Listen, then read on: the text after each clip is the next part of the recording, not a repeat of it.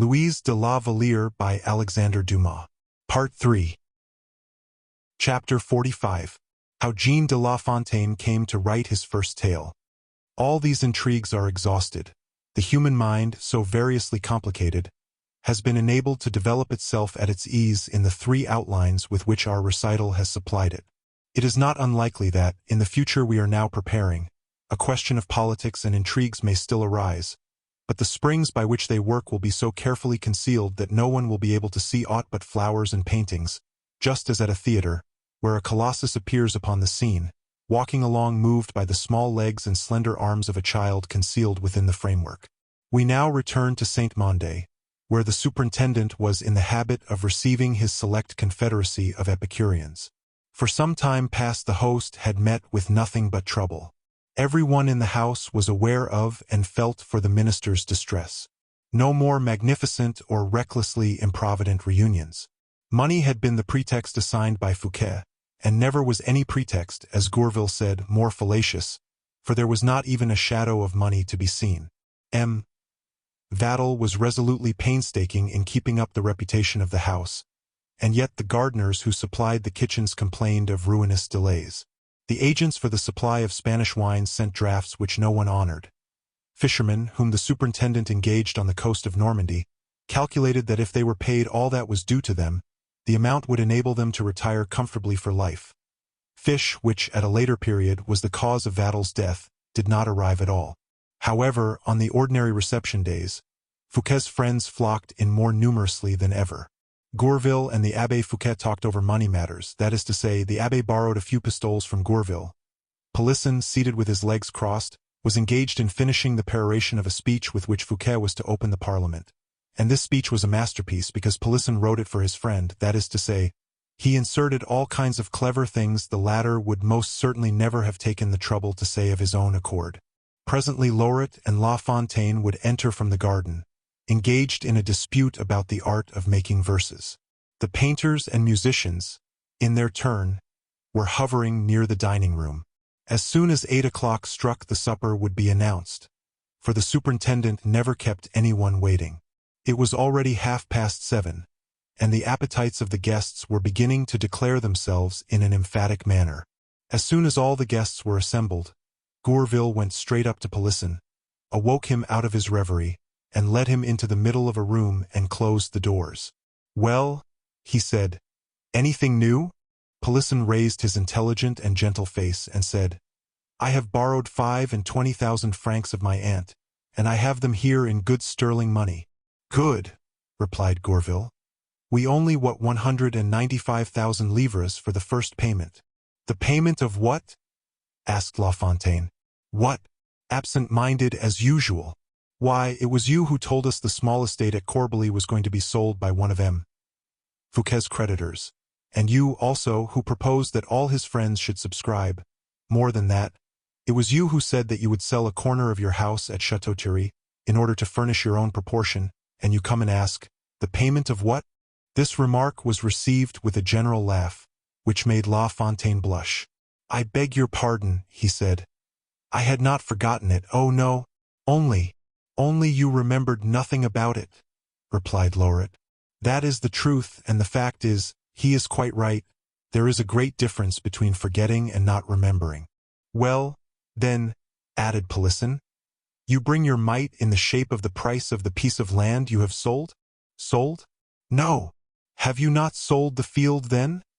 inquired Gourville in astonishment, for he knew the poet's disinterestedness.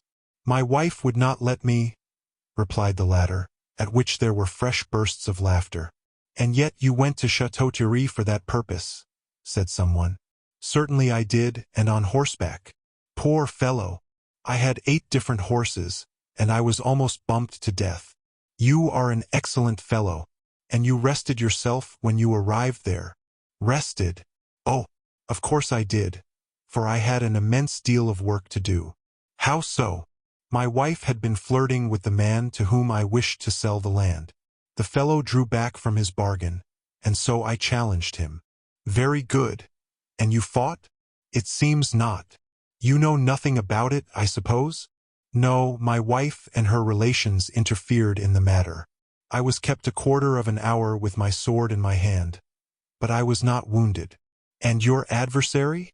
Oh, he wasn't wounded either, for he never came on the field. Capital! Cried his friends from all sides. You must have been terribly angry. Exceedingly so. I caught cold. I returned home and then my wife began to quarrel with me. In real earnest? Yes, in real earnest. She threw a loaf of bread at my head, a large loaf. And what did you do? Oh, I upset the table over her and her guests. And then I got on my horse again, and here I am. Everyone had great difficulty in keeping his countenance at the exposure of this heroic comedy. And when the laughter had subsided, one of the guests present said to La Fontaine, "Is that all you have brought back?" "Oh no, I have an excellent idea in my head." "What is it?" "Have you noticed that there is a good deal of sportive, jesting poetry written in France?" "Yes, of course," replied everyone. "And," pursued La Fontaine, "only a very small portion of it is printed. The laws are strict, you know." "That may be, but a rare article is a dear article, and that is the reason why I have written a small poem, excessively free in its style, very broad, and extremely cynical in its tone." "The deuce you have!" "Yes," continued the poet with assumed indifference, "and I have introduced the greatest freedom of language I could possibly employ." Peals of laughter again broke forth, while the poet was thus announcing the quality of his wares. "And," he continued, "I have tried to excel everything that Boccaccio, Artin, and other masters of their craft have written in the same style." "Its fate is clear," said Polisson. "It will be suppressed and forbidden." "Do you think so?" said La Fontaine simply. "I assure you I did not do it on my own account so much as M. Fouquet's." This wonderful conclusion again raised the mirth of all present. "And I have sold the first edition of this little book for 800 livres, exclaimed La Fontaine, rubbing his hands together. "Serious and religion's books sell at about half that rate." "It would have been better," said Gourville, "to have written 2 religious books instead." "It would have been too long and not amusing enough," replied La Fontaine tranquilly. "My 800 livres are in this little bag, and I beg to offer them as my contribution." As he said this, he placed his offering in the hands of their treasurer. It was then Lauret's turn, who gave 150 livres. The others stripped themselves in the same way, and the total sum in the purse amounted to 40,000 livres. The money was still being counted over when the superintendent noiselessly entered the room. He had heard everything, and then this man, who had possessed so many millions, who had exhausted all the pleasures and honors the world had to bestow, this generous heart, this inexhaustible brain, which had, like 2 burning crucibles, devoured the material and moral substance of the first kingdom in Europe, was seen to cross the threshold with tears in his eyes, and pass his fingers through the gold and silver which the bag contained. "Poor offering," he said, in a softened and affected tone of voice. "You will disappear into the smallest corner of my empty purse, but you have filled to overflowing that which no one can ever exhaust, my heart. Thank you, my friends. Thank you." And as he could not embrace everyone present, who were all tearful too, philosophers as they were, he embraced La Fontaine, saying to him, "Poor fellow! So you have, on my account, been beaten by your wife and censured by your confessor." "Oh, it is a mere nothing," replied the poet. "If your creditors will only wait a couple of years, I shall have written 100 other tales, which, at 2 editions each, will pay off the debt." Chapter 46. La Fontaine in the character of a negotiator. Fouquet pressed La Fontaine's hand most warmly, saying to him, "My dear poet, write 100 other tales, not only for the 80 pistoles which each of them will produce you, but, still more, to enrich our language with 100 new masterpieces of composition." "Oh," said La Fontaine with a little air of pride, "you must not suppose that I have only brought this idea and the 80 pistoles to the superintendent." "Oh, indeed," was the general acclamation from all parts of the room. "M. de La Fontaine is in funds today." "Exactly," replied La Fontaine. "Quick, quick!" cried the assembly. "Take care," said Polisson in La Fontaine's ear. "You have had a most brilliant success up to the present moment. Do not go beyond your depth." Not at all, Monsieur Polisson, and you, who are a man of decided taste, will be the first to approve of what I have done. We are talking of millions, remember? Said Gourville.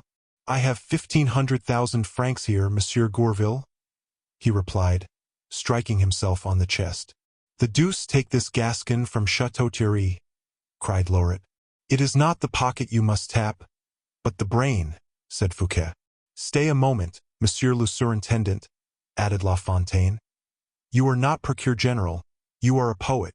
True, true, cried Lauret, Conrart, and every person present connected with literature. You are, I repeat, a poet and a painter, a sculptor, a friend of the arts and sciences. But acknowledge that you are no lawyer. Oh, I do acknowledge it, replied M. Fouquet, smiling. If you were to be nominated at the Academy, you would refuse, I think. I think I should, with all due deference to the academicians. Very good. If, therefore, you do not wish to belong to the Academy, why do you allow yourself to form one of the Parliament? Oh, said Polisson, we are talking politics. I wish to know whether the barrister's gown does or does not become M. Fouquet. There is no question of the gown at all, retorted Polisson, annoyed at the laughter of those who were present. On the contrary, it is the gown, said Lauret. Take the gown away from the Procureur General, said Conrart, and we have M. Fouquet left us still, of whom we have no reason to complain. But, as he is no Procureur General without his gown, we agree with M. de La Fontaine and pronounce the gown to be nothing but a bugbear. Fugiant risus leporesque, said Lauret. The smiles and the graces, said someone present. That is not the way, said Polisson gravely, that I translate Lepores. How do you translate it? Said La Fontaine. Thus, the hares run away as soon as they see M. Fouquet. A burst of laughter, in which the superintendent joined, followed this sally. But why hares? Objected Conrart, vexed. Because the hare will be the very one who will not be overpleased to see M. Fouquet surrounded by all the attributes which his parliamentary strength and power confer on him. Oh, murmured the poets. Quo non ascendum, said Conrart. Seems impossible to me, when one is fortunate enough to wear the gown of the Procureur General. On the contrary, it seems so to me without that gown, said the obstinate Polisson. What is your opinion, Gourville? I think the gown in question is a very good thing, replied the latter. But I equally think that 1.5 million is far better than the gown. And I am of Gourville's opinion, exclaimed Fouquet, stopping the discussion by the expression of his own opinion, which would necessarily bear down all the others. 1.5 million, Polisson grumbled out. Now I happen to know an Indian fable. Tell it to me, said La Fontaine. I ought to know it too. Tell it, said the others. There was a tortoise which was, as usual, well protected by its shell, said Polisson. Whenever its enemies threatened it, it took refuge within its covering. One day someone said to it, You must feel very hot in such a house as that in the summer, and you are altogether prevented showing off your graces. There is a snake here, who will give you 1.5 million for your shell. Good, said the superintendent, laughing. Well, what next? Said La Fontaine, more interested in the apologue than in the moral. The tortoise sold his shell and remained naked and defenseless. A vulture happened to see him, and being hungry, broke the tortoise's back with a blow of his beak and devoured it. The moral is, that M. Fouquet should take very good care to keep his gown. La Fontaine understood the moral seriously. You forget Aeschylus, he said to his adversary. What do you mean? Aeschylus was bald-headed, and a vulture, your vulture probably, who was a great amateur in tortoises, mistook at a distance his head for a block of stone, and let a tortoise, which was shrunk up in his shell, fall upon it. Yes, La Fontaine is right, resumed Fouquet, who had become very thoughtful. Whenever a vulture wishes to devour a tortoise, he well knows how to break his shell. But happy is that tortoise a snake pays 1.5 million for his envelope. If anyone were to bring me a generous-hearted snake like the one in your fable, Polisson, I would give him my shell. Rara avis in terris, cried Conrart. And like a black swan, is he not? Added La Fontaine. Well then, the bird in question, black and rare, is already found. Do you mean to say that you have found a purchaser for my post of Procureur General? Exclaimed Fouquet. I have, monsieur. But the superintendent never said that he wished to sell, resumed Pelisson. I beg your pardon, said Conrart. You yourself spoke about it even— Yes, I am a witness to that, said Gourville. He seems very tenacious about his brilliant idea, said Fouquet, laughing. Well, La Fontaine, who is the purchaser? A perfect blackbird, for he is a councillor belonging to the Parliament, an excellent fellow. What is his name? Vanel. Vanel, exclaimed Fouquet. Vanel, the husband of— Precisely, her husband. Yes, monsieur. Poor fellow, said Fouquet, with an expression of great interest. He wishes to be everything that you have been, monsieur, said Gourville, and to do everything that you have done. It is very agreeable. Tell us all about it, La Fontaine. It is very simple.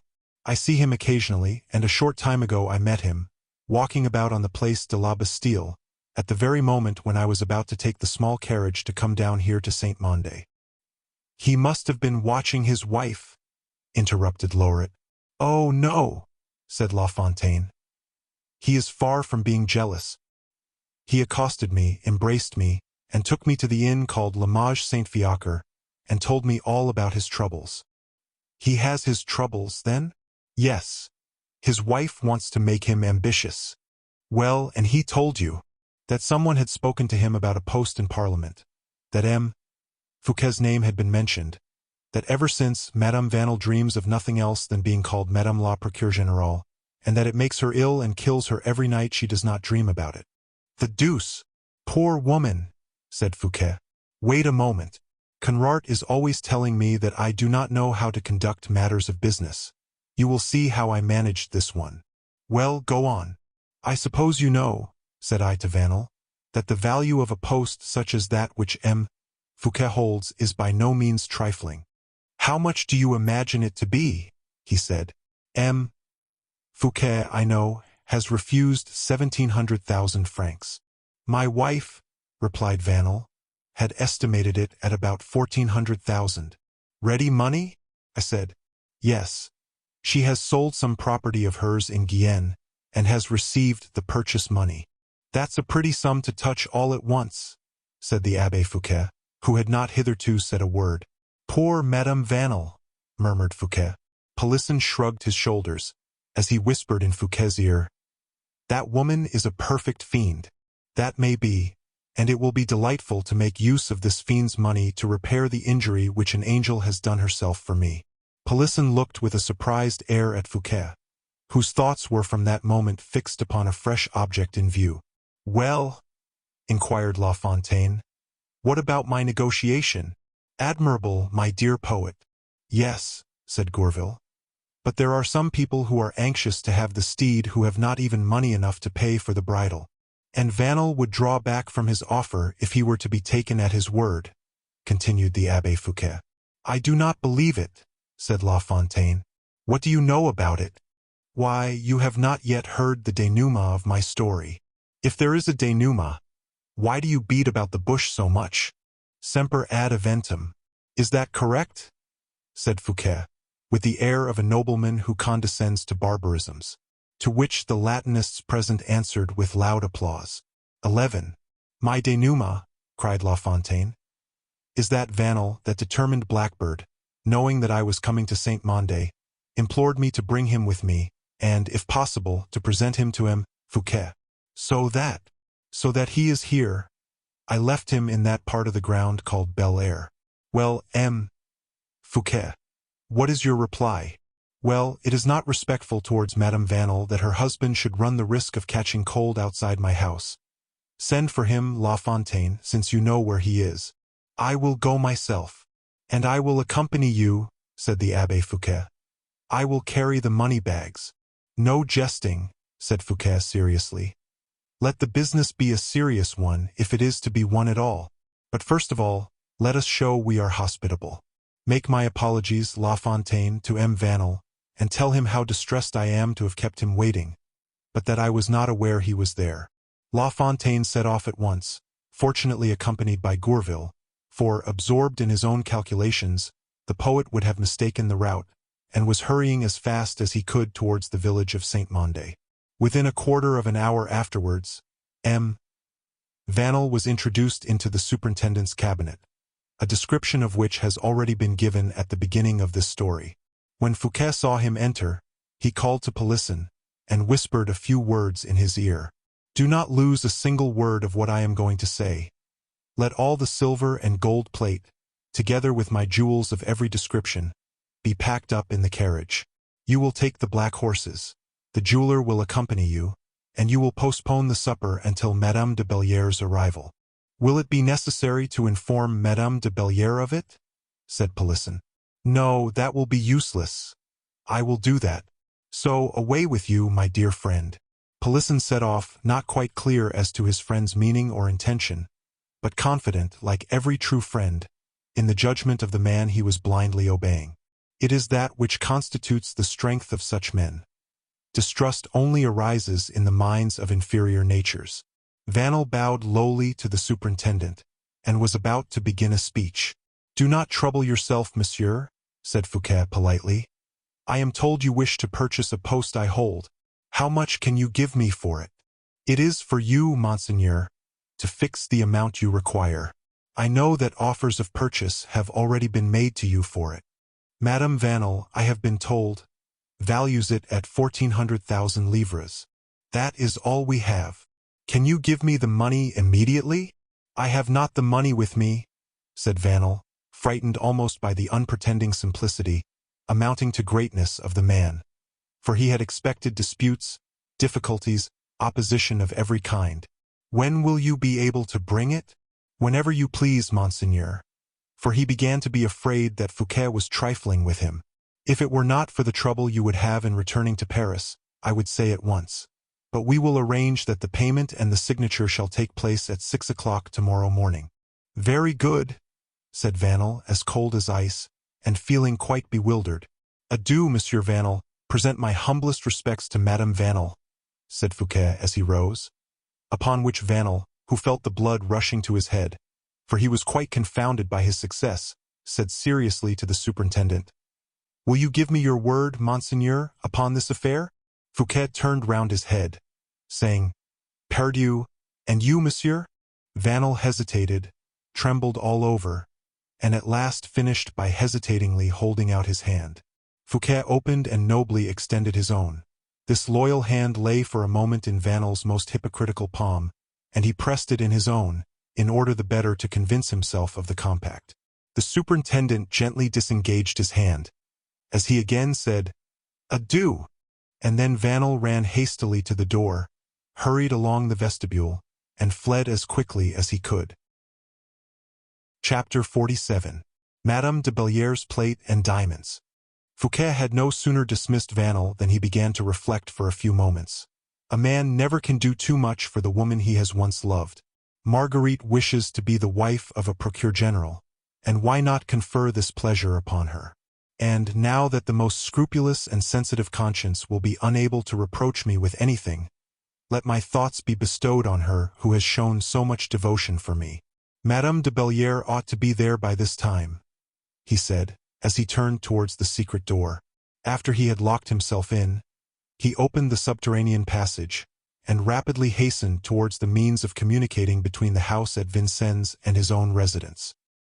He had neglected to apprise his friend of his approach by ringing the bell, perfectly assured that she would never fail to be exact at the rendezvous, as indeed was the case, for she was already waiting. The noise the superintendent made aroused her. She ran to take from under the door the letter he had thrust there, and which simply said, "Come, Marquise, we are waiting supper for you." With her heart filled with happiness, Madame de Belliere ran to her carriage in the Avenue de Vincennes, and in a few minutes she was holding out her hand to Gourville, who was standing at the entrance, where, in order the better to please his master, he had stationed himself to watch her arrival. She had not observed that Fouquet's black horse arrived at the same time, all steaming and foam-flaked, having returned to Saint-Mandé with Polisson and the very jeweler to whom Madame de Belliere had sold her plate and her jewels. Polisson introduced the goldsmith into the cabinet, which Fouquet had not yet left. The superintendent thanked him for having been good enough to regard as a simple deposit in his hands the valuable property which he had every right to sell, and he cast his eyes on the total of the account, which amounted to 1,300,000 francs. Then, going for a few moments to his desk, he wrote an order for 1,400,000 francs, payable at sight at his treasury, before 12 o'clock the next day. 100,000 francs profit, cried the goldsmith.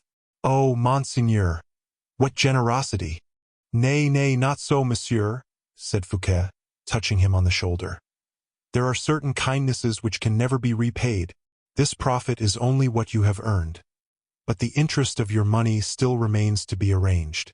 And saying this, he unfastened from his sleeve a diamond button, which the goldsmith himself had often valued at 3,000 pistoles. Take this, he said to the goldsmith, in remembrance of me. Farewell. You are an honest man. And you, monseigneur, cried the goldsmith, completely overcome, are the noblest man that ever lived. Fouquet let the worthy goldsmith pass out of the room by a secret door, and then went to receive Madame de Valliere, who was already surrounded by all the guests. The marquise was always beautiful, but now her loveliness was more dazzling than ever. Do you not think, gentlemen, said Fouquet, that Madame is more than usually beautiful this evening? And do you happen to know why? Because Madame is really the most beautiful of all women, said someone present. No, but because she is the best. And yet, said the marquise, smiling, and yet, all the jewels which Madame is wearing this evening are nothing but false stones. At this remark the marquise blushed most painfully. Oh, exclaimed all the guests. That can very well be said of one who has the finest diamonds in Paris. Well, said Fouquet to Pelisson in a low tone. Well, at last I have understood you, returned the latter. And you have done exceedingly well. Supper is ready, monseigneur, said Vattel with majestic air and tone. The crowd of guests hurried, more quickly than is usually the case with ministerial entertainments, towards the banqueting room, where a magnificent spectacle presented itself. Upon the buffets, upon the side tables, upon the supper table itself, in the midst of flowers and light, glittered most dazzlingly the richest and most costly gold and silver plate that could possibly be seen. Relics of those ancient magnificent productions the Florentine artists, whom the Medici family patronized, sculptured, chased, and molded for the purpose of holding flowers, at a time when gold existed still in France. These hidden marvels, which had been buried during the civil wars, timidly reappeared during the intervals of that war of good taste called La Fronde, at a time when noblemen fighting against noblemen killed, but did not pillage each other. All the plate present had Madame de Belliere's arms engraved upon it. Look, cried La Fontaine, here is a P and a B. But the most remarkable object present was the cover which Fouquet had assigned to the marquise. Near her was a pyramid of diamonds, sapphires, emeralds, antique cameos, sardonyx stones, carved by the old Greeks of Asia Minor, with mountings of Mysian gold. Curious mosaics of ancient Alexandria, set in silver. Massive Egyptian bracelets lay heaped on a large plate of Palissy where, supported by a tripod of gilt bronze, sculptured by Benvenuto Cellini. The marquise turned pale, as she recognized what she had never expected to see again. A profound silence fell on every one of the restless and excited guests. Fouquet did not even make a sign in dismissal of the richly liveried servants, who crowded like bees round the huge buffets and other tables in the room.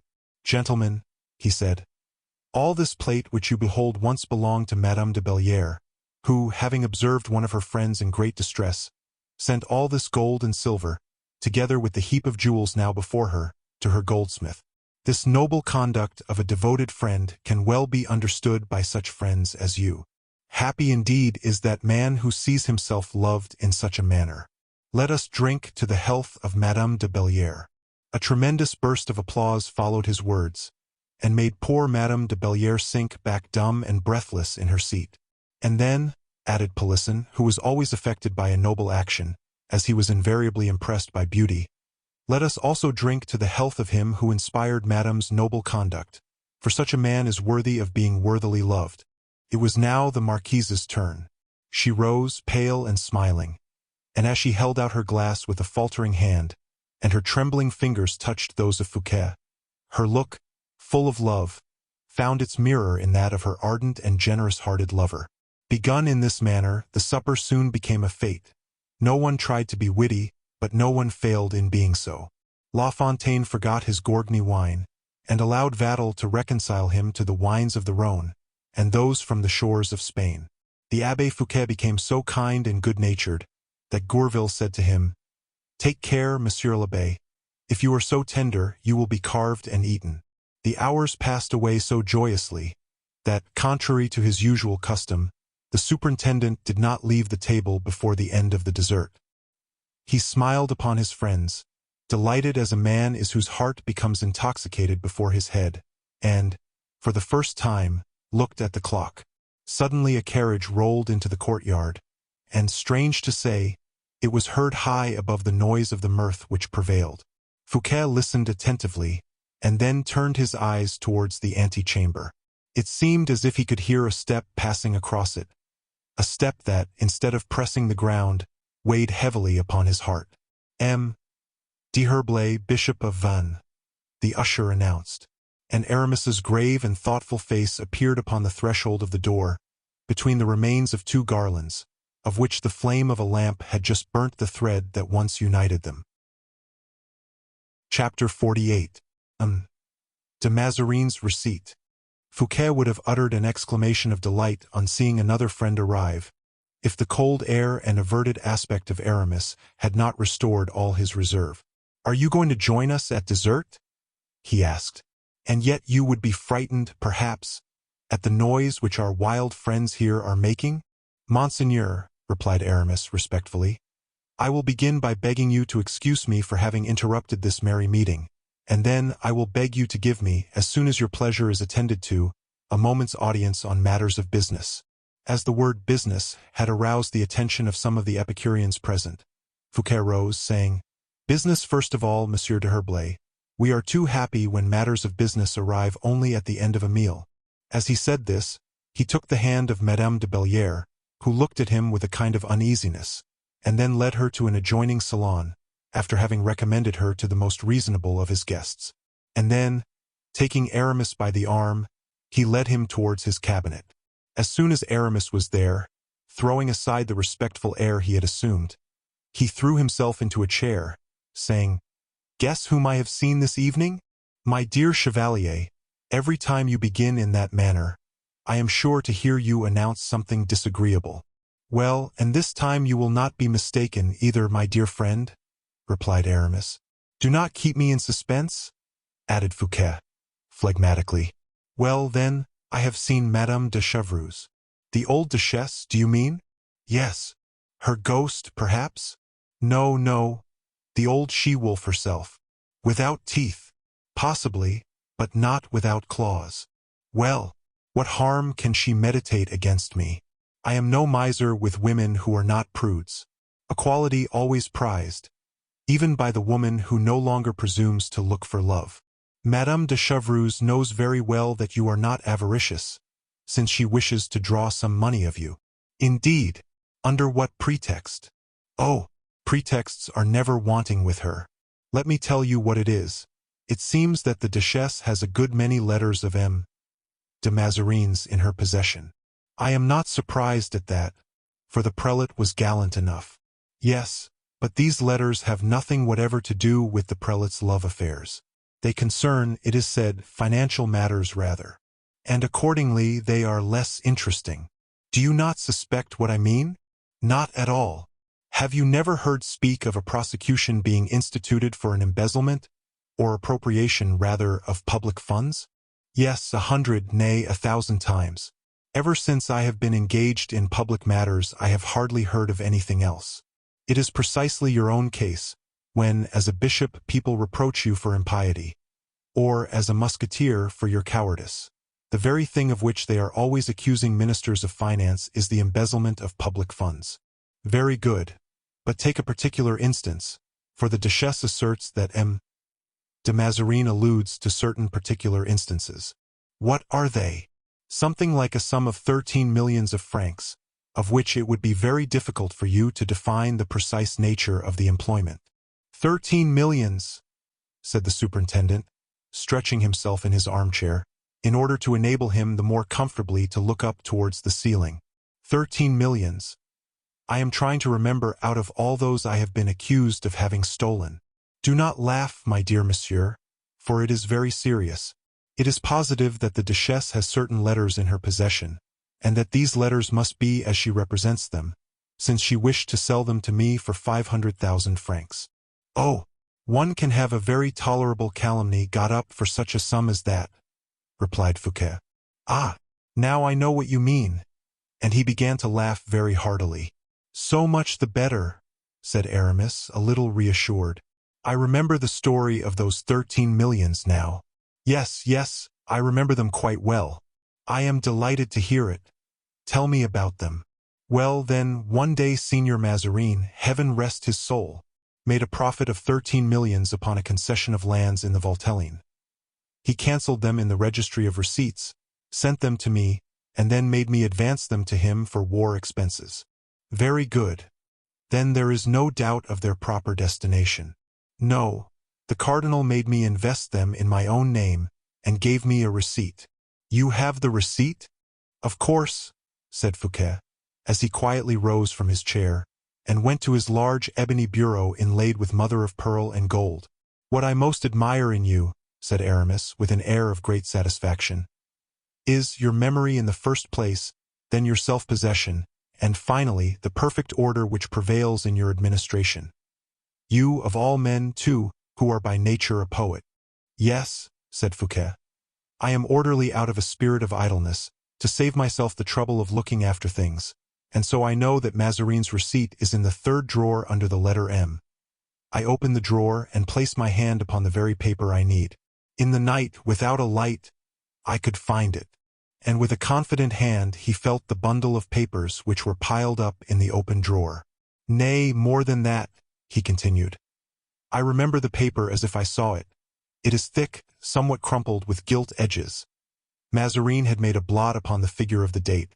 Ah, he said, the paper knows we are talking about it, and that we want it very much, and so it hides itself out of the way. And as the superintendent looked into the drawer, Aramis rose from his seat. This is very singular, said Fouquet. Your memory is treacherous, my dear Monseigneur. Look in another drawer. Fouquet took out the bundle of papers and turned them over once more. He then grew very pale. Don't confine your search to that drawer, said Aramis. Look elsewhere. Quite useless. I have never made a mistake. No one but myself arranges any papers of mine of this nature. No one but myself ever opens this drawer, of which, besides, no one, myself excepted, is aware of the secret. What do you conclude, then? Said Aramis, agitated. That Mazarin's receipt has been stolen from me. Madame de Chevreuse was right, Chevalier. I have appropriated the public funds. I have robbed the state coffers of 13 millions of money.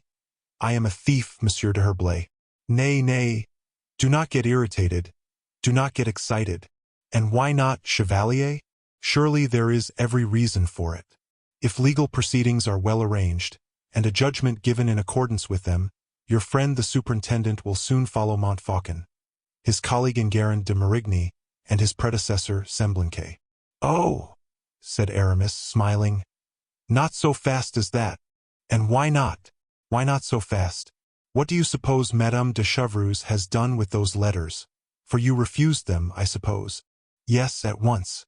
I suppose that she went and sold them to M. Colbert. Well, I said I suppose so. I might have said I was sure of it, for I had her followed, and when she left me, she returned to her own house, went out by a back door, and proceeded straight to the intendant's house in the Rue Croix de Petits-Champs. Legal proceedings will be instituted. Then scandal and dishonor will follow, and all will fall upon me like a thunderbolt, blindly, pitilessly. Aramis approached Fouquet, who sat trembling in his chair, close to the open drawers. He placed his hand on his shoulder, and in an affectionate tone of voice, said, Do not forget that the position of M. Fouquet can in no way be compared to that of Semblançay or of Marigny. And why not, in heaven's name? Because the proceedings against those ministers were determined, completed, and the sentence carried out, whilst in your case the same thing cannot take place. Another blow, why not? A peculator is, under any circumstances, a criminal. Criminals who know how to find a safe asylum are never in danger. What? Make my escape? Fly? No, I do not mean that. You forget that all such proceedings originate in the Parliament, that they are instituted by the Procureur General, and that you are the Procureur General. You see that, unless you wish to condemn yourself. Oh! Cried Fouquet, suddenly, dashing his fist upon the table. Well, what is the matter? I am Procureur General no longer. Aramis, at this reply, became as livid as death. He pressed his hands together convulsively, and with a wild, haggard look, which almost annihilated Fouquet, he said, laying a stress on every distinct syllable, "You are Procureur General no longer, do you say?" "No." "Since when?" "Since the last 4 or 5 hours." "Take care," interrupted Aramis coldly. "I do not think you are in the full possession of your senses, my friend. Collect yourself." "I tell you," returned Fouquet, "that a little while ago someone came to me, brought by my friends, to offer me 1,400,000 francs for the appointment, and that I sold it." Aramis looked as though he had been struck by lightning. The intelligent and mocking expression of his countenance assumed an aspect of such profound gloom and terror that it had more effect upon the superintendent than all the exclamations and speeches in the world. "You had need of money, then?" he said at last. "Yes, to discharge a debt of honor." And in a few words, he gave Aramis an account of Madame de Belliere's generosity, and the manner in which he had thought it but right to discharge that act of generosity. "Yes," said Aramis, "that is indeed a fine trait. What has it cost?" "Exactly the 1,400,000 francs, the price of my appointment." "Which you received in that manner, without reflection." "Oh, imprudent man! I have not yet received the amount, but I shall tomorrow." "It is not yet completed, then?" "It must be carried out, though, for I have given the goldsmith, for 12 o'clock tomorrow, an order upon my treasury, into which the purchaser's money will be paid at 6 or 7 o'clock. "Heaven be praised!" cried Aramis, clapping his hands together. "Nothing is yet completed, since you have not yet been paid." "But the goldsmith?"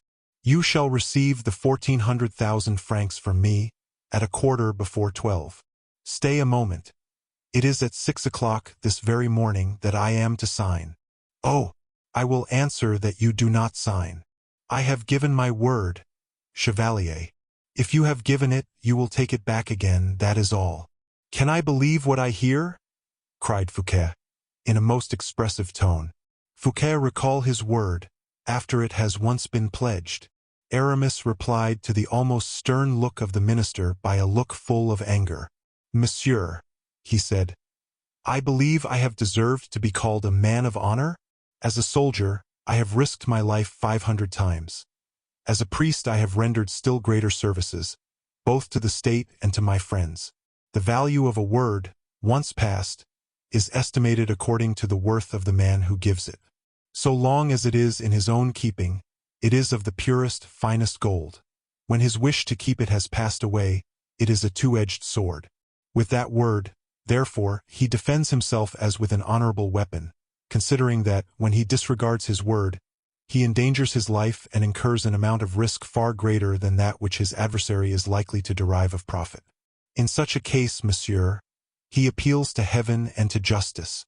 Fouquet bent down his head, as he replied, "I am a poor, self-determined man, a true Breton born. My mind admires and fears yours. I do not say that I keep my word from a proper feeling only. I keep it, if you like, from custom, practice, pride, or what you will.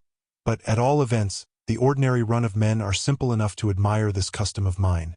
It is my sole good quality. Leave me such honor as it confers.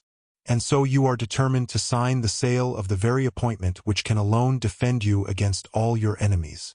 "Yes, I shall sign."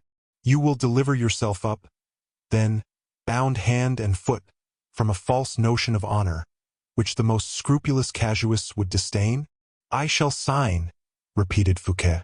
Aramis sighed deeply, and looked all round him with the impatient gesture of a man who would gladly dash something to pieces, as a relief to his feelings. "We have still one means left," he said. and I trust you will not refuse me to make use of that. Certainly not, if it be loyal and honorable, as everything is, in fact, which you propose. I know nothing more loyal than the renunciation of your purchaser. Is he a friend of yours? Certainly. But, if you allow me to manage the affair, I do not despair. Oh, you shall be absolutely master to do what you please. Whom are you in treaty with? What manner of man is it? I am not aware whether you know the Parliament. Most of its members. One of the presidents, perhaps. No, only a councillor of the name of Vanel. Aramis became perfectly purple. Vanel, he cried, rising abruptly from his seat. Vanel, the husband of Marguerite Vanel. Exactly. Of your former mistress? Yes, my dear fellow. She is anxious to be the wife of the Procureur General. I certainly owed poor Vanel that slight concession, and I am a gainer by it, since I, at the same time, can confer a pleasure on his wife. Aramis walked straight up to Fouquet and took hold of his hand. Do you know, he said very calmly, the name of Madame Vanel's new lover? Ah, she has a new lover, then? I was not aware of it. No, I have no idea what his name is. His name is Jean-Baptiste Colbert. He is intendant of the finances. He lives in the Rue Croix de Petitchamps, where Madame de Chevreuse has been this evening to take him Mazarin's letters, which she wishes to sell. Gracious heaven! Murmured Fouquet, passing his hand across his forehead, from which the perspiration was starting. You now begin to understand, do you not? That I am utterly lost. Yes. Do you now think it worth while to be so scrupulous with regard to keeping your word? Yes, said Fouquet. These obstinate people always contrive matters in such a way that one cannot but admire them all the while, murmured Aramis. Fouquet held out his hand to him, and, at the very moment, a richly ornamented tortoiseshell clock, supported by golden figures, which was standing on a console table opposite to the fireplace, struck 6. The sound of a door being opened in the vestibule was heard, and Gourville came to the door of the cabinet to inquire if Fouquet would receive Dame Vanel. Fouquet turned his eyes from the gaze of Aramis, and then desired that M. Vanel should be shown in. Chapter 49. Monsieur Colbert's rough draft. Vanel, who entered at this stage of the conversation, was nothing less for Aramis and Fouquet than the full stop which completes a phrase. But for Vanel, Aramis's presence in Fouquet's cabinet had quite another signification, and, therefore, at his first step into the room, he paused as he looked at the delicate yet firm features of the Bishop of Vannes, and his look of astonishment soon became one of scrutinizing attention. As for Fouquet, a perfect politician, that is to say, complete master of himself, he had already, by the energy of his own resolute will, contrived to remove from his face all traces of the emotion which Aramis's revelation had occasioned. He was no longer, therefore, a man overwhelmed by misfortune and reduced to resort to expedients. He held his head proudly erect, and indicated by a gesture that Vanel could enter. He was now the first minister of the state, and in his own palace. Aramis knew the superintendent well.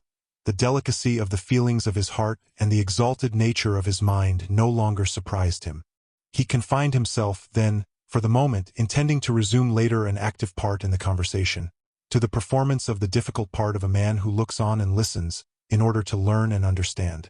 Vanel was visibly overcome, and advanced into the middle of the cabinet, bowing to everything and everybody. I am here, he said. You are punctual, Monsieur Vanel, returned Fouquet. In matters of business, Monseigneur, replied Vanel. I look upon exactitude as a virtue. No doubt, monsieur. I beg your pardon, interrupted Aramis, indicating Vanel with his finger, but addressing himself to Fouquet. This is the gentleman, I believe, who has come about the purchase of your appointment?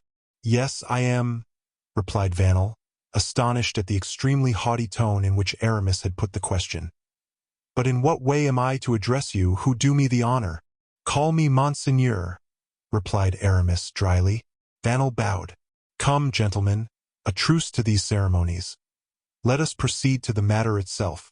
Monseigneur sees, said Vanel, that I am waiting your pleasure. On the contrary, I am waiting, replied Fouquet. What for? May I be permitted to ask, monseigneur? I thought that you had perhaps something to say. Oh, said Vanel to himself. He has reflected on the matter and I am lost. But resuming his courage, he continued, No, monseigneur, nothing, absolutely nothing more than what I said to you yesterday, and which I am again ready to repeat to you now. Come now, tell me frankly, Monsieur Vanel, is not the affair rather a burdensome one for you? Certainly, monseigneur. 1,400,000 francs is an important sum. So important indeed, said Fouquet, that I have reflected. You have been reflecting, do you say, monseigneur? Exclaimed Vanel anxiously. Yes, that you might not yet be in a position to purchase. Oh, monseigneur, do not make yourself uneasy on that score, Monsieur Vanel. I shall not blame you for a failure in your word, which evidently may arise from inability on your part. Oh, yes, monseigneur, you would blame me, and you would be right in doing so, said Vanel. For a man must either be very imprudent or a fool to undertake engagements which he cannot keep, and I, at least, have always regarded a thing agreed on as a thing actually carried out. Fouquet colored, while Aramis uttered a hum of impatience. You would be wrong to exaggerate such notions as those, monsieur, said the superintendent. For a man's mind is variable and full of these very excusable caprices, which are, however, sometimes estimable enough, and a man may have wished for something yesterday of which he repents today. Vanel felt a cold sweat trickle down his face. Monseigneur, he muttered. Aramis, who was delighted to find the superintendent carry on the debate with such clearness and precision, stood leaning his arm upon the marble top of a console table and began to play with a small gold knife with a malachite handle. Fouquet did not hasten to reply, but after a moment's pause, Come, my dear Monsieur Vanel, he said, I will explain to you how I am situated. Vanel began to tremble. Yesterday I wished to sell. Monseigneur did more than wish to sell, he actually sold. Well, well, that may be so. But today I ask you the favor to restore me my word which I pledged you. I received your word as a satisfactory assurance that it would be kept. I know that, and that is the reason why I now entreat you. Do you understand me? I entreat you to restore it to me. Fouquet suddenly paused. The words, I entreat you, the effect of which he did not immediately perceive, seemed almost to choke him as he uttered it. Aramis, still playing with his knife, fixed a look upon Vanel which seemed as if he wished to penetrate the recesses of his heart. Vanel simply bowed as he said, I am overcome, monseigneur, at the honor you do me to consult me upon a matter of business which is already completed. But, nay, do not say but, dear Monsieur Vanel. Alas, monseigneur, you see, he said as he opened a large pocketbook, I have brought the money with me, the whole sum, I mean, and here, monseigneur, is the contract of sale which I have just effected of a property belonging to my wife. The order is authentic in every particular, the necessary signatures have been attached to it, and it is made payable at sight. It is ready money, in fact, and in one word, the whole affair is complete. My dear Monsieur Vanel, there is not a matter of business in this world, however important it may be, which cannot be postponed in order to oblige a man, who, by that means, might and would be made a devoted friend. Certainly, said Vanel awkwardly, and much more justly acquired would that friend become, Monsieur Vanel, since the value of the service he had received would have been so considerable. Well, what do you say? What do you decide? Vanel preserved a perfect silence.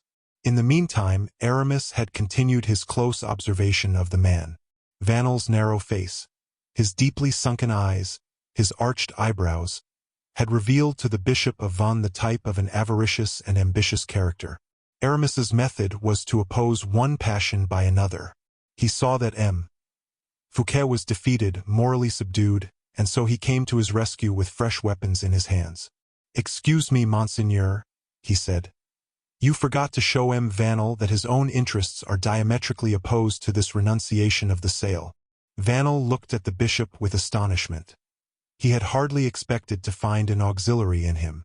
Fouquet also paused to listen to the bishop. Do you not see, continued Aramis, that Vanel, in order to purchase your appointment, has been obliged to sell a property belonging to his wife?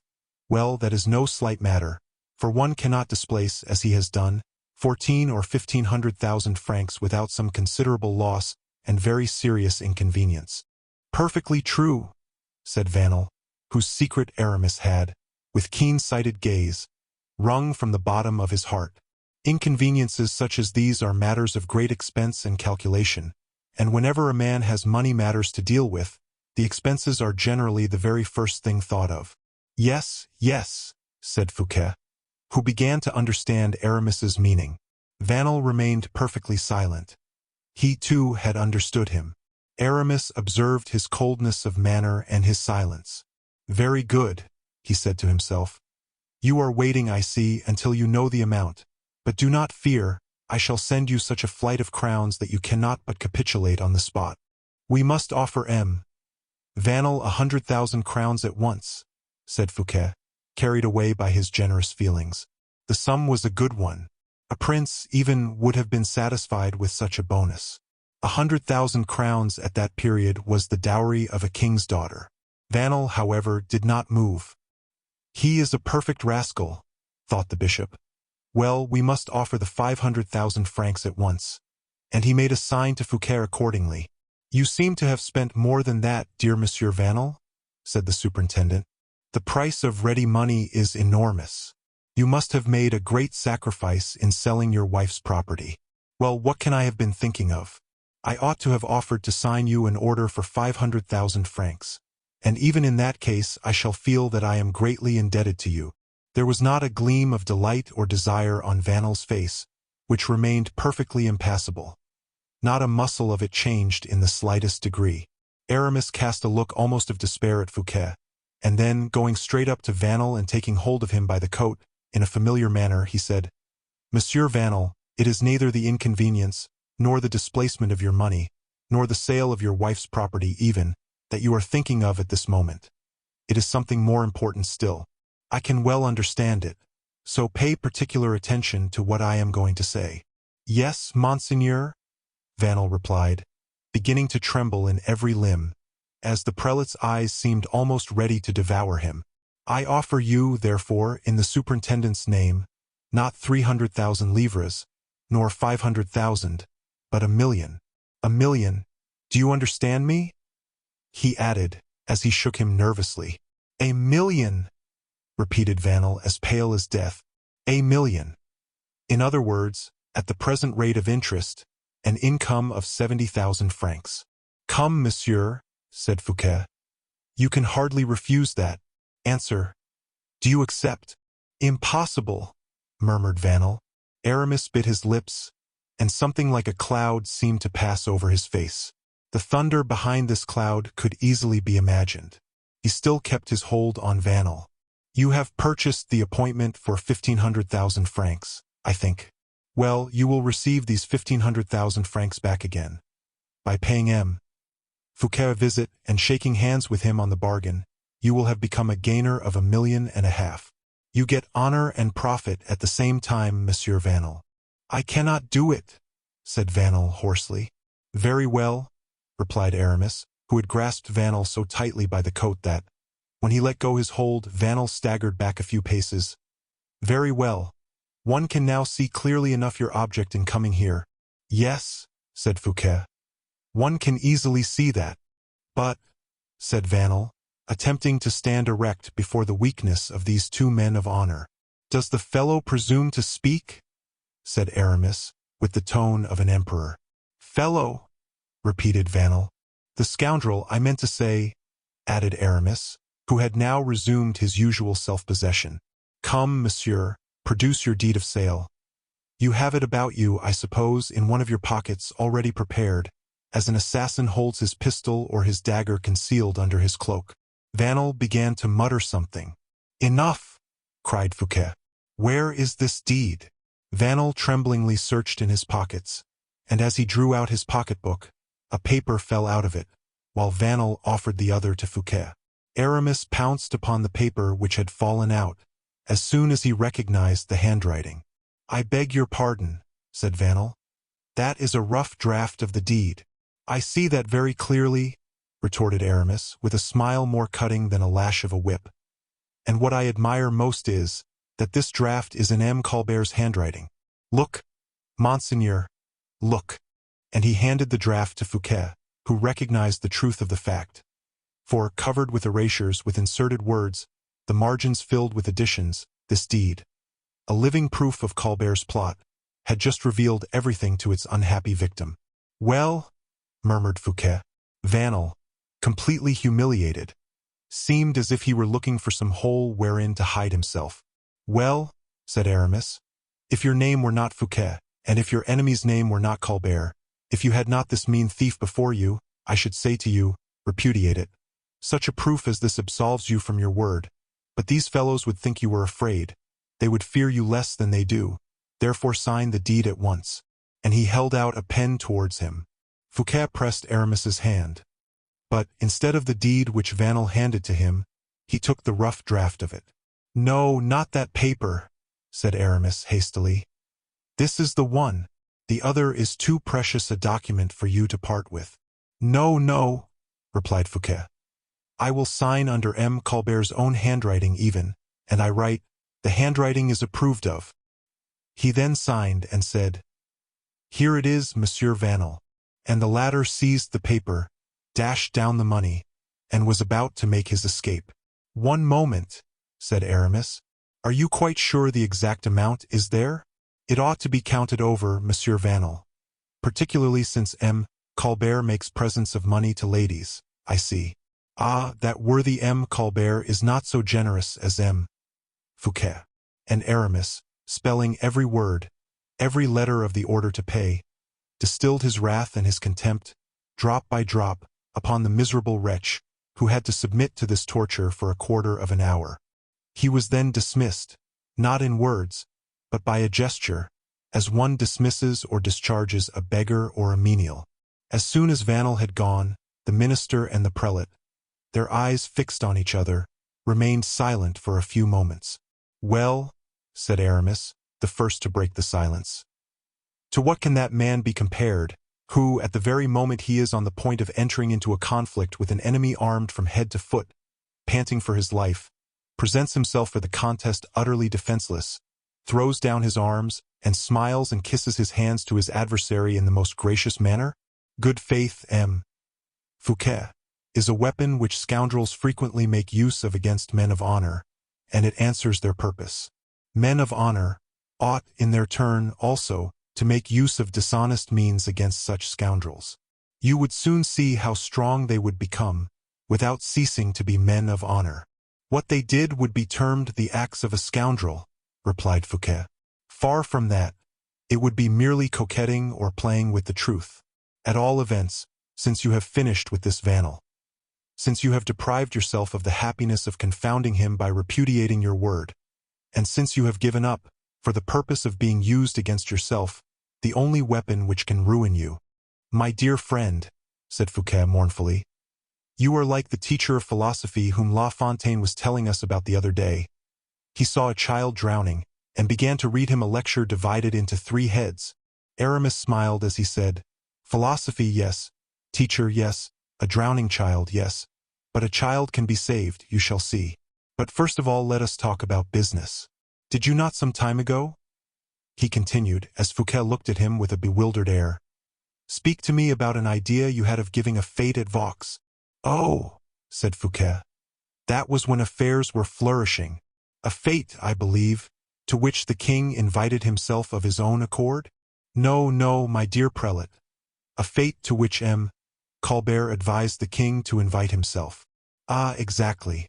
As it would be a fete of so costly a character that you would be ruined in giving it. Precisely so. In happier days, as I said just now, I had a kind of pride in showing my enemies how inexhaustible my resources were. I felt it a point of honor to strike them with amazement, by creating millions under circumstances where they imagined nothing but bankruptcies and failures would follow. But, at present, I am arranging my accounts with the state, with the king, with myself, and I must now become a mean, stingy man. I shall be able to prove to the world that I can act or operate with my deniers as I used to do with my bags of pistoles, and from tomorrow my equipages shall be sold, my mansions mortgaged, my expenses curtailed.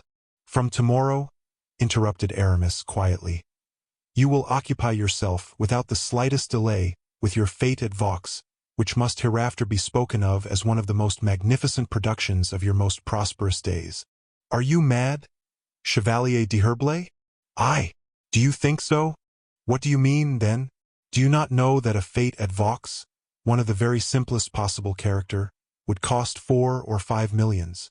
I do not speak of a fete of the very simplest possible character, my dear superintendent. But, since the fete is to be given to the king, replied Fouquet, who misunderstood Aramis's idea, it cannot be simple. Just so, it ought to be on a scale of the most unbounded magnificence. In that case, I shall have to spend 10 or 12 millions. You shall spend 20 if you require it, said Aramis in a perfectly calm voice. Where shall I get them? Exclaimed Fouquet. That is my affair, monsieur le surintendant, and do not be uneasy for a moment about it. The money shall be placed at once at your disposal, the moment you have arranged the plans of your fate. Chevalier, Chevalier, said Fouquet, giddy with amazement. Whither are you hurrying me? Across the gulf into which you were about to fall, replied the Bishop of Vannes. Take hold of my cloak, and throw fear aside. Why did you not tell me that sooner, Aramis? There was a day when, with 1 million only, you could have saved me. Whilst today I can give you 20, said the prelate. Such is the case, however, the reason is very simple. On the day you speak of, I had not the million which you had need of at my disposal, whilst now I can easily procure the 20 millions we require. May heaven hear you, and save me. Aramis resumed his usual smile, the expression of which was so singular. Heaven never fails to hear me, he said. I abandon myself to you unreservedly, Fouquet murmured. No, I do not understand it in that manner. I am unreservedly devoted to you. Therefore, as you have the clearest, the most delicate, and the most ingenious mind of the two, you shall have entire control over the fate, even to the very smallest details. Only, said Fouquet, as a man accustomed to understand and appreciate the value of a parenthesis. Well, then, leaving the entire invention of the details to you, I shall reserve to myself a general superintendence over the execution. In what way? I mean that you will make of me on that day a major domo, a sort of inspector general or factotum, something between a captain of the guard and manager or steward. I will look after the people and will keep the keys of the doors. You will give your orders, of course, but will give them to no one but me. They will pass through my lips, to reach those for whom they are intended. You understand? No, I am very far from understanding. But you agree? Of course, my friend. That is all I care about, then. Thanks.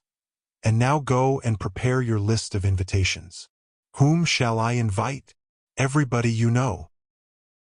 Chapter 50, in which the author thinks it is high time to return to the Vicomte de Bragelonne. Our readers will have observed in this story the adventures of the new and of the past generation being detailed, as it were, side by side. He will have noticed in the former the reflection of the glory of earlier years, the experience of the bitter things of this world. In the former also that peace which takes possession of the heart, and that healing of the scars which were formerly deep and painful wounds. In the latter, the conflicts of love and vanity, bitter disappointments, ineffable delights, life instead of memory.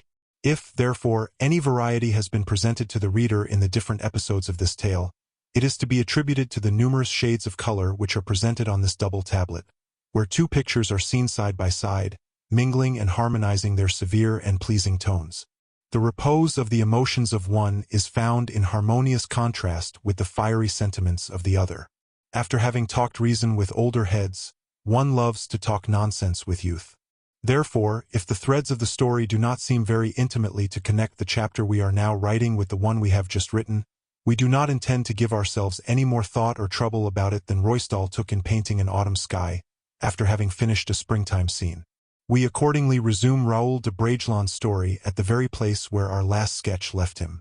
In a state of frenzy and dismay, or rather without power or will of his own, hardly knowing what he was doing, he fled swiftly, after the scene in La Valliere's chamber, that strange exclusion, Louise's grief, Montalise's terror, the king's wrath, All seemed to indicate some misfortune. But what? He had arrived from London because he had been told of the existence of a danger, and almost on his arrival this appearance of danger was manifest. Was not this sufficient for a lover? Certainly it was, but it was insufficient for a pure and upright heart such as his. And yet Raoul did not seek for explanations in the very quarter where more jealous or less timid lovers would have done. He did not go straight away to his mistress and say, "Louise, is it true that you love me no longer? Is it true that you love another?" Full of courage, full of friendship as he was full of love.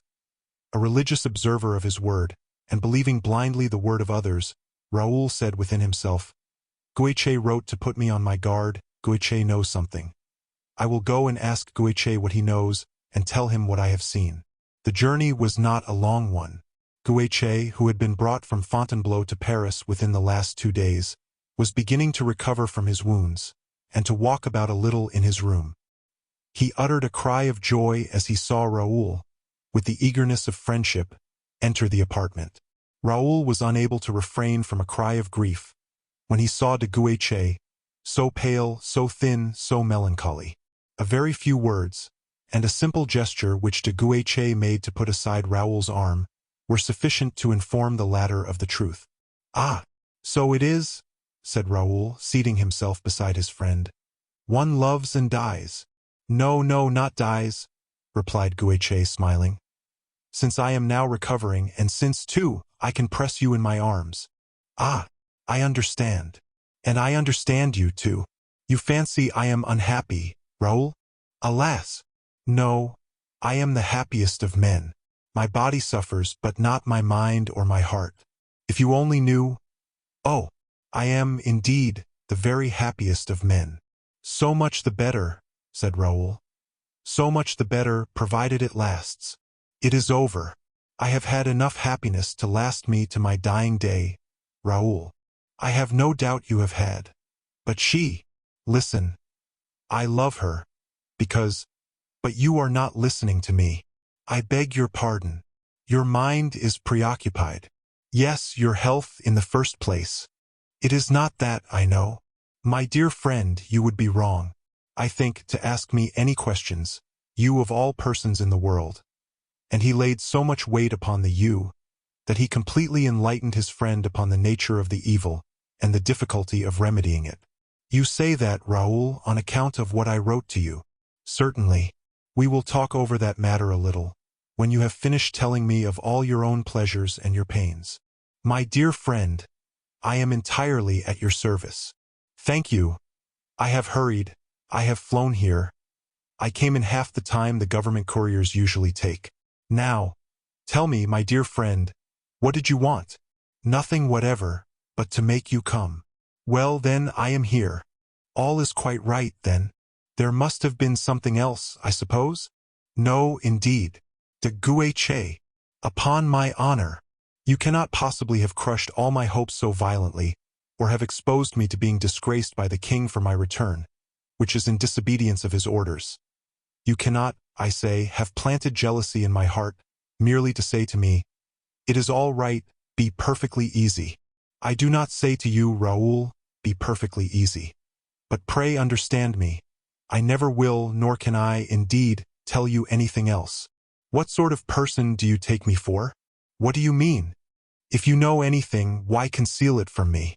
If you do not know anything, why did you write so warningly?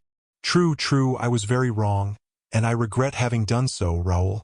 It seems nothing to write to a friend and say come. But to have this friend face to face, to feel him tremble, and breathlessly and anxiously wait to hear what one hardly dare tell him, is very difficult." "Dare? I have courage enough if you have not," exclaimed Raoul in despair. "See how unjust you are, and how soon you forget you have to do with a poor wounded fellow such as your unhappy friend is.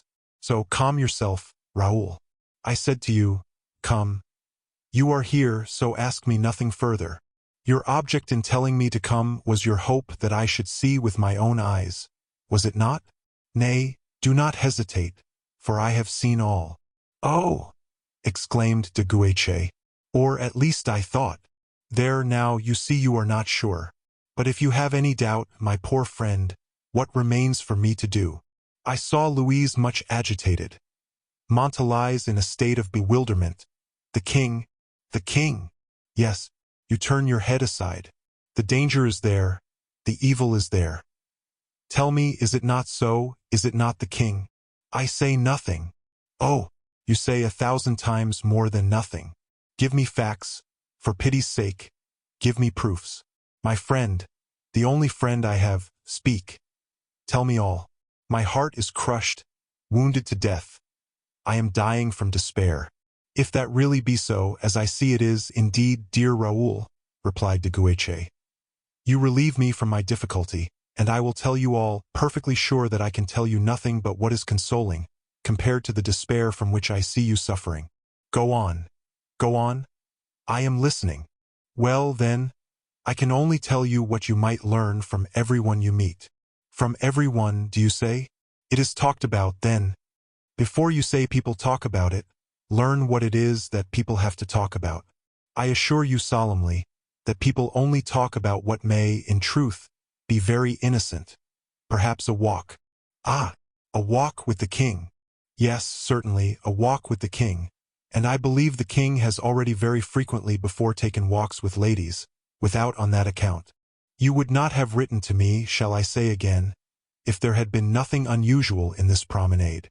I know that while the storm lasted, it would have been far better if the king had taken shelter somewhere else, than to have remained with his head uncovered before La Valliere. But the king is so very courteous and polite. Oh, de Guiche! De Guiche, you are killing me. Do not let us talk any more, then. Nay, let us continue. This walk was followed by others, I suppose? No, I mean yes. There was the adventure of the oak, I think.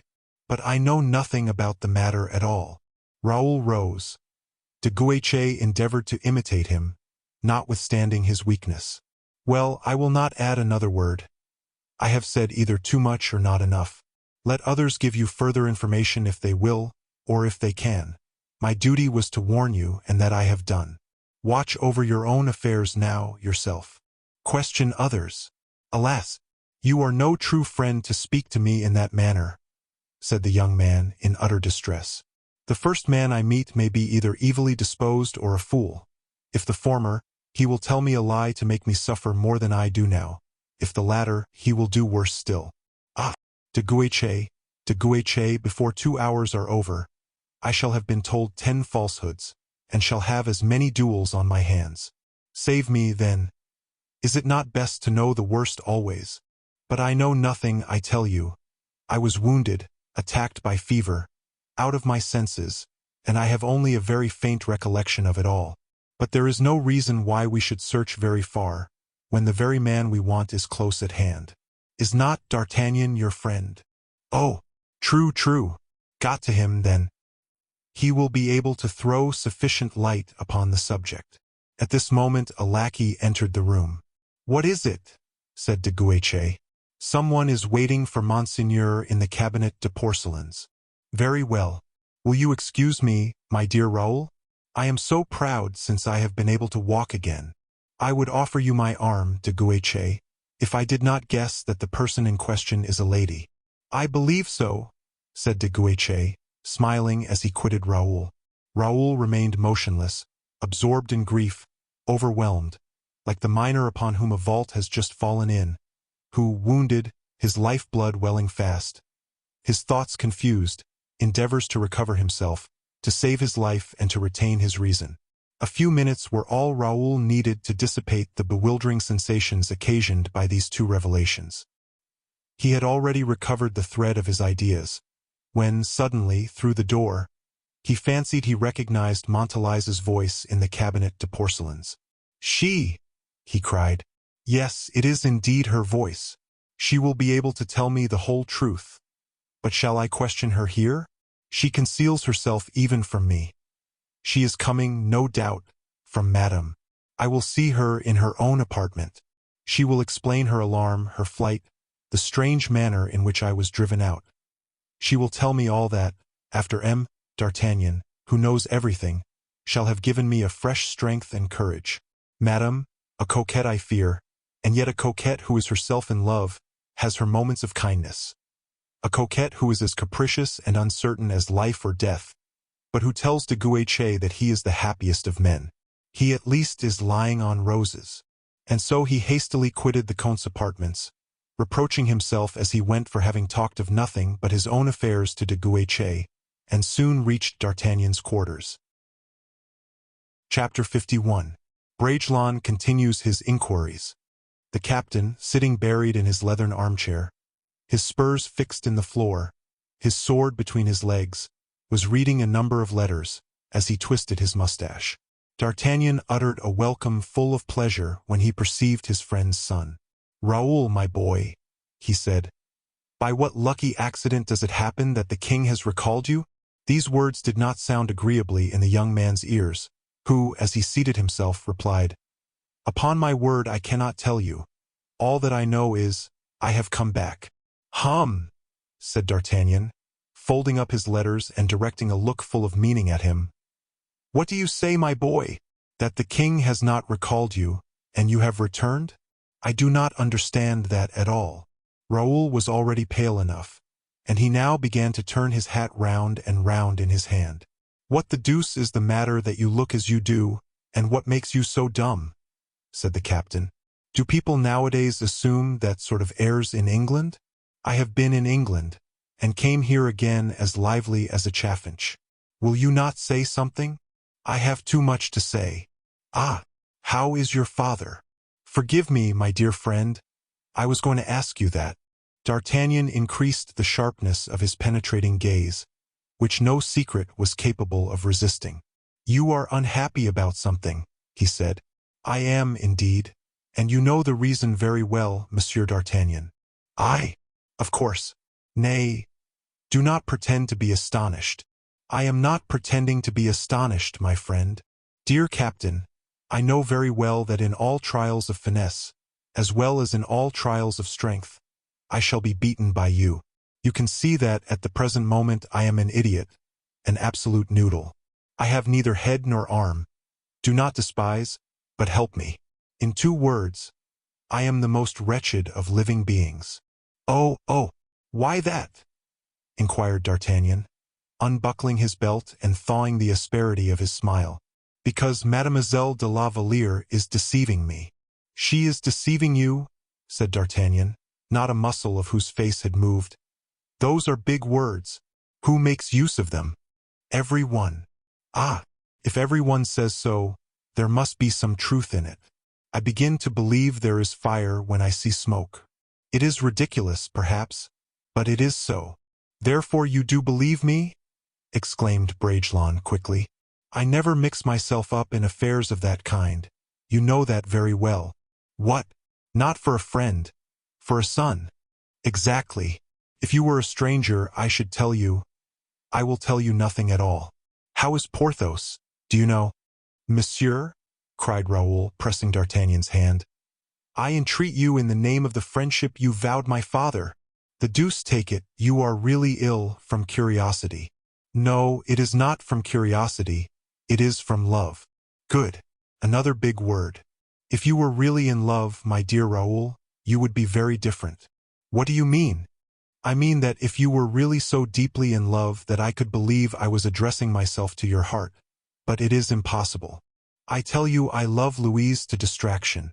D'Artagnan could read to the very bottom of the young man's heart. "Impossible, I tell you," he said. "You are like all young men. You are not in love, you are out of your senses." "Well, suppose it were only that. No sensible man ever succeeded in making much of a brain when the head was turned. I have completely lost my senses in the same way 100 times in my life. You would listen to me, but you would not hear me. You would hear, but you would not understand me. You would understand, but you would not obey me. Oh, try. I go far. Even if I were unfortunate enough to know something, and foolish enough to communicate it to you, you are my friend, you say. Indeed, yes. Very good. I should quarrel with you. You would never forgive me for having destroyed your illusion, as people say in love affairs. Monsieur d'Artagnan, you know all, and yet you plunge me in perplexity and despair in death itself. There now. I never complain, as you know. But as heaven and my father would never forgive me for blowing out my brains, I will go and get the first person I meet to give me the information which you withhold. I will tell him he lies, and you would kill him, and a fine affair that would be. So much the better.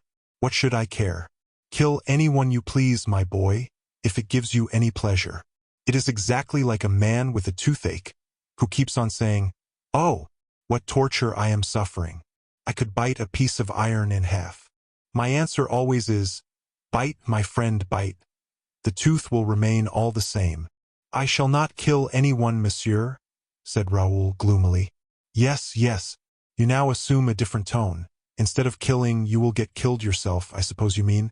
Very fine indeed. How much I should regret you. Of course I should go about all day, saying, "Ah, what a fine stupid fellow that Bragelonne was. As great a stupid as I ever met with. I have passed my whole life almost in teaching him how to hold and use his sword properly. And the silly fellow has got himself spitted like a lark. Go then, Raoul, go and get yourself disposed of, if you like. I hardly know who can have taught you logic, but deuce take me if your father has not been regularly robbed of his money." Raoul buried his face in his hands, murmuring, No, I have not a single friend in the world." "Oh, bah!" said D'Artagnan. "I meet with nothing but raillery or indifference. Idle fancies, monsieur. I do not laugh at you, although I am a Gascon. And as for being indifferent, if I were so, I should have sent you about your business a quarter of an hour ago, for you would make a man who was out of his senses with delight as dull as possible, and would be the death of one who was out of spirits. How now, young man? Do you wish me to disgust you with the girl you are attached to, and to teach you to execrate the whole sex who constitute the honor and happiness of human life? Oh, tell me, monsieur, and I will bless you. Do you think, my dear fellow, that I can have crammed into my brain all about the carpenter, and the painter, and the staircase, and 100 other similar tales of the same kind? A carpenter? What do you mean? Upon my word, I don't know. Someone told me there was a carpenter who made an opening through a certain flooring. In La Valliere's room. Oh, I don't know where. In the king's apartment, perhaps? Of course, if it were in the king's apartment, I should tell you, I suppose. In whose room, then? I have told you for the last hour that I know nothing of the whole affair. But the painter, then? The portrait? It seems that the king wished to have the portrait of one of the ladies belonging to the court. La Valliere? Why, you seem to have only that name in your mouth. Who spoke to you of La Valliere? If it be not her portrait, then, why do you suppose it would concern me? I do not suppose it will concern you, but you ask me all sorts of questions and I answer you. You positively will learn all the scandal of the affair, and I tell you, make the best you can of it. Raoul struck his forehead with his hand in utter despair. It will kill me, he said. So you have said already. Yes, you are right. And he made a step or two as if he were going to leave. Where are you going? To look for someone who will tell me the truth. Who is that? A woman. Mademoiselle de la Valliere herself, I suppose you mean? Said D'Artagnan with a smile. Ah, a famous idea that you wish to be consoled by someone, and you will be so at once. She will tell you nothing ill of herself, of course. So be off. You are mistaken, monsieur, replied Raoul. The woman I mean will tell me all the evil she possibly can. You allude to Montalais, I suppose, her friend. A woman who, on that account, will exaggerate all that is either bad or good in the matter. Do not talk to Montalais, my good fellow. You have some reasons for wishing me not to talk with Montalais? Well, I admit it. And, in point of fact, why should I play with you as a cat does with a poor mouse? You distress me, you do indeed.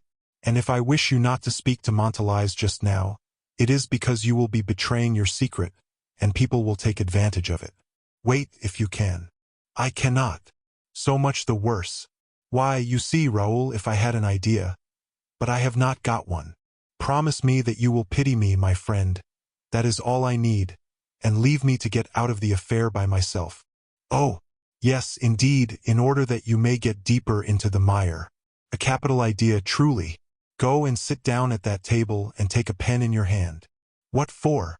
To write and ask Montalize to give you an interview. Ah, said Raoul, snatching eagerly at the pen which the captain held out to him. Suddenly the door opened, and one of the musketeers, approaching D'Artagnan, said, Captain, Mademoiselle de Montalize is here, and wishes to speak to you. To me? Murmured D'Artagnan. Ask her to come in.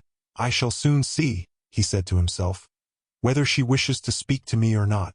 The cunning captain was quite right in his suspicions, for as soon as Montalize entered she exclaimed, Oh, monsieur, I beg your pardon, Monsieur D'Artagnan.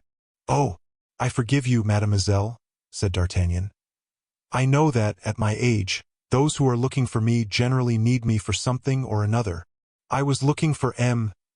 de Bragelonne, replied Montalize. How very fortunate that is, he was looking for you too. Raoul, will you accompany Mademoiselle de Montalize? Oh, certainly. Go along then, he said, as he gently pushed Raoul out of the cabinet. And then, taking hold of Montalize's hand, he said, in a low voice, Be kind towards him. Spare him and spare her too if you can. Ah, she said, in the same tone of voice. It is not I who am going to speak to him. Who then? It is Madame who has sent for him. Very good, cried D'Artagnan. It is Madame, is it? In an hour's time, then, the poor fellow will be cured. Or else dead, said Montalize, in a voice full of compassion. Adieu, Monsieur D'Artagnan, she said, and she ran to join Raoul, who was waiting for her at a little distance from the door, very much puzzled and thoroughly uneasy at the dialogue, which promised no good augury for him. Chapter 52. Two Jealousies. Lovers are tender towards everything that forms part of the daily life of the object of their affection. Raoul no sooner found himself alone with Montalize than he kissed her hand with rapture. There, said the young girl sadly. You are throwing your kisses away. I will guarantee that they will not bring you back any interest. How so? Why? Will you explain to me, my dear, or? Madame will explain everything to you. I am going to take you to her apartments. What? Silence, and throw away your dark and savage looks. The windows here have eyes, the walls have ears. Have the kindness not to look at me any longer. Be good enough to speak to me aloud of the rain, of the fine weather, and of the charms of England.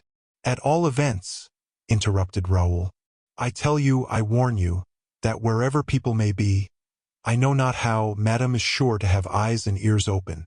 I am not very desirous, you can easily believe, of being dismissed or thrown into the Bastille. Let us talk, I tell you, or rather, do not let us talk at all. Raoul clenched his hands, and tried to assume the look and gait of a man of courage, it is true, but of a man of courage on his way to the torture chamber. Montalize, glancing in every direction, walking along with an easy swinging gait, and holding up her head pertly in the air, preceded him to Madame's apartments, where he was at once introduced. Well, he thought, this day will pass away without my learning anything. Guiche showed too much consideration for my feelings. He had no doubt come to an understanding with Madame, and both of them, by a friendly plot, agreed to postpone the solution of the problem. Why have I not a determined, inveterate enemy, that serpent, De Wardes, for instance? That he would bite is very likely, but I should not hesitate any more. To hesitate, to doubt, better far to die. The next moment Raoul was in Madame's presence. Henrietta, more charming than ever, was half lying, half reclining in her armchair, her small feet upon an embroidered velvet cushion. She was playing with a kitten with long silky fur, which was biting her fingers and hanging by the lace of her collar. Madame seemed plunged in deep thought, so deep, indeed, that it required both Montalize and Raoul's voice to disturb her from her reverie. Your Highness sent for me? Repeated Raoul. Madame shook her head as if she were just awakening, and then said, Good morning, Monsieur de Bragelonne. Yes, I sent for you? So you have returned from England? Yes, madame, and am at your Royal Highness's commands. Thank you. Leave us, Montalize. And the latter immediately left the room. You have a few minutes to give me, Monsieur de Bragelonne, have you not? My life is at your Royal Highness's disposal, Raoul returned with respect. guessing that there was something serious in these unusual courtesies. Nor was he displeased, indeed, to observe the seriousness of her manner, feeling persuaded that there was some sort of affinity between Madame's sentiments and his own. In fact, every one at court, of any perception at all, knew perfectly well the capricious fancy and absurd despotism of the princess's singular character. Madame had been flattered beyond all bounds by the king's attention. She had made herself talked about. She had inspired the queen with that mortal jealousy which is the stinging scorpion at the heel of every woman's happiness. Madame, in a word, in her attempts to cure a wounded pride, found that her heart had become deeply and passionately attached. We know what Madame had done to recall Raoul, who had been sent out of the way by Louis XIV. Raoul did not know of her letter to Charles II, although D'Artagnan had guessed its contents. Who will undertake to account for that seemingly inexplicable mixture of love and vanity, that passionate tenderness of feeling, that prodigious duplicity of conduct? No one can, indeed, not even the bad angel who kindles the love of coquetry in the heart of a woman. "Monsieur de Bragelonne," said the princess, after a moment's pause, "have you returned satisfied?" Bragelonne looked at Madame Henrietta, and seeing how pale she was, not alone from what she was keeping back, but also from what she was burning to say, said, "Satisfied? What is there for me to be satisfied or dissatisfied about, madam? But what are those things with which a man of your age, and of your appearance, is usually either satisfied or dissatisfied?" How eager she is, thought Raoul, almost terrified. What venom is it she is going to distill into my heart? And then, frightened at what she might possibly be going to tell him, and wishing to put off the opportunity of having everything explained, which he had hitherto so ardently wished for, yet had dreaded so much, he replied, "I left, madam, a dear friend in good health, and on my return I find him very ill." "You refer to M. de Guiche," replied Madame Henrietta, with imperturbable self-possession. "I have heard he is a very dear friend of yours." "He is, indeed, madam. Well, it is quite true he has been wounded, but he is better now." "Oh, M. de Guiche is not to be pitied?" she said hurriedly, and then, recovering herself, added, "But has he anything to complain of? Has he complained of anything? Is there any cause of grief or sorrow that we are not acquainted with?" "I allude only to his wound, madam." "So much the better, then, for in other respects M. de Guiche seems to be very happy. He is always in very high spirits. I am sure that you, Monsieur de Bragelonne, would far prefer to be, like him, wounded only in the body. For what, indeed, is such a wound after all?" Raoul started. "Alas," he said to himself, "she is returning to it." "What did you say?" she inquired. "I did not say anything, madam." "You did not say anything. You disapprove of my observation, then? You are perfectly satisfied, I suppose?" Raoul approached closer to her. "Madam," he said, "your Royal Highness wishes to say something to me, and your instinctive kindness and generosity of disposition induce you to be careful and considerate as to your manner of conveying it. Will your Royal Highness throw this kind forbearance aside? I am able to bear everything, and I am listening." "Ah," replied Henrietta. "What do you understand, then?" "That which your Royal Highness wishes me to understand," said Raoul, trembling, notwithstanding his command over himself, as he pronounced these words. "In point of fact," murmured the princess, "it seems cruel, but since I have begun—" "Yes, madam, once your Highness has deigned to begin, will you condescend to finish?" Henrietta rose hurriedly and walked a few paces up and down her room. "What did M. de Guiche tell you?" she said suddenly. "Nothing, madam. Nothing." "Did he say nothing? Ah, how well I recognize him in that. No doubt he wished to spare me. And that is what friends call friendship. But surely M. D'Artagnan, whom you have just left, must have told you." "No more than de Guiche, madam." Henrietta made a gesture full of impatience, as she said, "At least, you know all the court knows." "I know nothing at all, madam." "Not the scene in the storm?" "No, madam." "Not the tete-a-tete in the forest?" "No, madam." "Nor the flight to Chaillet?" Raoul, whose head dropped like a blossom cut down by the reaper, made an almost superhuman effort to smile, as he replied with the greatest gentleness. "I have had the honor of telling your Royal Highness that I am absolutely ignorant of everything, that I am a poor unremembered outcast, who has this moment arrived from England. There have rolled so many stormy waves between myself and those I left behind me here, that the rumor of none of the circumstances your Highness refers to has been able to reach me." Henrietta was affected by his extreme pallor, his gentleness, and his great courage. The principal feeling in her heart at that moment was an eager desire to hear the nature of the remembrance which the poor lover retained of the woman who had made him suffer so much. "Monsieur de Bragelonne," she said, "that which your friends have refused to do, I will do for you, whom I like and esteem very much. I will be your friend on this occasion. You hold your head high as a man of honor should, and I deeply regret that you may have to bow before ridicule, and in a few days it might be contempt." "Ah!" exclaimed Raoul, perfectly livid. "It is as bad as that, then?" "If you do not know," said the princess, "I see that you guess. You were affianced, I believe, to Mademoiselle de la Valliere?" "Yes, madame. By that right, you deserve to be warned about her, as some day or another I shall be obliged to dismiss Mademoiselle de la Valliere from my service." "Dismiss la Valliere!" cried Bragelonne. "Of course. Do you suppose I shall always be amenable to the tears and protestations of the king? No, no. My house shall no longer be made a convenience for such practices. But you tremble, you cannot stand." "No, madam, no," said Bragelonne, making an effort over himself. "I thought I should have died just now, that was all. Your Royal Highness did me the honor to say that the king wept and implored you." "Yes, but in vain," returned the princess, who then related to Raoul the scene that took place at Chaillet, and the king's despair on his return.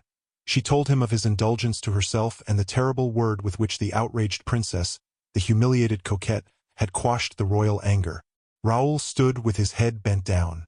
"What do you think of it all?" she said. "The king loves her," he replied. "But you seem to think she does not love him." "Alas, madam, I was thinking of the time when she loved me." Henrietta was for a moment struck with admiration at this sublime disbelief, and then, shrugging her shoulders, she said, "You do not believe me, I see. How deeply you must love her. And you doubt if she loves the king." "I do, until I have a proof of it. Forgive me, madam, but she has given me her word, and her mind and heart are too upright to tell a falsehood." "You require a proof. Be it so. Come with me, then." Chapter 53. A Domiciliary Visit. The princess, preceding Raoul, led him through the courtyard towards that part of the building La Valliere inhabited, and, ascending the same staircase which Raoul himself had ascended that very morning, she paused at the door of the room in which the young man had been so strangely received by Montalais. The opportunity was remarkably well chosen to carry out the project Madame Henrietta had conceived, for the château was empty. The king, the courtiers, and the ladies of the court had set off for Saint-Germain. Madame Henrietta was the only one who knew of Bragelonne's return, and thinking over the advantages which might be drawn from this return, she had feigned indisposition in order to remain behind. Madame was therefore confident of finding La Valliere's room and Saint-Aignan's apartment perfectly empty. She took a pass-key from her pocket and opened the door of her maid-of-honor's apartment.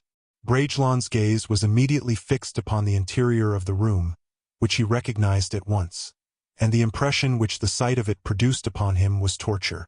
The princess looked at him, and her practiced eye at once detected what was passing in the young man's heart. "You asked for proofs," she said. "Do not be astonished, then, if I give you them, but if you do not think you have courage enough to confront them, there is still time to withdraw." "I thank you, madame," said Bragelonne, "but I came here to be convinced." "You promised to convince me. Do so." "Enter, then," said madame, "and shut the door behind you." Bragelonne obeyed, and then turned towards the princess, whom he interrogated by a look. "You know where you are, I suppose?" inquired Madame Henrietta. "Everything leads me to believe I am in Mademoiselle de la Valliere's room." "You are. But I would observe to your Highness that this room is a room, and is not a proof." "Wait," said the princess, as she walked to the foot of the bed, folded up the screen into its several compartments, and stooped down towards the floor. "Look here," she continued. Stoop down and lift up this trapdoor yourself." "A trapdoor," said Raoul, astonished. For D'Artagnan's words began to return to his memory, and he had an indistinct recollection that D'Artagnan had made use of the same word. He looked, but uselessly, for some cleft or crevice which might indicate an opening or a ring to assist in lifting up the planking. "Ah, I forgot," said Madame Henrietta. "I forgot the secret spring. The fourth plank of the flooring. Press on the spot where you will observe a knot in the wood. Those are the instructions. Press, Vicomte. Press, I say, yourself." Raoul, pale as death, pressed his finger on the spot which had been indicated to him. At the same moment the spring began to work, and the trap rose of its own accord. "It is ingenious enough, certainly," said the princess. "And one can see that the architect foresaw that a woman's hand only would have to make use of this spring, for see how easily the trapdoor opened without assistance." "A staircase!" cried Raoul. "Yes, and a very pretty one too," said Madame Henrietta. "See, Vicomte, the staircase has a balustrade, intended to prevent the falling of timid persons, who might be tempted to descend the staircase, and I will risk myself on it accordingly. Come, Vicomte, follow me. But before following you, madame, may I ask where this staircase leads to?" "Ah, true. I forgot to tell you. You know, perhaps, that formerly M.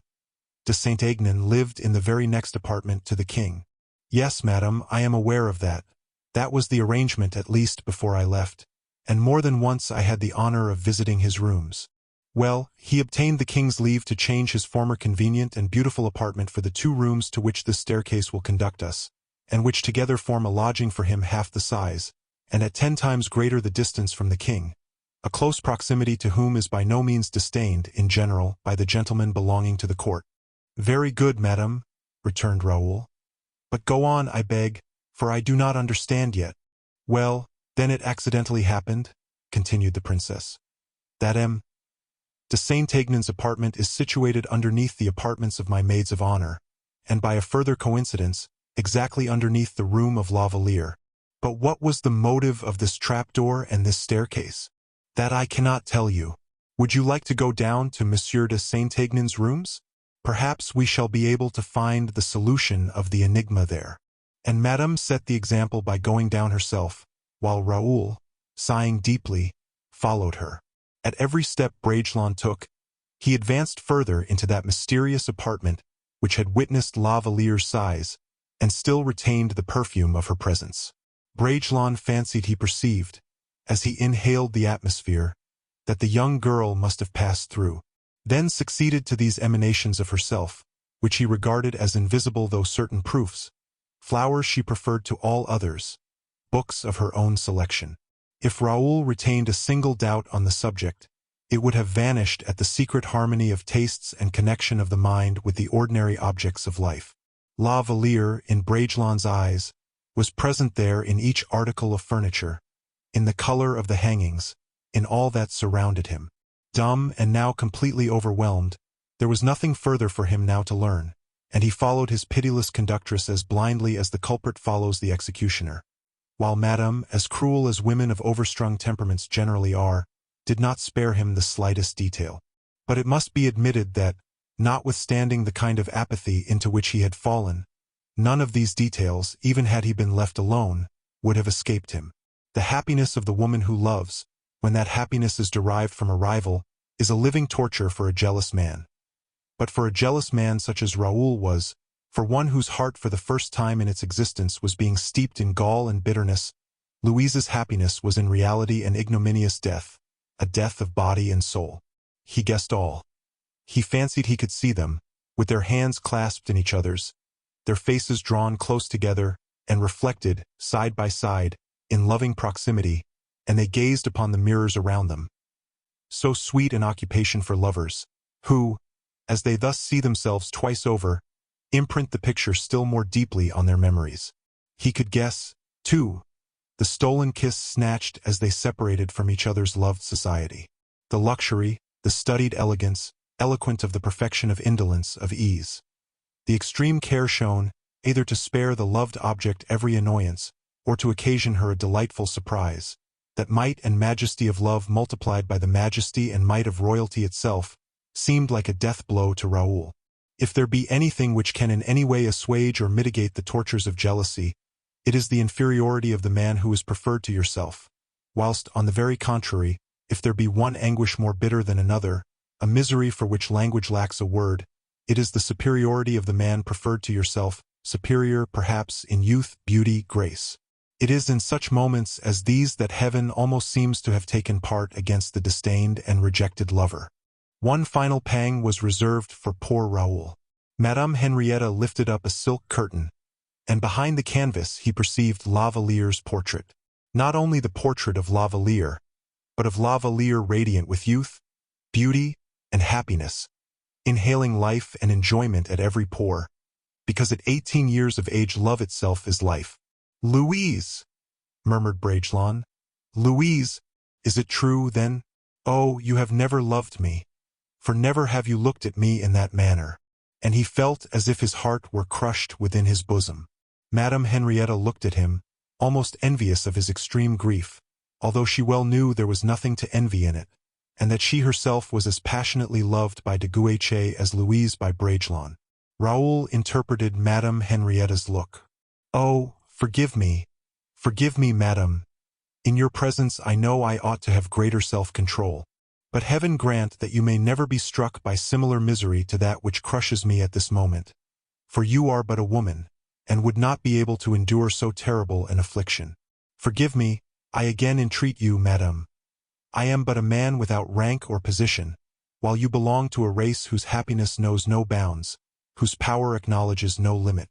"Monsieur de Bragelonne," replied Henrietta, "a mind such as yours merits all the consideration and respect which a queen's heart even can bestow.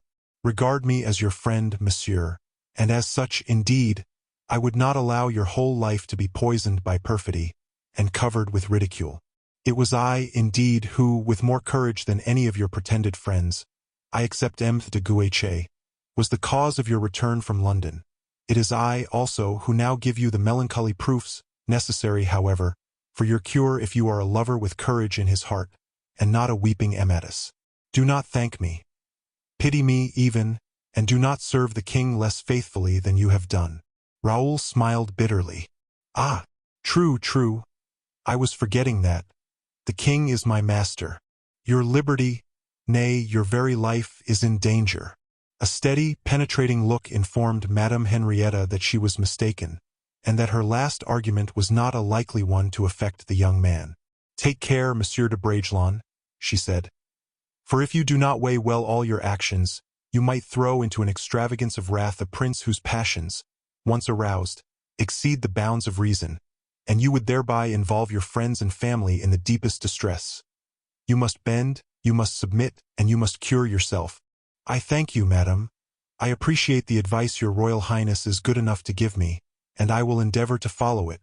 But one final word, I beg." "Name it." "Should I be indiscreet in asking you the secret of this staircase, of this trapdoor?" "A secret, which, it seems, you have discovered?" "Nothing more simple. For the purpose of exercising a surveillance over the young girls who are attached to my service, I have duplicate keys of their doors. It seemed very strange to me that M. de Saint-Aignan should change his apartments. It seemed very strange that the king should come to see M.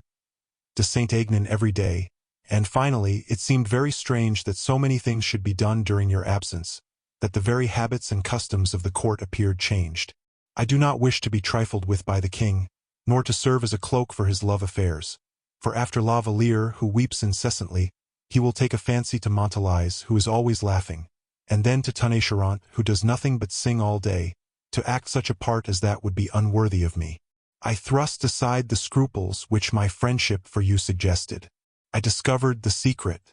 I have wounded your feelings, I know, and I again entreat you to pardon me. But I had a duty to fulfill. I have discharged it. You are now forewarned. The tempest will soon burst. Protect yourself accordingly.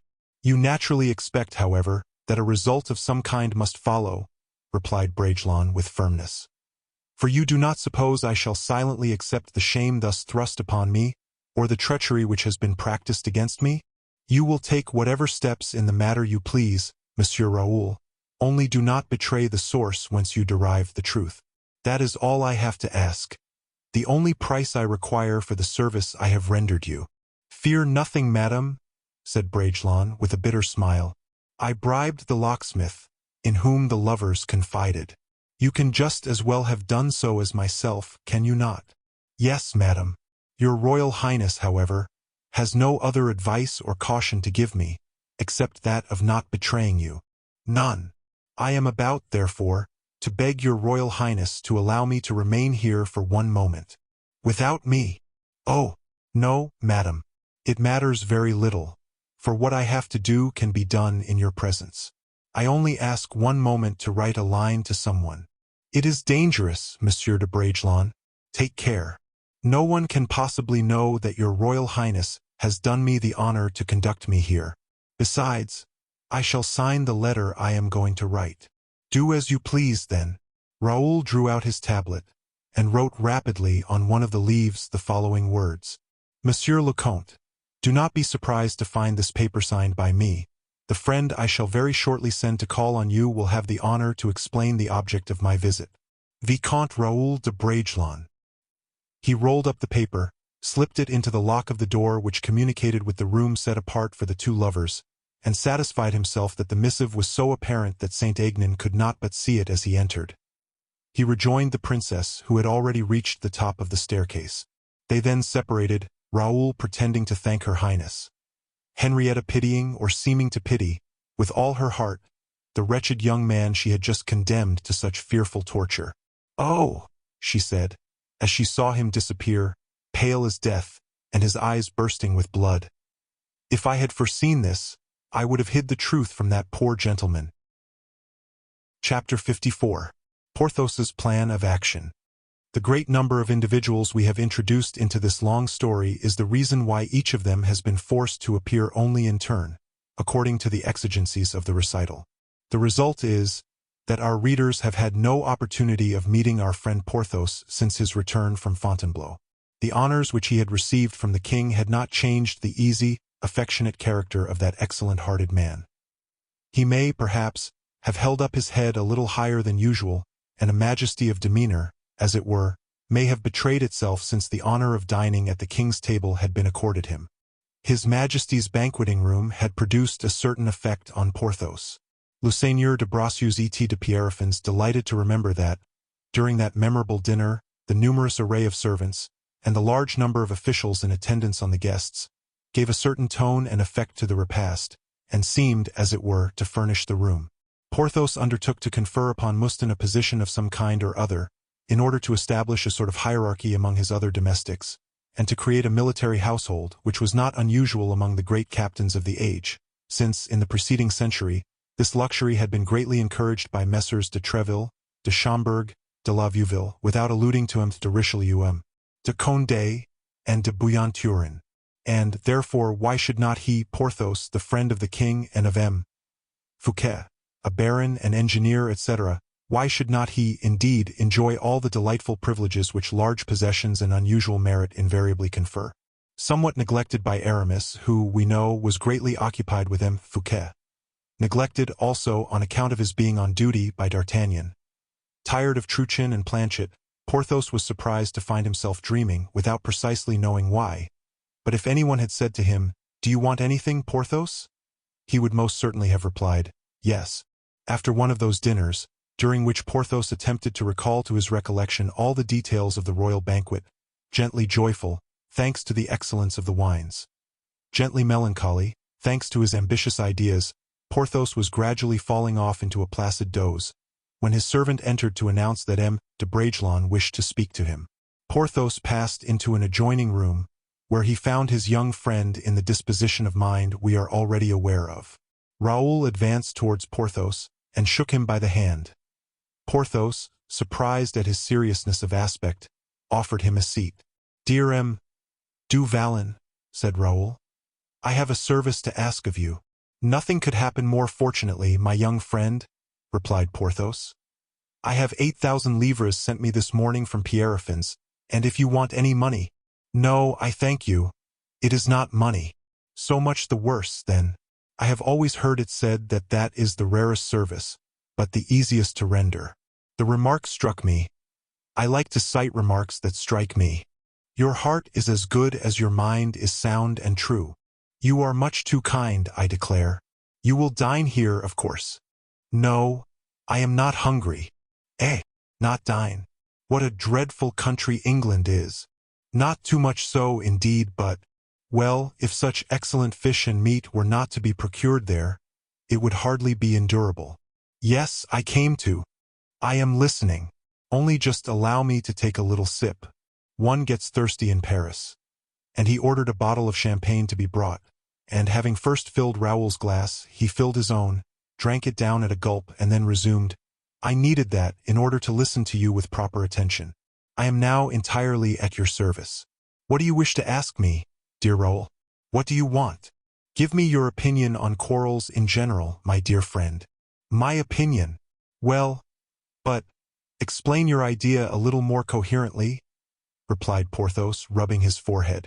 I mean, you are generally good-humored, good-tempered. Whenever any misunderstanding arises between a friend of yours and a stranger, for instance? Oh, in the best of tempers. Very good. But what do you do in such a case? Whenever any friend of mine gets into a quarrel, I always act on one principle. What is that? That lost time is irreparable, and one never arranges an affair so well as when everything has been done to embroil the disputants as much as possible. Ah, indeed, is that the principle on which you proceed? Precisely. So, as soon as a quarrel takes place, I bring the two parties together. Exactly. You understand that by this means it is impossible for an affair not to be arranged. I should have thought that, treated in this manner, an affair would, on the contrary. Oh, not the least in the world. Just fancy, now, I have had in my life something like 180 to 190 regular duels, without reckoning hasty encounters or chance meetings. It is a very handsome aggregate, said Raoul, unable to resist a smile. A mere nothing. But I am so gentle. D'Artagnan reckons his duels by hundreds. It is very true he is a little too hard and sharp. I have often told him so. And so, resumed Raoul, you generally arrange the affairs of honor your friends confide to you. There is not a single instance in which I have not finished by arranging every one of them, said Porthos, with a gentleness and confidence that surprised Raoul. But the way in which you settle them is at least honorable, I suppose? Oh, rely upon that, and at this stage I will explain my other principle to you. As soon as my friend has entrusted his quarrel to me, this is what I do. I go to his adversary at once, armed with a politeness and self-possession absolutely requisite under such circumstances. That is the way, then, said Raoul bitterly, that you arrange affairs so safely. I believe you. I go to the adversary, then, and say to him, It is impossible, monsieur, that you are ignorant of the extent to which you have insulted my friend. Raoul frowned at this remark. It sometimes happens, very often indeed, pursued Porthos, that my friend has not been insulted at all. He has even been the first to give offense. You can imagine, therefore, whether my language is or is not well chosen. And Porthos burst into a peal of laughter. Decidedly, said Raoul to himself while the merry thunder of Porthos's laughter was resounding in his ears. I am very unfortunate. De Guiche treats me with coolness, D'Artagnan with ridicule, Porthos is too tame. No one will settle this affair in the only way I wish it to be settled. And I came to Porthos because I wanted to find a sword instead of cold reasoning at my service. My ill luck dogs me. Porthos, who had recovered himself, continued, By one simple expression, I leave my adversary without an excuse. That is as it may happen, said Raoul absently. Not at all, it is quite certain. I have not left him an excuse, and then it is that I display all my courtesy, in order to attain the happy issue of my project. I advance, therefore, with an air of great politeness, and taking my adversary by the hand, I say to him, Now that you are convinced of having given the offense, we are sure of reparation. Between my friend and yourself, the future can only offer an exchange of mutual courtesies of conduct, and consequently, my mission now is to acquaint you with the length of my friend's sword. What? Said Raoul. Wait a minute. The length of my friend's sword. My horse is waiting below. My friend is in such and such a spot and is impatiently awaiting your agreeable society. I will take you with me.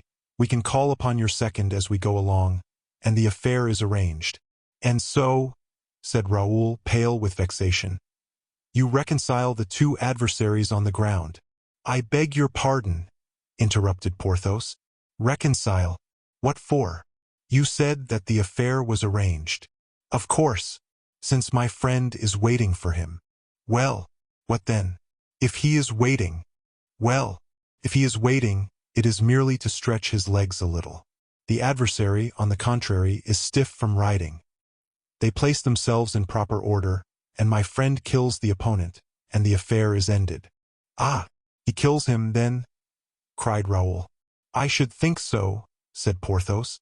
"Is it likely I should ever have as a friend a man who allows himself to get killed? I have 101 friends. At the head of the list stand your father, Aramis, and D'Artagnan, all of whom are living and well, I believe." "Oh, my dear Baron!" exclaimed Raoul as he embraced Porthos. "You approve of my method, then?" said the giant. "I approve of it so thoroughly that I shall have recourse to it this very day without a moment's delay. At once, in fact. You are the very man I have been looking for." "Good. Here I am, then. You want to fight, I suppose?" "Absolutely. It is very natural." "With whom?" "With M. de Saint-Aignan. I know him, a most agreeable man, who was exceedingly polite to me the day I had the honor of dining with the king. I shall certainly acknowledge his politeness in return, even if it had not happened to be my usual custom." "So, he has given you an offense?" "A mortal offense." "The deuce! I can say so, I suppose?" "More than that, even, if you like." "That is a very great convenience. I may look upon it as one of your arranged affairs, may I not?" said Raoul, smiling. "As a matter of course." "Where will you be waiting for him?" "Ah, I forgot. It is a very delicate matter. M. de Saint-Aignan is a very great friend of the king's. So I have heard it said. So that if I kill him—" "Oh, you will kill him, certainly. You must take every precaution to do so. But there is no difficulty in these matters now. If you had lived in our early days—" "Ah, those were days worth living for." "My dear friend, you do not quite understand me. I mean that M. de Saint-Aignan being a friend of the king, the affair will be more difficult to manage, since the king might learn beforehand." "Oh, no, that is not likely. You know my method. Monsieur, you have just injured my friend, and—" "Yes, I know it. And then, monsieur, I have horses below.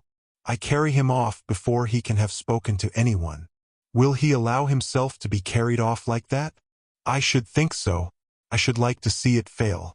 It would be the first time if it did. It is true, though, that the young men of the present day, bah! I would carry him off bodily if that were all." And Porthos, adding gesture to speech, lifted Raoul and the chair he was sitting on off the ground, and carried them round the room. "Very good," said Raoul, laughing. "All we have to do is to state the grounds of the quarrel with M. de Saint-Aignan. Well, but that is done, it seems." "No, my dear M. du Vallon. The usage of the present day requires that the cause of the quarrel should be explained." "Very good. Tell me what it is, then." "The fact is—" "Deuce take it, how troublesome all this is. In former days we had no occasion to say anything about the matter. People fought for the sake of fighting, and I, for one, know no better reason than that." "You are quite right, M. du Vallon. However, tell me what the cause is." "It is too long a story to tell, only, as one must particularize to a certain extent, and as, on the other hand, the affair is full of difficulties, and requires the most absolute secrecy, you will have the kindness merely to tell M. de Saint-Aignan that he has, in the first place, insulted me by changing his lodgings." "By changing his lodgings? Good," said Porthos, who began to count on his fingers. "Next?" "Then in getting a trapdoor made in his new apartments." "I understand," said Porthos. "A trapdoor, upon my word, that is very serious. You ought to be furious at that. What the deuce does the fellow mean by getting trapdoors made without first consulting you?" "Trapdoors? Mordieux! I haven't got any. except in my dungeons at Bracieux. And you will please add, said Raoul, that my last motive for considering myself insulted is the existence of the portrait that M. de Saint-Aignan well knows. Is it possible? A portrait, too. A change of residence, a trapdoor, and a portrait. Why, my dear friend, with but one of these causes of complaint there is enough, and more than enough, for all the gentlemen in France and Spain to cut each other's throats, and that is saying but very little. Well, my dear friend, you are furnished with all you need, I suppose? I shall take a second horse with me. Select your own rendezvous, and while you are waiting there, you can practice some of the best passes, so as to get your limbs as elastic as possible. Thank you. I shall be waiting for you in the wood of Vincennes, close to Minims. All goes well, then. Where am I to find this M. de Saint-Aignan? At the Palais Royal. Porthos rang a huge handbell. My court suit, he said to the servant who answered the summons. My horse and a led horse to accompany me. Then turning to Raoul, as soon as the servant had quitted the room, he said, Does your father know anything about this? No, I am going to write to him. And D'Artagnan? No, nor D'Artagnan either. He is very cautious, you know, and might have diverted me from my purpose. D'Artagnan is a sound adviser, though, said Porthos, astonished that, in his own loyal faith in D'Artagnan, anyone could have thought of himself so long as there was a D'Artagnan in the world. Dear M.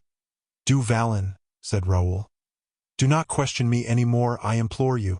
I have told you all that I had to say. It is prompt action I now expect, sharp and decided as you know how to arrange it. That, indeed, is my reason for having chosen you. You will be satisfied with me, replied Porthos. Do not forget, either, that, except ourselves, no one must know anything of this meeting.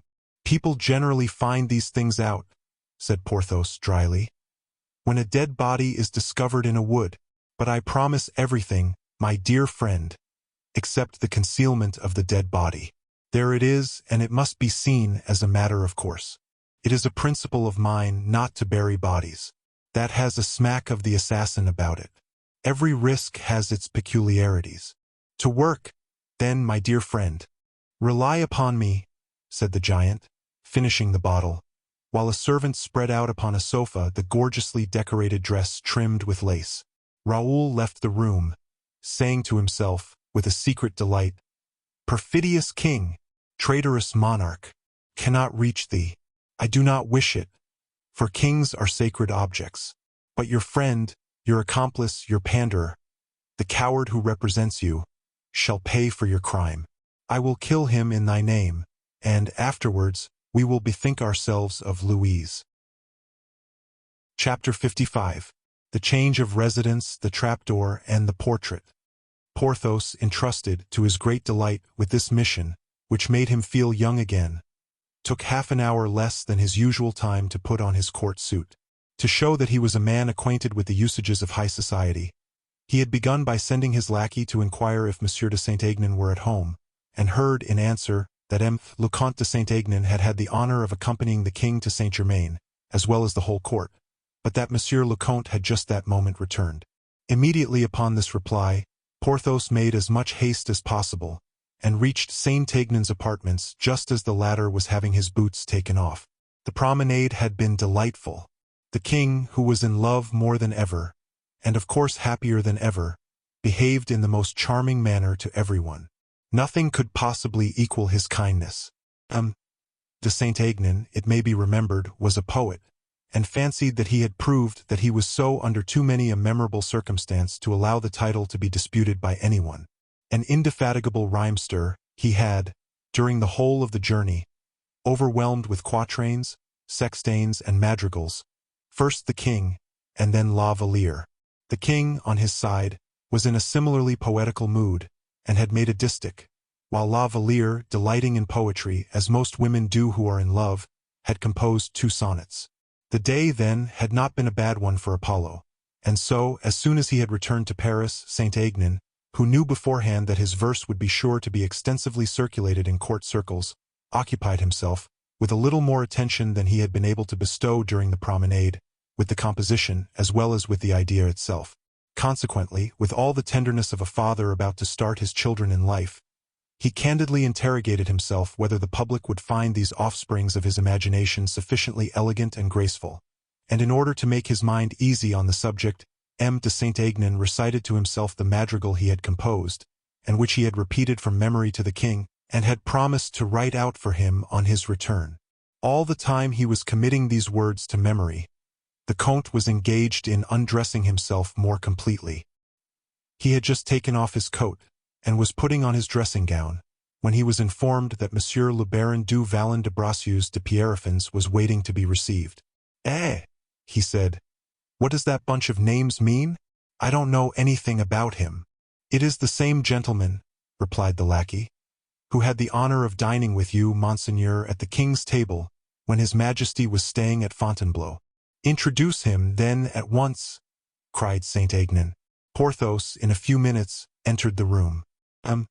De Saint-Aignan had an excellent recollection of persons, and, at the first glance, he recognized the gentleman from the country, who enjoyed so singular a reputation, and whom the king had received so favorably at Fontainebleau, in spite of the smiles of some of those who were present.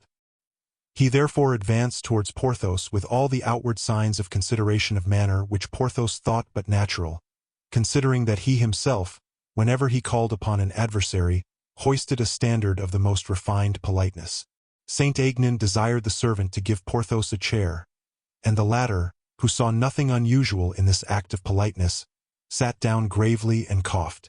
The ordinary courtesies having been exchanged between the two gentlemen, the Comte, to whom the visit was paid, said, "May I ask, Monsieur le Baron, to what happy circumstance I am indebted for the favor of a visit from you?" "The very thing I am about to have the honor of explaining to you, Monsieur le Comte. But, I beg your pardon. What is the matter, monsieur?" inquired Saint-Aignan. "I regret to say that I have broken your chair." "Not at all, monsieur," said Saint-Aignan. "Not at all. It is the fact, though, Monsieur le Comte. I have broken it, so much so, indeed, that if I do not move, I shall fall down, which would be an exceedingly disagreeable position for me in the discharge of the very serious mission which has been entrusted to me with regard to yourself." Porthos rose, and but just in time, for the chair had given way several inches. Saint-Aignan looked about him for something more solid for his guest to sit upon. "Modern articles of furniture," said Porthos, while the Comte was looking about, "are constructed in a ridiculously flimsy manner. In my early days, when I used to sit down with far more energy than is now the case, I do not remember ever to have broken a chair, except in taverns, with my arms." Saint-Aignan smiled at this remark. "But," said Porthos, as he settled himself down on a couch, which creaked, but did not give way beneath his weight, "that unfortunately has nothing whatever to do with my present visit." "Why unfortunately? Are you the bearer of a message of ill omen, Monsieur le Baron? Of ill omen for a gentleman?" "Certainly not, Monsieur le Comte," replied Porthos nobly. "I have simply come to say that you have seriously insulted a friend of mine." "I, monsieur?" exclaimed Saint-Aignan. "I have insulted a friend of yours, do you say? May I ask his name?" "M. Raoul de Bragelonne." "I have insulted M. Raoul de Bragelonne," cried Saint-Aignan. "I really assure you, monsieur, that it is quite impossible. For M. de Bragelonne, whom I know but very slightly, nay, whom I know hardly at all, is in England, and as I have not seen him for a long time past, I cannot possibly have insulted him." "M. de Bragelonne is in Paris, Monsieur le Comte," said Porthos, perfectly unmoved. "And I repeat, it is quite certain you have insulted him, since he himself told me you had. Yes, monsieur, you have seriously insulted him, mortally insulted him, I repeat." "It is impossible, Monsieur le Baron. I swear, quite impossible. Besides," added Porthos, "you cannot be ignorant of the circumstance, since M. de Bragelonne informed me that he had already apprised you of it by a note. I give you my word of honor, monsieur, that I have received no note whatever." "This is most extraordinary," replied Porthos. "I will convince you," said Saint-Aignan, "that have received nothing in any way from him." And he rang the bell. "Basque," he said to the servant who entered, "how many letters or notes were sent here during my absence?" "3, Monsieur le Comte. A note from M. de Fiesque, one from Madame de la Ferte, and a letter from M. de las Fuentes. Is that all? Yes, Monsieur le Comte. Speak the truth before this gentleman, the truth, you understand. I will take care you are not blamed. There was a note also from, well, from whom? From Mademoiselle de. Out with it, de Laval. That is quite sufficient, interrupted Porthos. I believe you, Monsieur le Comte. Saint Aignan dismissed the valet and followed him to the door in order to close it after him. And when he had done so, looking straight before him, he happened to see in the keyhole of the adjoining apartment the paper which Bragelonne had slipped in there as he left. What is this? He said. Porthos, who was sitting with his back to the room, turned round. Aha! He said. A note in the keyhole! Exclaimed Saint Aignan. That is not unlikely to be the missing letter, Monsieur le Comte, said Porthos. Saint Aignan took out the paper. A note from M. de Bragelonne, he exclaimed. You see, monsieur, I was right. Oh, when I say a thing. Brought here by M. de Bragelonne himself, the Comte murmured, turning pale. This is infamous. How could he possibly have come here? And the Comte rang again. Who has been here during my absence with the king? No one, monsieur. That is impossible. Someone must have been here. No one could possibly have entered, monsieur, since the keys have never left my pocket. And yet I find the letter in yonder lock. Someone must have put it there. It could not have come here of its own accord. Basque opened his arms as if signifying the most absolute ignorance on the subject. Probably it was M. de Bragelonne himself who placed it there, said Porthos. In that case he must have entered here. How could that have been, since I have the key in my own pocket? Returned Basque perseveringly. Saint Aignan crumpled the letter in his palm, after having read it. There is something mysterious about this, he murmured, absorbed in thought. Porthos left him to his reflections, but after a while returned to the mission he had undertaken. Shall we return to our little affair? Porthos resumed, addressing Saint Aignan after a brief pause. I think I can now understand it from this note, which has arrived here in so singular a manner. Monsieur de Bragelonne says that a friend will call. I am his friend. I am the person he alludes to. For the purpose of giving me a challenge? Precisely. And he complains that I have insulted him? Mortally. In what way, may I ask? For his conduct is so mysterious that at least it needs some explanation? Monsieur, replied Porthos, my friend cannot but be right, and as far as his conduct is concerned, if it be mysterious, as you say, you have only yourself to blame for it. Porthos pronounced these words with an amount of confidence which, for a man who was unaccustomed to his ways, must have revealed an infinity of sense. Mystery, so be it. But what is all the mystery about? Said Saint Aignan. You will think it the best, perhaps, Porthos replied with a low bow, if I do not enter into particulars. Oh, I perfectly understand. We will touch very lightly upon it. Then so speak, monsieur, I am listening. In the first place, monsieur, said Porthos, you have changed your apartments. Yes, that is quite true, said Saint Aignan. You admit it, said Porthos with an air of satisfaction. Admit it? Of course I admit it. Why should I not admit it, do you suppose? You have admitted it. Very good, said Porthos, lifting up one finger. But how can my having moved my lodgings have done M. de Bragelonne any harm? Have the goodness to tell me that, for I positively do not comprehend a word of what you are saying. Porthos stopped him and then said with great gravity, Monsieur, this is the first of M. de Bragelonne's complaints against you. If he makes a complaint, it is because he feels himself insulted. Saint Aignan began to beat his foot impatiently on the ground. This looks like a spurious quarrel, he said. No one can possibly have a spurious quarrel with the Vicomte de Bragelonne, returned Porthos. But, at all events, you have nothing to add on the subject of your changing your apartments, I suppose? Nothing. And what is the next point? Ah, the next. You will observe, monsieur, that the one I have already mentioned is a most serious injury, to which you have given no answer, or rather, have answered very indifferently. Is it possible, monsieur, that you have changed your lodgings? M. De Bragelonne feels insulted at your having done so, and you do not attempt to excuse yourself. What? Cried Saint Aignan, who was getting annoyed at the perfect coolness of his visitor. What? Am I to consult M. De Bragelonne whether I am to move or not? You can hardly be serious, monsieur. I am, and it is absolutely necessary, monsieur, but under any circumstances, you will admit that it is nothing in comparison with the second ground of complaint. Well, what is that? Porthos assumed a very solemn expression as he said, How about the trapdoor, monsieur? Saint Aignan turned exceedingly pale. He pushed back his chair so abruptly that Porthos, simple as he was, perceived that the blow had told. The trapdoor, murmured Saint Aignan. Yes, monsieur, explain that if you can, said Porthos, shaking his head.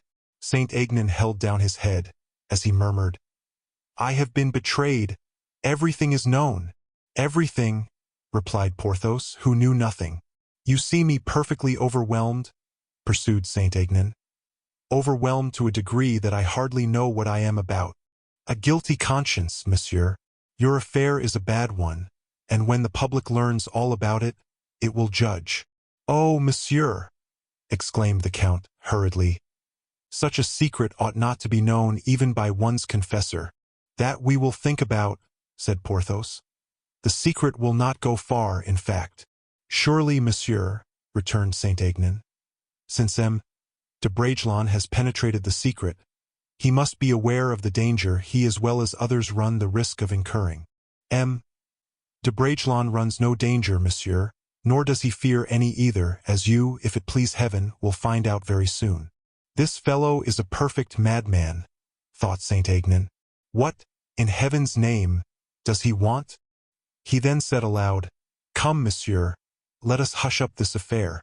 You forget the portrait, said Porthos, in a voice of thunder, which made the Count's blood freeze in his veins.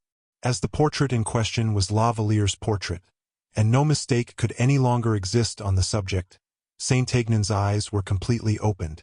Ah! He exclaimed, Ah! Monsieur, I remember now that M.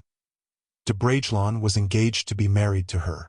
Porthos assumed an imposing air, all the majesty of ignorance, in fact, as he said, It matters nothing whatever to me, nor to yourself, indeed, whether or not my friend was, as you say, engaged to be married. I am even astonished that you should have made use of so indiscreet a remark. It may possibly do your cause harm, monsieur. Monsieur, replied Saint Aignan, you are the incarnation of intelligence, delicacy, and loyalty of feeling united. I see the whole matter now clearly enough. So much the better, said Porthos, and, pursued Saint Aignan, you have made me comprehend it in the most ingenious and the most delicate manner possible. I beg you to accept my best thanks. Porthos drew himself up, unable to resist the flattery of the remark. Only, now that I know everything, permit me to explain. Porthos shook his head, as a man who does not wish to hear, but Saint Aignan continued, I am in despair, I assure you, at all that has happened. But how would you have acted in my place? Come, between ourselves, tell me what you would have done. Porthos drew himself up as he answered, There is now no question at all of what I should have done, young man. You have been made acquainted with the 3 causes of complaint against you, I believe? As for the first, my change of rooms, and I now address myself to you as a man of honor and of great intelligence. Could I, when the desire of so august a personage was so urgently expressed that I should move, ought I to have disobeyed? Porthos was about to speak, but Saint Aignan did not give him time to answer. Ah, my frankness, I see, convinces you, he said, interpreting the movement according to his own fancy. You feel that I am right. Porthos did not reply, and so Saint Aignan continued, I pass by that unfortunate trapdoor, he said, placing his hand on Porthos's arm. That trapdoor, the occasion and means of so much unhappiness, and which was constructed for, you know what? Well, then, in plain truth, do you suppose that it was I who, of my own accord, in such a place, too, had that trapdoor made? Oh, no. You do not believe it, and here, again, you feel, you guess, you understand the influence of a will superior to my own. You can conceive the infatuation, the blind, irresistible passion which has been at work. But, thank heaven, I am fortunate in speaking to a man who has so much sensitiveness of feeling, and if it were not so, indeed, what an amount of misery and scandal would fall upon her, poor girl, and upon him whom I will not name. Porthos, confused and bewildered by the eloquence and gestures of Saint Aignan, made 1,000 efforts to stem this torrent of words, of which, by the by, he did not understand a single one. He remained upright and motionless on his seat, and that was all he could do. Saint Aignan continued and gave a new inflection to his voice and an increasing vehemence to his gesture. As for the portrait, for I readily believe the portrait is the principal cause of complaint, tell me candidly if you think me to blame. Who was it who wished to have her portrait? Was it I? Who is in love with her? Is it I? Who wishes to gain her affection? Again, is it I? Who took her likeness? I, do you think? No. 1,000 times no. I know him. De Bragelonne must be in a state of despair. I know these misfortunes are most cruel. But I, too, am suffering as well. And yet there is no possibility of offering any resistance. Suppose we were to fight, we would be laughed at. If he obstinately persists in his course, he is lost. You will tell me, I know, that despair is ridiculous, but then you are a sensible man. You have understood me. I perceived by your serious, thoughtful, embarrassed air, even that the importance of the situation we are placed in has not escaped you. Return, therefore, to him, de Bragelonne. Thank him, as I have indeed reason to thank him, for having chosen as an intermediary a man of your high merit. Believe me that I shall, on my side, preserve an eternal gratitude for the man who has so ingeniously, so cleverly arranged the misunderstanding between us. And since ill luck would have it that the secret should be known to 4 instead of 3, why, this secret, which might make the most ambitious man's fortune, I am delighted to share with you, monsieur, from the bottom of my heart I am delighted at it. From this very moment you can make use of me as you please. I place myself entirely at your mercy. What can I possibly do for you? What can I solicit, nay, require even? You have only to speak, monsieur, only to speak. And, according to the familiarly friendly fashion of that period, Saint Aignan threw his arms round Porthos and clasped him tenderly in his embrace. Porthos allowed him to do this with the most perfect indifference. "Speak," resumed Saint Aignan. "What do you require?" "Monsieur," said Porthos, "I have a horse below. Be good enough to mount him. He is a very good one and will play you no tricks." "Mount on horseback? What for?" inquired Saint Aignan with no little curiosity. "To accompany me to where M. de Bragelonne is waiting us." "Ah, he wishes to speak to me, I suppose? I can well believe that. He wishes to have the details, very likely. Alas, it is a very delicate matter, but at the present moment I cannot, for the king is waiting for me." "The king must wait, then?" said Porthos. "What do you say?" "The king must wait," interrupted the finished courtier with a smile of utter amazement, for he could not understand that the king could under any circumstances be supposed to have to wait. "It is merely the affair of a very short hour," returned Porthos. "But where is M. de Bragelonne waiting for me?" "At the Minims at Vincennes." "Ah, indeed. But are we going to laugh over the affair when we get there?" "I don't think it likely," said Porthos, as his face assumed a look of utter hardness. "But the Minims is a rendezvous where duels take place, and what can I have to do with the Minims?" Porthos slowly drew his sword and said, "That is the length of my friend's sword." "Why, the man is mad," cried Saint Aignan. The color mounted to Porthos's face as he replied, "If I had not the honor of being in your own apartment, monsieur, and of representing M. de Bragelonne's interests, I would throw you out of the window. It will be merely a pleasure postponed, and you will lose nothing by waiting. Will you come with me to the Minims, monsieur, of your own free will? But, take care, I will carry you if you do not come quickly." "Basque!" cried Saint Aignan. As soon as Basque appeared, he said, "The king wishes to see Monsieur le Comte."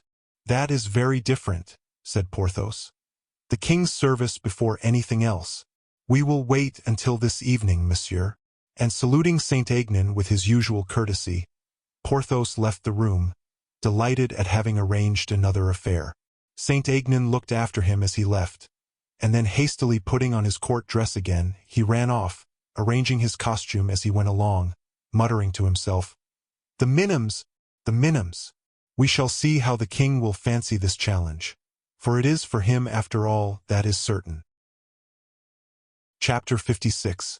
Rivals in Politics. On his return from the promenade, which had been so prolific in poetical effusions, and in which everyone had paid his or her tribute to the muses, as the poets of the period used to say, the king found M. Fouquet waiting for an audience. M. Colbert had lain in wait for his majesty in the corridor, and followed him like a jealous and watchful shadow. M. Colbert, with his square head, his vulgar and untidy, though rich costume, somewhat resembled a Flemish gentleman after he had been overindulging in his national drink beer. Fouquet, at sight of his enemy, remained perfectly unmoved, and during the whole of the scene which followed scrupulously resolved to observe a line of conduct particularly difficult to the man of superior mind, who does not even wish to show his contempt, for fear of doing his adversary too much honor. Colbert made no attempt to conceal his insolent expression of the vulgar joy he felt. In his opinion, M. Fouquet's was a game very badly played and hopelessly lost, although not yet finished. Colbert belonged to that school of politicians who think cleverness alone worthy of their admiration, and success the only thing worth caring for. Colbert, moreover, who was not simply an envious and jealous man, but who had the king's interest really at heart, because he was thoroughly imbued with the highest sense of probity in all matters of figures and accounts, could well afford to assign as a pretext for his conduct, that in hating and doing his utmost to ruin M. Fouquet, he had nothing in view but the welfare of the state and the dignity of the crown. None of these details escaped Fouquet's observation. Through his enemy's thick, bushy brows, and despite the restless movement of his eyelids, he could, by merely looking at his eyes, penetrate to the very bottom of Colbert's heart, and he read to what an unbounded extent hate towards himself and triumph at his approaching fall existed there. But as, in observing everything, he wished to remain himself impenetrable, he composed his features, smiled with the charmingly sympathetic smile that was peculiarly his own, and saluted the king with the most dignified and graceful ease and elasticity of manner. "Sire," he said, "I perceive by your majesty's joyous air that you have been gratified with the promenade." "Most gratified, indeed, Monsieur le Surintendant, most gratified. You were very wrong not to come with us, as I invited you to do." "I was working, sire," replied the superintendent, who did not even seem to take the trouble to turn aside his head in merest respect of Colbert's presence. "Ah, M. Fouquet," cried the king, "there is nothing like the country. I should be delighted to live in the country always, in the open air and under the trees." "I should hope that your majesty is not yet weary of the throne," said Fouquet. "No, but thrones of soft turf are very pleasant. Your majesty gratifies my utmost wishes in speaking in that manner, for I have a request to submit to you." "On whose behalf, monsieur?" "O behalf of the nymphs of Vaux, sire." "Ah, ah," said Louis XIV. "Your majesty, too, once deigned to make me a promise," said Fouquet. "Yes, I remember it. The fete at Vaux, the celebrated fete, I think it was, sire," said Colbert, endeavoring to show his importance by taking part in the conversation. Fouquet, with the profoundest contempt, did not take the slightest notice of the remark, as if, as far as he was concerned, Colbert had not even thought or said a word. "Your majesty is aware," he said, "that I destine my estate at Vaux to receive the most amiable of princes, the most powerful of monarchs."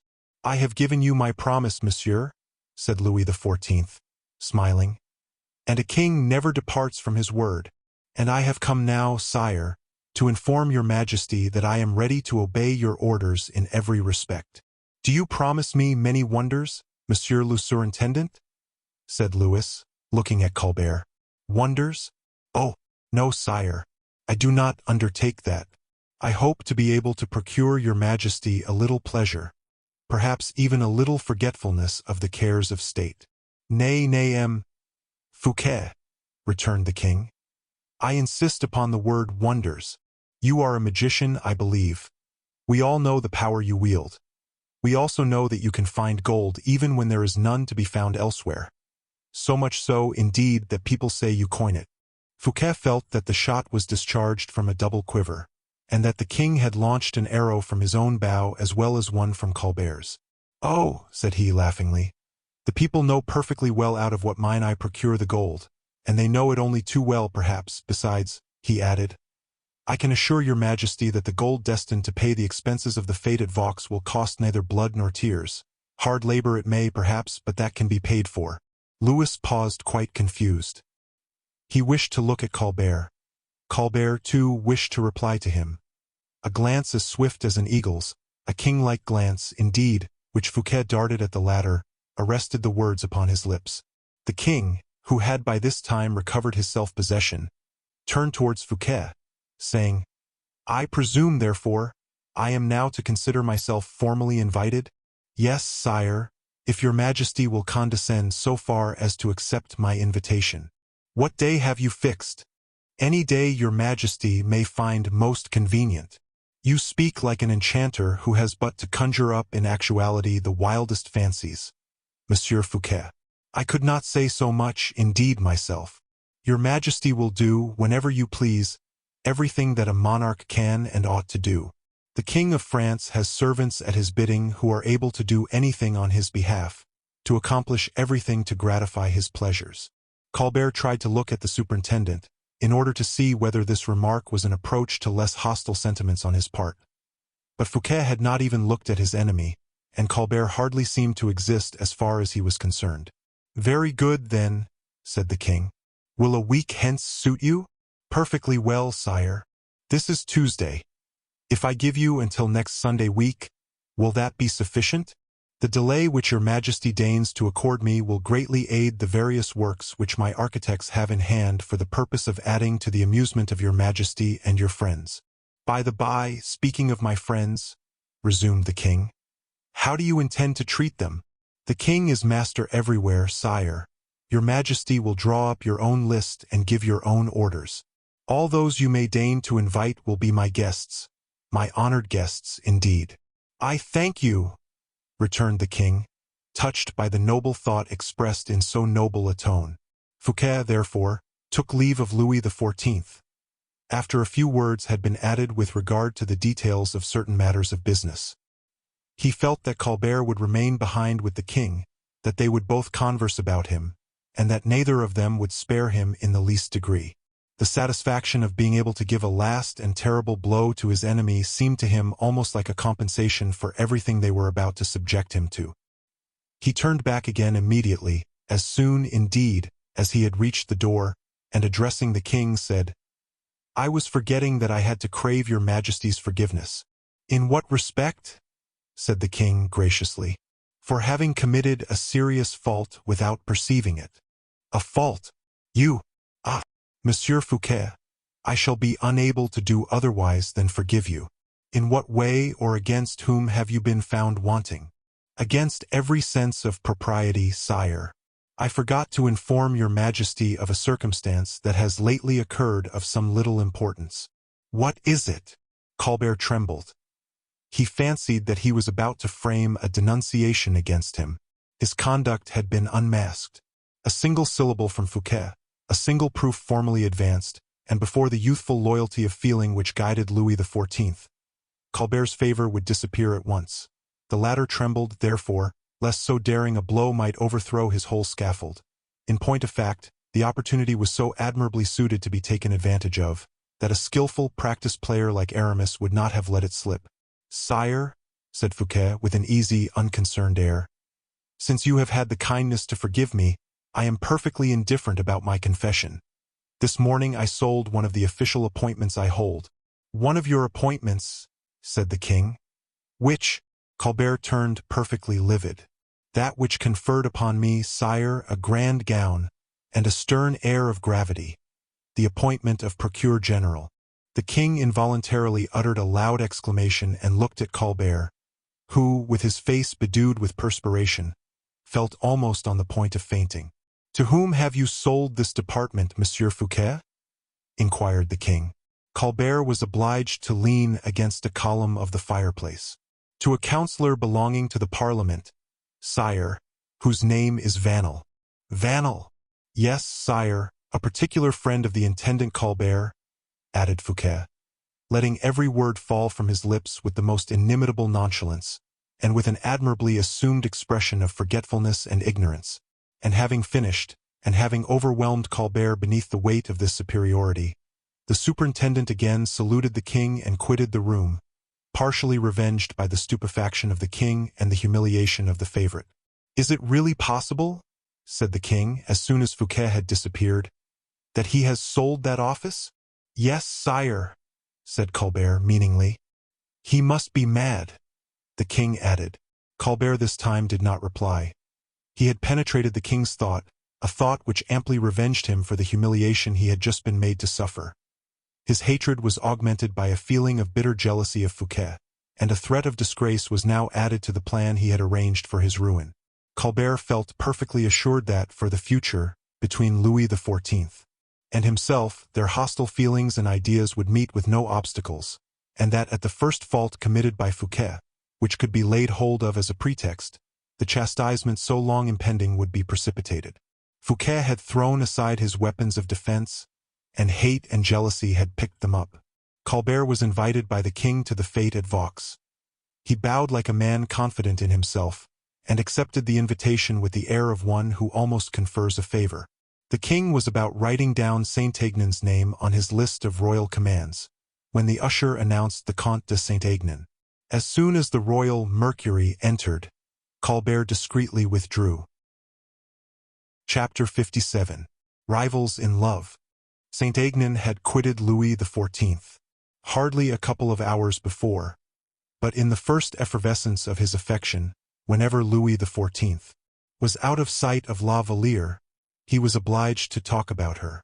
Besides, the only person with whom he could speak about her at his ease was Saint-Aignan, and thus Saint-Aignan had become an indispensable. "Ah, is that you, Comte?" he exclaimed, as soon as he perceived him, doubly delighted, not only to see him again, but also to get rid of Colbert, whose scowling face always put him out of humor. "So much the better. I am very glad to see you. You will make one of the best traveling party, I suppose." "Of what traveling part are you speaking, sire?" inquired Saint-Aignan. "The one we are making up to go to the fete the superintendent is about to give at Vaux." "Ah, Saint-Aignan, you will, at last, see a fete, a royal fete, by the side of which all our amusements at Fontainebleau are petty, contemptible affairs. At Vaux, the superintendent going to give a fete in your Majesty's honor? Nothing more than that. Nothing more than that, do you say? It is very diverting to find you treating it with so much disdain. Are you who express such an indifference on the subject, aware that as soon as it is known that M. Fouquet is going to receive me at Vaux next Sunday week, people will be striving their very utmost to get invited to the fete? I repeat, Saint-Aignan, you shall be one of the invited guests. Very well, sire, unless I shall, in the meantime, have undertaken a longer and a less agreeable journey. What journey do you allude to? The one across the Styx, sire. Bah!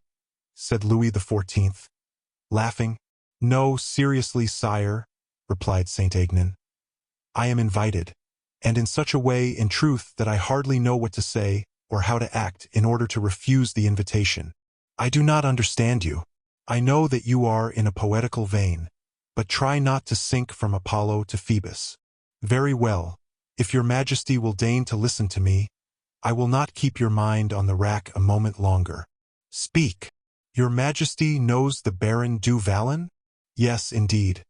A good servant to my father, the late king, and an admirable companion at table. For I think you are referring to the gentleman who dined with us at Fontainebleau? Precisely so, but you have omitted to add to his other qualifications, sire, that he is a most charming polisher off of other people. What? Does M. du Vallon wish to polish you off? Or to get me killed, which is much the same thing? The deuce! Do not laugh, sire, for I am not saying one word beyond the exact truth. And you say he wishes to get you killed. Such is that excellent person's present idea. Be easy. I will defend you if he be in the wrong. Ah, there is an if. Of course, answer me as candidly as if it were someone else's affair instead of your own, my poor Saint-Aignan. Is he right or wrong? Your Majesty shall be the judge. What have you done to him? To him, personally, nothing at all. But it seems to one of his friends I have. It is all the same. Is his friend one of the celebrated four? No. It is the son of one of the celebrated four, though. What have you done to the son? Come, tell me. Why, it seems that I have helped someone to take his mistress from him. You confess it then? I cannot help confessing it, for it is true. In that case you are wrong, and if he were to kill you, he would be doing perfectly right. Ah, that is your Majesty's way of reasoning. Then, do you think it a bad way? It is a very expeditious way at all events. Good justice is prompt. So my grandfather Henry IV used to say. In that case, your Majesty will, perhaps, be good enough to sign my adversary's pardon, for he is now waiting for me at the minims, for the purpose of putting me out of my misery. His name, and a parchment. There is a parchment upon your Majesty's table. And for his name, well, what is it? The Vicomte de Bragelonne, sire. The Vicomte de Bragelonne, exclaimed the king, changing from a fit of laughter to the most profound stupor, and then, after a moment's silence, while he wiped his forehead, which was bedewed with perspiration, he again murmured, Bragelonne, no other, sire. Bragelonne, who was affianced to. Yes, sire. But he has been in London. Yes. But I can assure you, sire, he is there no longer. Is he in Paris, then? He is at Minims, sire, where he is waiting for me, as I have already had the honor of telling you. Does he know all? Yes, and many things besides.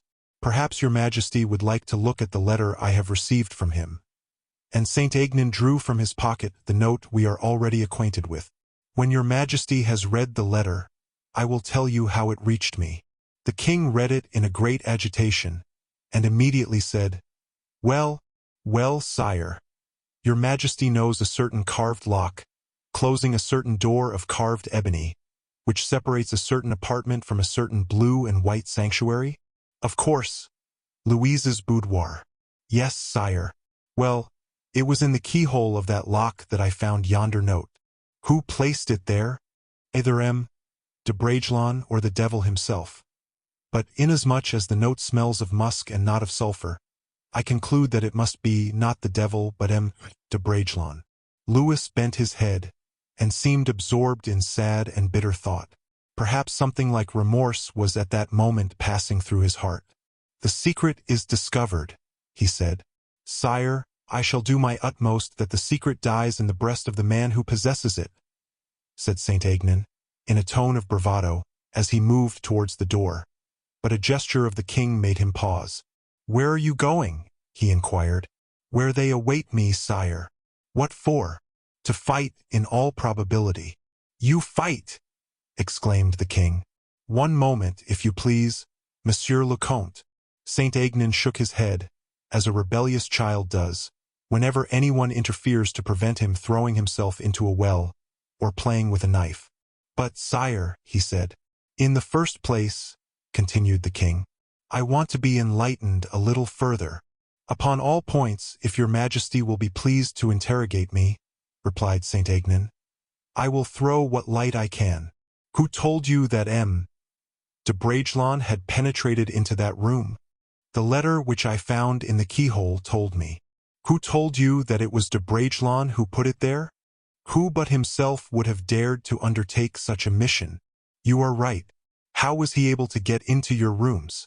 Ah, that is very serious, inasmuch as all the doors were closed, and my lackey Basque had the keys in his pocket. Your lackey must have been bribed. Impossible, sire, for if he had been bribed, those who did so would not have sacrificed the poor fellow, whom, it is not unlikely, they might want to turn to further use by and by, in showing so clearly that it was he whom they had made use of. Quite true. And now I can only form one conjecture. Tell me what it is, sire, and we shall see if it is the same that has presented itself to my mind. That he effected an entrance by means of the staircase. Alas, sire, that seems to me more than probable. There is no doubt that someone must have sold the secret of the trapdoor. either sold it or given it.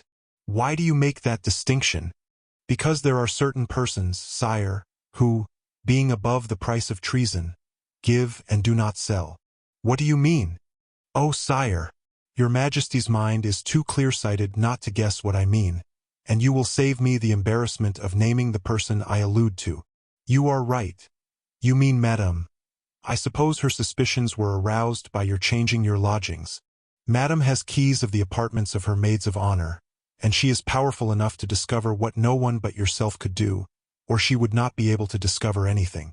And you suppose, then, that my sister must have entered into an alliance with Bragelonne, and has informed him of all the details of the affair. Possibly even better still, for she perhaps accompanied him there. Which way? Through your own apartments. You think it impossible, sire? Well, listen to me.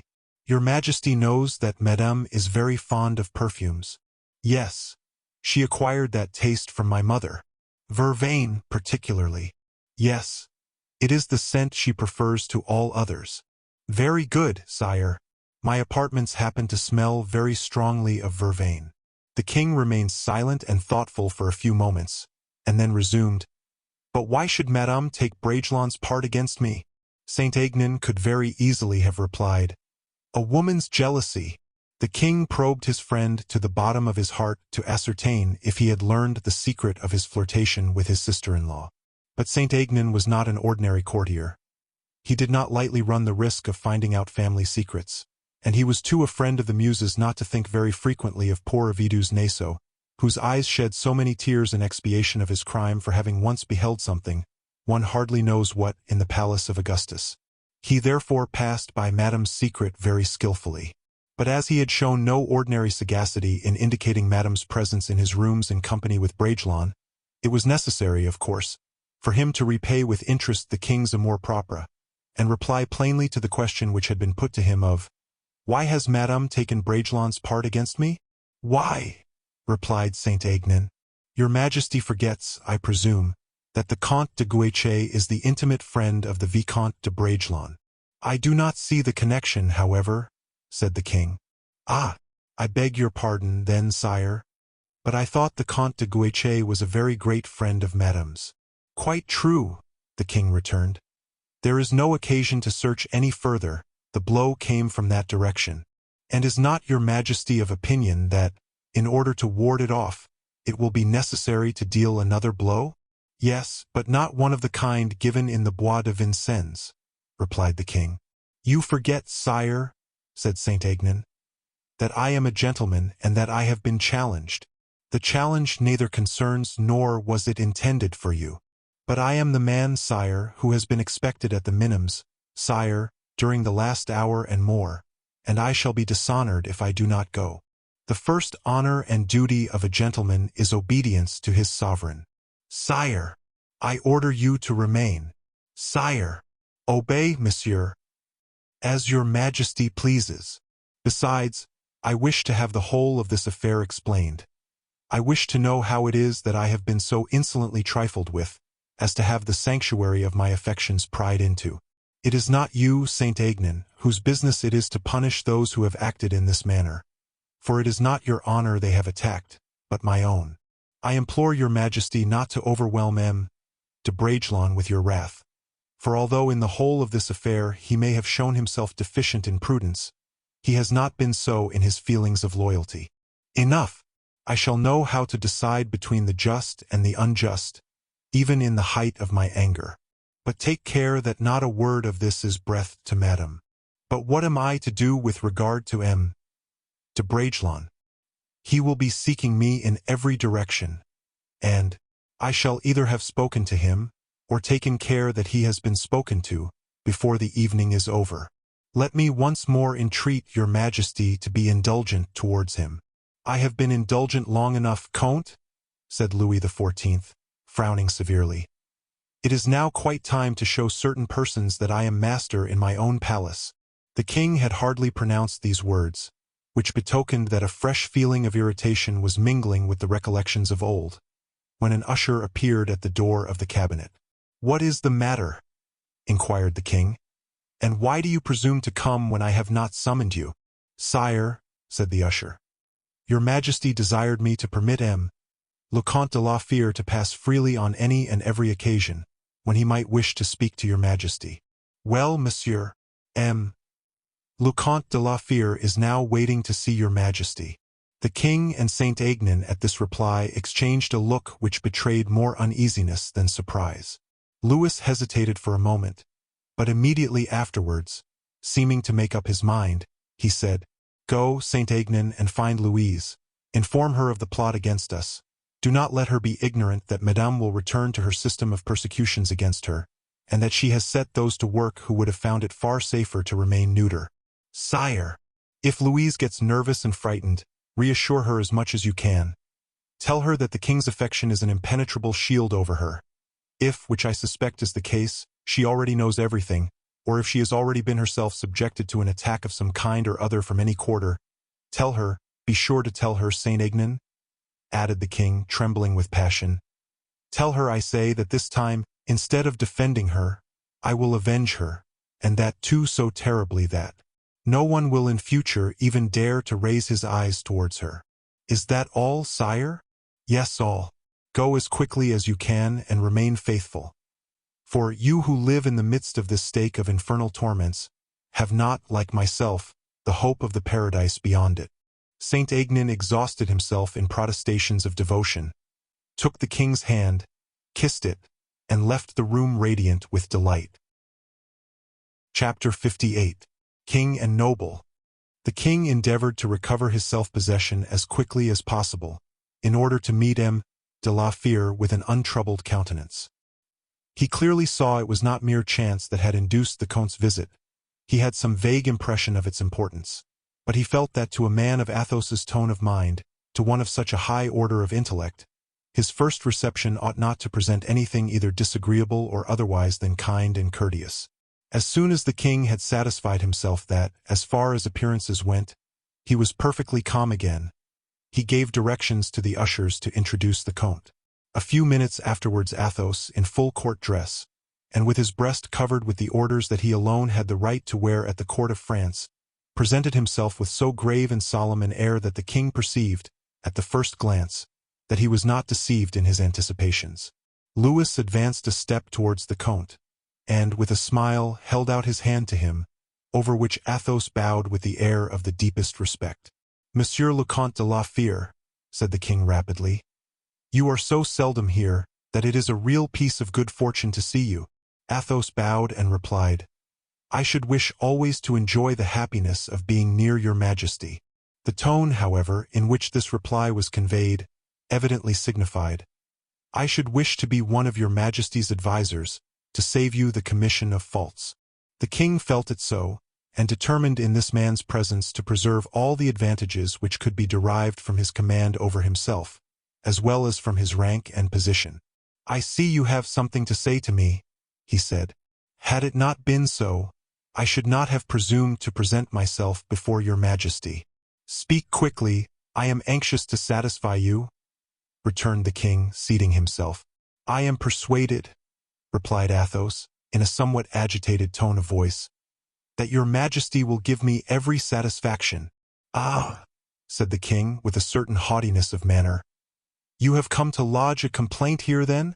It would be a complaint, returned Athos, only in the event of your Majesty. But if you will deign to permit me, sire, I will begin the conversation from the very commencement. Do so, I am listening. Your Majesty will remember that at the period of the Duke of Buckingham's departure, I had the honor of an interview with you. At or about that period, I think I remember you did. Only, with regard to the subject of the conversation, I have quite forgotten it. Athos started as he replied, I shall have the honor to remind your Majesty of it. It was with regard to a formal demand I had addressed to you respecting a marriage which de Bragelonne wished to contract with Mademoiselle de la Valliere. Ah, thought the king, we have come to it now. I remember, he said aloud. At that period, pursued Athos, your Majesty was so kind and generous towards de Bragelonne and myself, that not a single word which then fell from your lips has escaped my memory, and when I asked your Majesty to accord me Mademoiselle de la Valliere's hand for de Bragelonne, you refused. Quite true, said Louis dryly.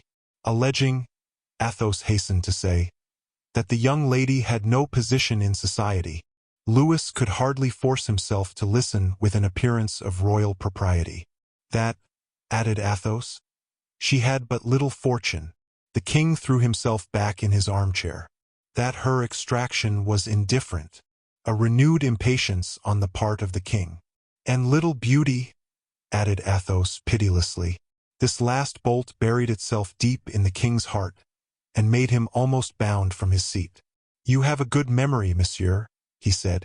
I invariably have, on occasions when I have had the distinguished honor of an interview with your majesty, retorted the Comte, without being in the least disconcerted. Very good.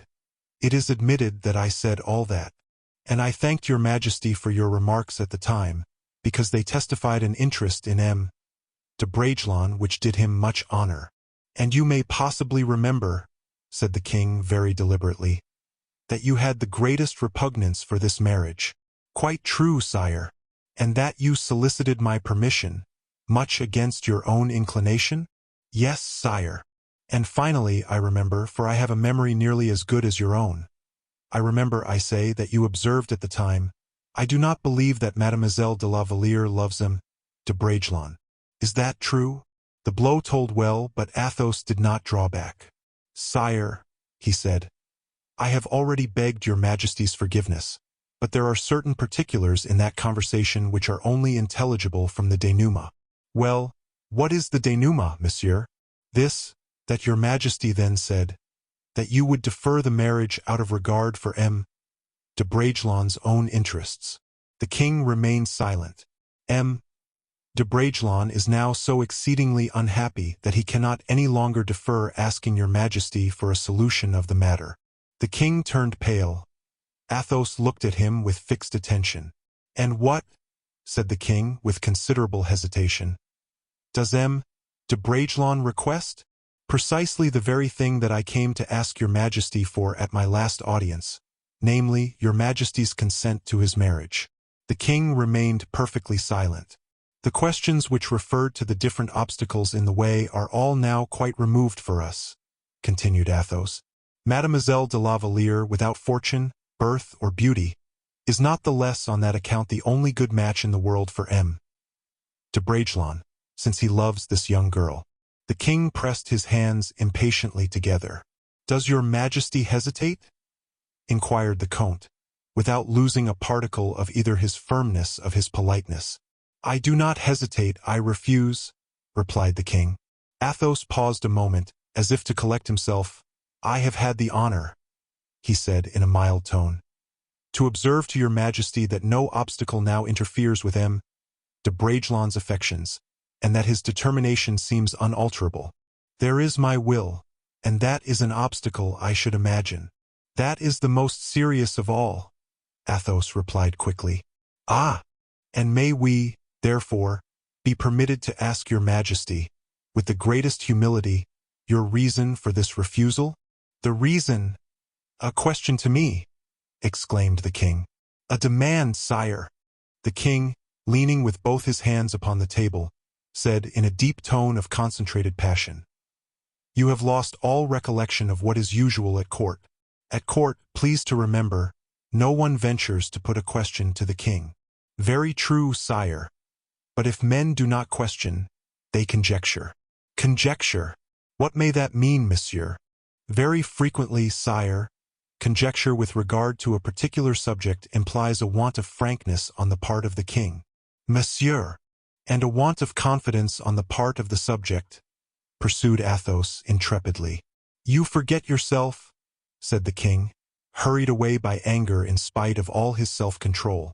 Sire, I am obliged to seek elsewhere for what I thought I should find in your majesty. Instead of obtaining a reply from you, I am compelled to make one for myself. The king rose.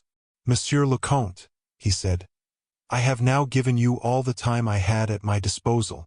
This was a dismissal. Sire, replied the Comte, I have not yet had time to tell your majesty what I came with the express object of saying, and I so rarely see your majesty that I ought to avail myself of the opportunity. Just now you spoke rudely of conjectures. You are now becoming offensive, monsieur. Oh, sire, Offend your majesty. I never. All my life through I have maintained that kings are above all other men, not only from their rank and power, but from their nobleness of heart and their true dignity of mind. I never can bring myself to believe that my sovereign, he who passed his word to me, did so with a mental reservation. What do you mean? What mental reservation do you allude to? I will explain my meaning, said Athos coldly. If, in refusing Mademoiselle de la Valliere to Monsieur de Bragelonne, your Majesty had some other object in view than the happiness and fortune of the Vicomte, you perceive, Monsieur, that you are offending me. If, in requiring the Vicomte to delay his marriage, your Majesty's only object was to remove the gentleman to whom Mademoiselle de la Valliere was engaged. Monsieur, I have heard it said so in every direction, sire. Your Majesty's affection for Mademoiselle de la Valliere is spoken of on all sides. The king tore his gloves, which he had been biting for some time. Woe to those, he cried, who interfere in my affairs. I have made up my mind to take a particular course, and I will break through every obstacle in my way. What obstacle? Said Athos. The king stopped short, like a horse which, having taken the bit between his teeth and run away, finds it has slipped it back again, and that his career is checked. I love Mademoiselle de la Valliere, he said suddenly, with mingled nobleness of feeling and passion. But, interrupted Athos, that does not preclude your Majesty from allowing M. de Bragelonne to marry Mademoiselle de la Valliere. The sacrifice is worthy of so great a monarch. It is fully merited by M. de Bragelonne, who has already rendered great service to your Majesty, and who may well be regarded as a brave and worthy man. Your Majesty, therefore, in renouncing the affection you entertain, offers a proof at once of generosity, gratitude, and good policy. Mademoiselle de la Valliere does not love M. de Bragelonne, said the king hoarsely. Does your Majesty know that to be the case? Remarked Athos with a searching look. I do know it. Since a very short time, then, for doubtless, had your Majesty known it when I first preferred my request, you would have taken the trouble to inform me of it. Since a very short time, it is true, monsieur. Athos remained silent for a moment, and then resumed. In that case, I do not understand why your Majesty should have sent M. de Bragelonne to London. That exile, and most properly so, too, is a matter of astonishment to every one who regards your Majesty's honor with sincere affection. Who presumes to impugn my honor, Monsieur de la Fere? The king's honor, sire, is made up of the honor of his whole nobility. Whenever the king offends one of his gentlemen, that is, whenever he deprives him of the smallest particle of his honor, it is from him, from the king himself, that that portion of honor is stolen. Monsieur de la Fere, said the king haughtily, sire, you sent M. de Bragelonne to London either before you were Mademoiselle de la Valliere's lover, or since you have become so. The king, irritated beyond measure, especially because he felt that he was being mastered, endeavored to dismiss Athos by a gesture. Sire, replied the Comte, I will tell you all. I will not leave your presence until I have been satisfied by your Majesty or by myself. Satisfied if you prove to me that you are right. Satisfied if I prove to you that you are wrong. Nay, sire, you can but listen to me. I am old now, and I am attached to everything that is really great and really powerful in your kingdom. I am of those who have shed their blood for your father and for yourself, without ever having asked a single favor either from yourself or from your father. I have never inflicted the slightest wrong or injury on anyone in this world, and even kings are still my debtors. You can but listen to me, I repeat. I have come to ask you for an account of the honor of one of your servants whom you have deceived by a falsehood, or betrayed by want of heart of judgment. I know that these words irritate your Majesty, but the facts themselves are killing us. I know that you are endeavoring to find some means whereby to chastise me for my frankness, but I know also the chastisement I will implore God to inflict upon you when I relate to him your perjury and my son's unhappiness. The king during these remarks was walking hurriedly to and fro, his hand thrust into the breast of his coat, his head haughtily raised, his eyes blazing with wrath. Monsieur, he cried suddenly, if I acted towards you as a king, you would be already punished. But I am only a man, and I have the right to love in this world everyone who loves me, a happiness which is so rarely found. You cannot pretend to such a right as a man any more than as a king, sire, or if you intend to exercise that right in a loyal manner, you should have told M. de Bragelonne so, and not have exiled him. It is too great a condescension, monsieur, to discuss these things with you, interrupted Louis XIV. With that majesty of air and manner he alone seemed able to give his look and his voice. I was hoping that you would reply to me, said the Comte. You shall know my reply, monsieur. You already know my thoughts on the subject, was the Comte de la Fere's answer. You have forgotten you are speaking to the king, monsieur. It is a crime. You have forgotten you are destroying the lives of two men, sire. It is a mortal sin. Leave the room. Not until I have said this, son of Louis XIII. You begin your reign badly, for you begin it by abduction and disloyalty. My race, myself too, are now freed from all that affection and respect towards you, which I made my son swear to observe in the vaults of Saint Denis, in the presence of the relics of your noble forefathers. You are now become our enemy, sire, and henceforth we have nothing to do save with heaven alone, our sole master. Be warned, sire. What? Do you threaten? Oh, no, said Athos sadly. I have as little bravado as fear in my soul. The God of whom I spoke to you is now listening to me. He knows that for the safety and honor of your crown I would even yet shed every drop of blood 20 years of civil and foreign warfare have left in my veins. I can well say, then, that I threaten the king as little as I threaten the man. But I tell you, sire, you lose two servants, for you have destroyed faith in the heart of the father and love in the heart of the son. The one ceases to believe in the royal word, the other no longer believes in the loyalty of the man or the purity of woman. The one is dead to every feeling of respect, the other to obedience. Adieu! Thus saying, Athos broke his sword across his knee, slowly placed the two pieces upon the floor, and saluting the king, who was almost choking from rage and shame, he quitted the cabinet. Louis, who sat near the table, completely overwhelmed, was several minutes before he could collect himself. But he suddenly rose and rang the bell violently. Tell M. D'Artagnan to come here, he said to the terrified ushers. Chapter 59. After the storm. Our readers will doubtlessly have been asking themselves how it happened that Athos, of whom not a word has been said for some time past, arrived so very opportunely at court. We will, without delay, endeavor to satisfy their curiosity. Porthos, faithful to his duty as an arranger of affairs, had, immediately after leaving the Palais Royal, set off to join Raoul at the Minims in the Bois de Vincennes, and had related everything, even to the smallest details, which had passed between Saint Aignan and himself. He finished by saying that the message which the king had sent to his favorite would probably not occasion more than a short delay, and that Saint Aignan, as soon as he could leave the king, would not lose a moment in accepting the invitation Raoul had sent him. But Raoul, less credulous than his old friend, had concluded from Porthos's recital that if Saint Aignan was going to the king, Saint Aignan would tell the king everything, and that the king would most assuredly forbid Saint Aignan to obey the summons he had received to the hostile meeting. The consequence of his reflections was that he had left Porthos to remain at the place appointed for the meeting, in the very improbable case that Saint Aignan would come there. Having endeavored to make Porthos promise that he would not remain there more than an hour or an hour and a half at the very longest. Porthos, however, formally refused to do anything of the kind, but, on the contrary, installed himself in the Minims as if he were going to take root there, making Raoul promise that when he had been to see his father, he would return to his own apartments, in order that Porthos's servant might know where to find him in case M. de Saint Aignan should happen to come to the rendezvous. Bragelonne had left Vincennes and proceeded at once straight to the apartments of Athos, who had been in Paris during the last 2 days, the Comte having been already informed of what had taken place, by a letter from D'Artagnan. Raoul arrived at his father's.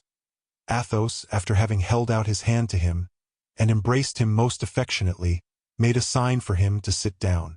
I know you come to me as a man would go to a friend, Vicomte, whenever he is suffering. Tell me, therefore, what is it that brings you now? The young man bowed and began his recital. More than once in the course of it his tears almost choked his utterance, and a sob, checked in his throat, compelled him to suspend his narrative for a few minutes. Athos most probably already knew how matters stood. As we have just now said, D'Artagnan had already written to him. But, preserving until the conclusion that calm, unruffled composure of manner which constituted the almost superhuman side of his character, he replied, "Raoul, I do not believe there is a word of truth in these rumors. I do not believe in the existence of what you fear, although I do not deny that persons best entitled to the fullest credit have already conversed with me on the subject. In my heart and soul I think it utterly impossible that the king could be guilty of such an outrage on a gentleman. I will answer for the king, therefore, and will soon bring you back the proof of what I say." Raoul, wavering like a drunken man between what he had seen with his own eyes and the imperturbable faith he had in a man who had never told a falsehood, bowed and simply answered, "Go then, Monsieur le Comte. I will await your return." And he sat down, burying his face in his hands. Athos dressed and then left him in order to wait upon the king. The result of that interview is already known to our readers. When he returned to his lodgings, Raoul, pale and dejected, had not quitted his attitude of despair. At the sound, however, of the opening doors, and of his father's footsteps as he approached him, the young man raised his head. Athos's face was very pale, his head uncovered, and his manner full of seriousness. He gave his cloak and hat to the lackey, dismissed him with a gesture, and sat down near Raoul. "Well, monsieur?" inquired the young man. "Are you convinced yet?" "I am, Raoul. The king loves Mademoiselle de la Valliere." "He confesses it, then?" cried Raoul. "Yes," replied Athos. "And she?" "I have not seen her." "No, but the king spoke to you about her. What did he say?" "He says that she loves him." "Oh, you see, monsieur," said the young man with a gesture of despair. "Raoul," resumed the Comte, "I told the king, believe me, all that you yourself could possibly have urged, and I believe I did so in becoming language, though sufficiently firm." "And what did you say to him, monsieur?" "I told him, Raoul, that everything was now at an end between him and ourselves, that you would never serve him again. I told him that I, too, should remain aloof. Nothing further remains for me, then, but to be satisfied of one thing." "What is that, monsieur?" "Whether you have determined to adopt any steps." "Any steps? Regarding what?" "With reference to your disappointed affection, and your ideas of vengeance." "Oh, monsieur, with regard to my affection, I shall, perhaps, some day or other, succeed in tearing it from my heart. I trust one shall do so, aided by heaven's merciful help and your own wise exhortations. As far as vengeance is concerned, it occurred to me only when under the influence of an evil thought, for I could not revenge myself upon the one who is actually guilty. I have, therefore, already renounced every idea of revenge."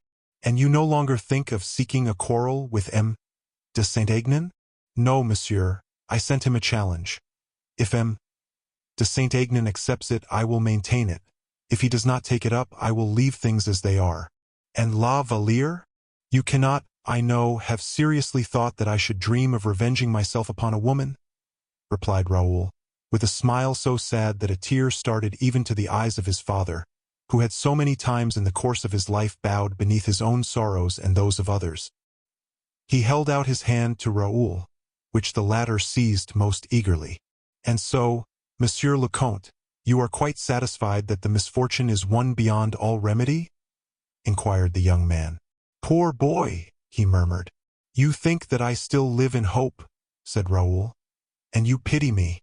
Oh, it is indeed horrible suffering for me to despise, as I am bound to do, the one I have loved so devotedly. If I had but some real cause of complaint against her, I should be happy, I should be able to forgive her."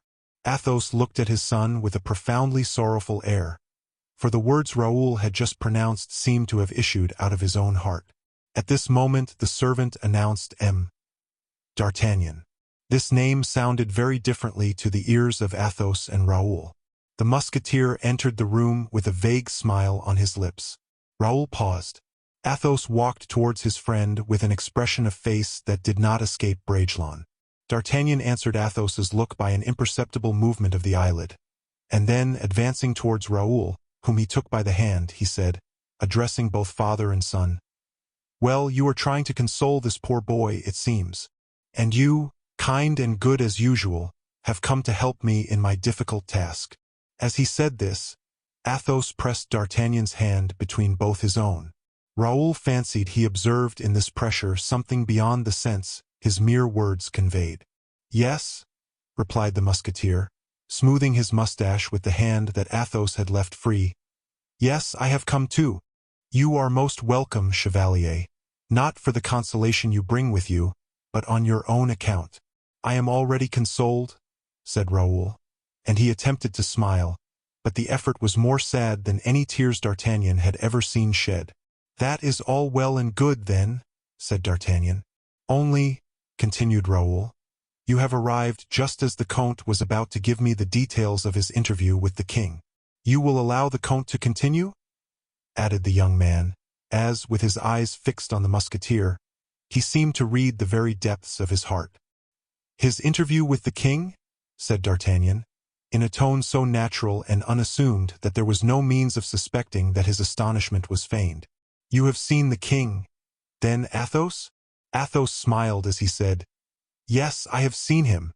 "Ah, indeed. You were unaware, then, that the Count had seen his Majesty?" inquired Raoul, half reassured. "Yes, indeed, quite so." "In that case, I am less uneasy," said Raoul. "Uneasy, and about what?" inquired Athos. "Forgive me, monsieur," said Raoul, "but knowing so well the regard and affection you have for me, I was afraid you might possibly have expressed somewhat plainly to His Majesty my own sufferings and your indignation, and that the king had consequently—" "And that the king had consequently?" repeated D'Artagnan. "Well, go on, finish what you were going to say." "I have now to ask you to forgive me, Monsieur D'Artagnan," said Raoul. "For a moment, and I cannot help confessing it, I trembled lest you had come here, not as M. D'Artagnan, but as captain of the Musketeers." "You are mad, my poor boy?" cried D'Artagnan, with a burst of laughter, in which an exact observer might perhaps have wished to have heard a little more frankness. "So much the better," said Raoul. "Yes, mad. And do you know what I would advise you to do? Tell me, monsieur, for the advice is sure to be good, as it comes from you." "Very good, then. I advise you, after your long journey from England, after your visit to M. de Guiche, after your visit to Madame, after your visit to Porthos, after your journey to Vincennes, I advise you, I say, to take a few hours' rest. Go and lie down, sleep for a dozen hours, and when you wake up, go and ride one of my horses until you have tired him to death." And drawing Raoul towards him, he embraced him as he would have done his own child. Athos did the like, only it was very visible that the kiss was still more affectionate, and the pressure of his lips even warmer with the father than with the friend. The young man again looked at both his companions, endeavoring to penetrate their real meaning or their real feelings with the utmost strength of his intelligence. But his look was powerless upon the smiling countenance of the Musketeer or upon the calm and composed features of the Comte de la Fere. "Where are you going, Raoul?" inquired the latter, seeing that Bragelonne was preparing to go out. "To my own apartments," replied the latter in his soft, sad voice. "We shall be sure to find you there. Then, if we should have anything to say to you?" "Yes, monsieur. But do you suppose it likely you will have something to say to me?" "How can I tell?" said Athos. "Yes, something fresh to console you with," said D'Artagnan, pushing him towards the door. Raoul, observing the perfect composure which marked every gesture of his two friends, quitted the Count's room, carrying away with him nothing but the individual feeling of his own particular distress. "Thank heaven," he said. "Since that is the case, I need only think of myself." And wrapping himself up in his cloak, in order to conceal from the passers-by in the streets his gloomy and sorrowful face, he quitted them, for the purpose of returning to his own rooms, as he had promised Porthos. The two friends watched the young man as he walked away with a feeling of genuine disinterested pity, only each expressed it in a different way. "Poor Raoul," said Athos, sighing deeply. "Poor Raoul," said D'Artagnan, shrugging his shoulders. Chapter 60. "You, miser!" "Poor Raoul," had said Athos. "Poor Raoul," had said D'Artagnan, and, in point of fact, to be pitied by both these men, Raoul must indeed have been most unhappy, and therefore, when he found himself alone, face to face, as it were, with his own troubles, leaving behind him the intrepid friend and the indulgent father. When he recalled the avowal of the king's affection, which had robbed him of Louise de la Valliere, whom he loved so deeply, he felt his heart almost breaking, as indeed we all have at least once in our lives, at the first illusion destroyed, the first affection betrayed. "Oh," he murmured, "all is over then. Nothing is now left me in this world. Nothing to look forward to, nothing to hope for. Guiche has told me so, my father has told me so, D'Artagnan has told me so. All life is but an idle dream. The future which I have been hopelessly pursuing for the last 10 years is a dream. The union of hearts, a dream. A life of love and happiness, a dream. Poor fool that I am," he continued after a pause. "To dream away my existence aloud, publicly, and in the face of others, friends and enemies.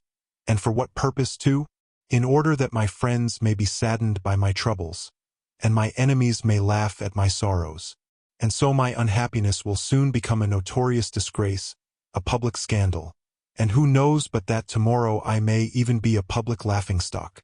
And, despite the composure which he had promised his father and D'Artagnan to observe, Raoul could not resist uttering a few words of darkest menace.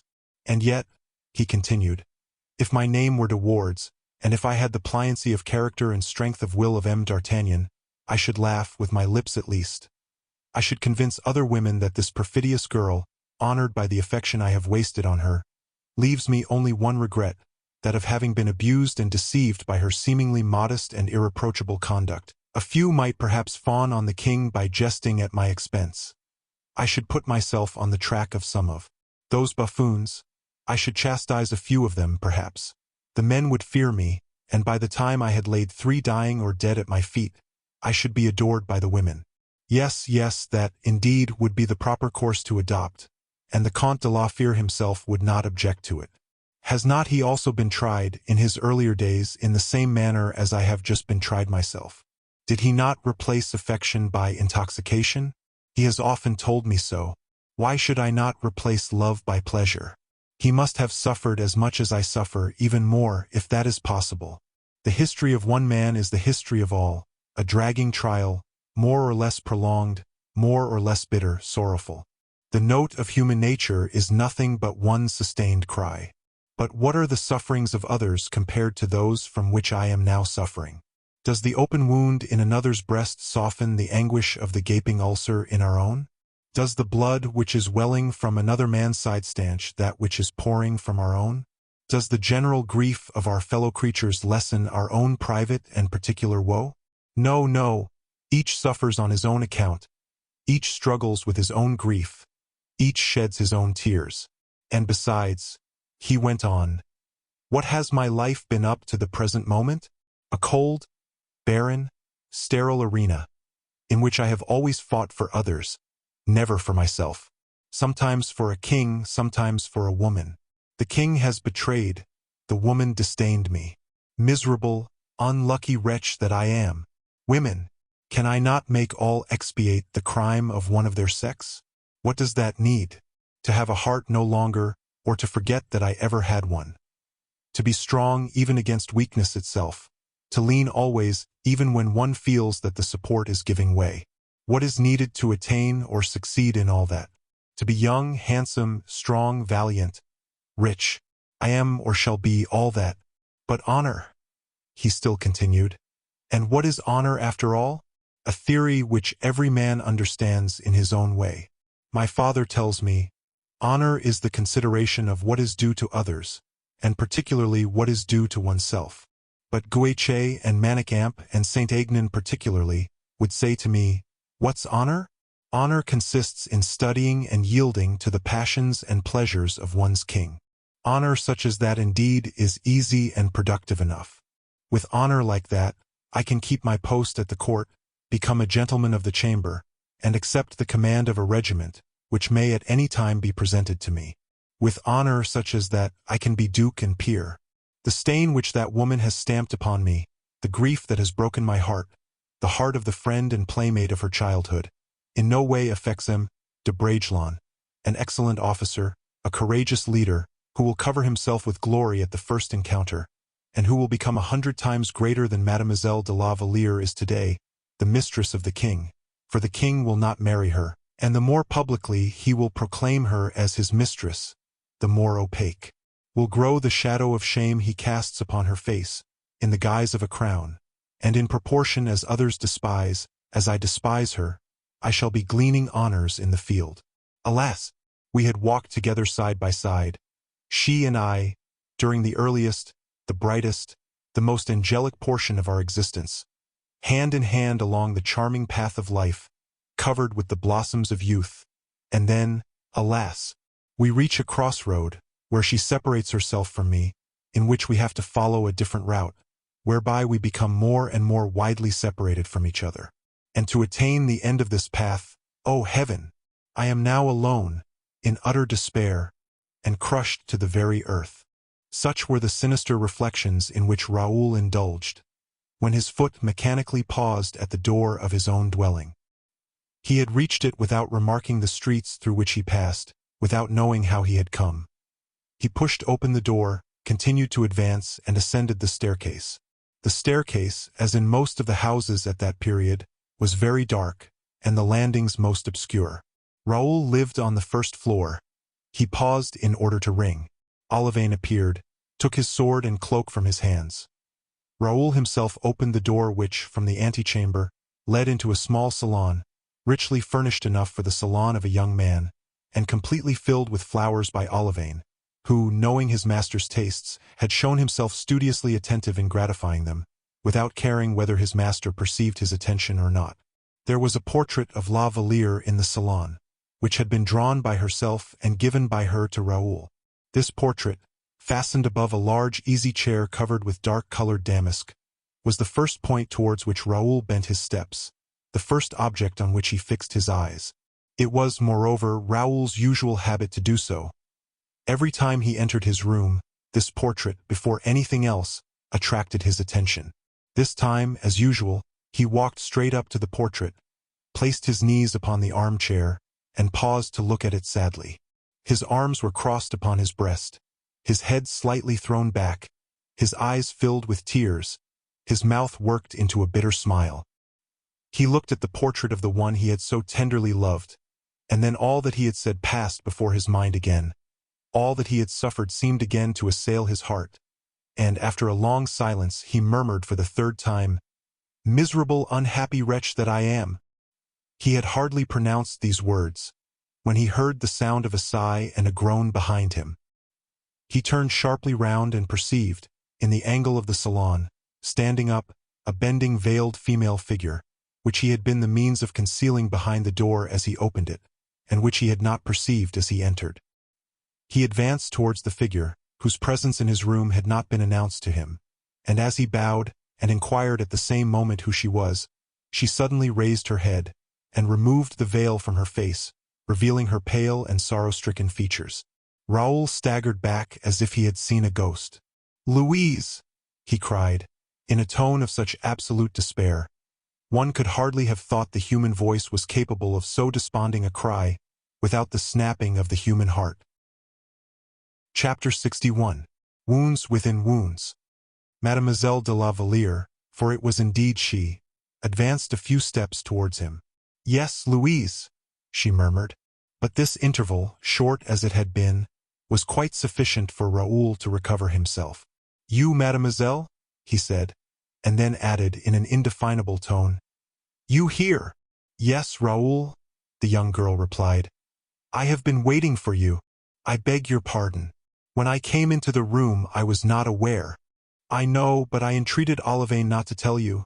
She hesitated, and as Raoul did not attempt to interrupt her, a moment's silence ensued, during which the sound of their throbbing hearts might have been heard, not in unison with each other, but the one beating as violently as the other. It was for Louise to speak, and she made an effort to do so. "I wished to speak to you," she said. "It was absolutely necessary that I should see you myself, alone. I have not hesitated to adopt a step which must remain secret. For no one, except yourself, could understand my motive, Monsieur de Bragelonne." "In fact, mademoiselle," Raoul stammered out, almost breathless from emotion, As far as I am concerned, and despite the good opinion you have of me, I confess, will you do me the great kindness to sit down and listen to me?" said Louise, interrupting him with her soft, sweet voice. Bragelonne looked at her for a moment. Then, mournfully shaking his head, he sat, or rather fell down on a chair. "Speak," he said. She cast a glance all round her. This look was a timid entreaty, and implored secrecy far more effectually than her expressed words had done a few minutes before. Raoul rose, and went to the door, which he opened. "Olivain," he said, "I am not within for anyone." And then, turning towards Louise, he added, "Is not that what you wished?" Nothing could have produced a greater effect upon Louise than these few words, which seemed to signify, "You see that I still understand you." She passed a handkerchief across her eyes, in order to remove a rebellious tear which she could not restrain. And then, having collected herself for a moment, she said, "Raoul, do not turn your kind, frank look away from me. You are not one of those men who despise a woman for having given her heart to another, even though her affection might render him unhappy, or might wound his pride." Raoul did not reply. "Alas," continued La Valliere, "it is only too true my cause is a bad one, and I cannot tell in what way to begin. It will be better for me, I think, to relate to you very simply everything that has befallen me. As I shall speak but the pure and simple truth, I shall always find my path clear before me in spite of the obscurity and obstacles I have to brave in order to solace my heart, which is full to overflowing, and wishes to pour itself out at your feet." Raoul continued to preserve the same unbroken silence. La Valliere looked at him with an air that seemed to say, "Encourage me, for pity's sake, but a single word." But Raoul did not open his lips, and the young girl was obliged to continue. "Just now," she said, "M. de Saint-Aignan came to me by the king's directions." She cast down her eyes as she said this, while Raoul, on his side, turned his away in order to avoid looking at her. "M. de Saint-Aignan came to me from the king," she repeated, "and told me that you knew all." And she attempted to look Raoul in the face after inflicting this further wound upon him, in addition to the many others he had already received. But it was impossible to meet Raoul's eyes. "He told me you were incensed with me, and justly so, I admit." This time Raoul looked at the young girl, and a smile full of disdain passed across his lips. "Oh," she continued, "I entreat you, do not say that you have had any other feeling against me than that of anger merely. Raoul, wait until I have told you all. Wait until I have said to you all that I had to say, all that I came to say." Raoul, by the strength of his iron will, forced his features to assume a calmer expression, and the disdainful smile upon his lip passed away. "In the first place," said La Valliere, "in the first place, with my hands raised in entreaty towards you, with my forehead bowed to the ground before you, I entreat you, as the most generous, as the noblest of men, to pardon, to forgive me. If I have left you in ignorance of what was passing in my own bosom, never, at least, would I have consented to deceive you. Oh, I entreat you, Raoul, I implore you on my knees, answer me one word, even though you wrong me in doing so. Better, far better, an injurious word from your lips than suspicion resting in your heart." "I admire your subtlety of expression, mademoiselle," said Raoul, making an effort to remain calm. "To leave another in ignorance that you are deceiving him is loyal, but to deceive him, it seems that would be very wrong, and that you would not do it. Monsieur, for a long time I thought that I loved you better than anything else, and so long as I believed in my affection for you, I told you that loved you. I could have sworn it on the altar, but a day came when I was undeceived. Well, on that day, mademoiselle, knowing that I still continued to love you, true loyalty of conduct should have forced you to inform me you had ceased to love me. But on that day, Raoul, on that day, when I read in the depths of my own heart, when I confessed to myself that you no longer filled my mind entirely, when I saw another future before me than that of being your friend, your lifelong companion, your wife, on that day, Raoul, you were not, alas, any more beside me. But you knew where I was, mademoiselle. You could have written to me. Raoul, I did not dare to do so. Raoul, I have been weak and cowardly. I knew you so thoroughly. I knew how devotedly you loved me, that I trembled at the bare idea of the grief I was about to cause you. And that is so true, Raoul, that this very moment I am now speaking to you, bending thus before you, my heart crushed in my bosom, my voice full of sighs, my eyes full of tears. It is so perfectly true, that I have no other defense than my frankness, I have no other sorrow greater than that which I read in your eyes. Raoul attempted to smile. No, said the young girl with a profound conviction. No, no, you will not do me so foul a wrong as to disguise your feelings before me now. You loved me. You were sure of your affection for me. You did not deceive yourself.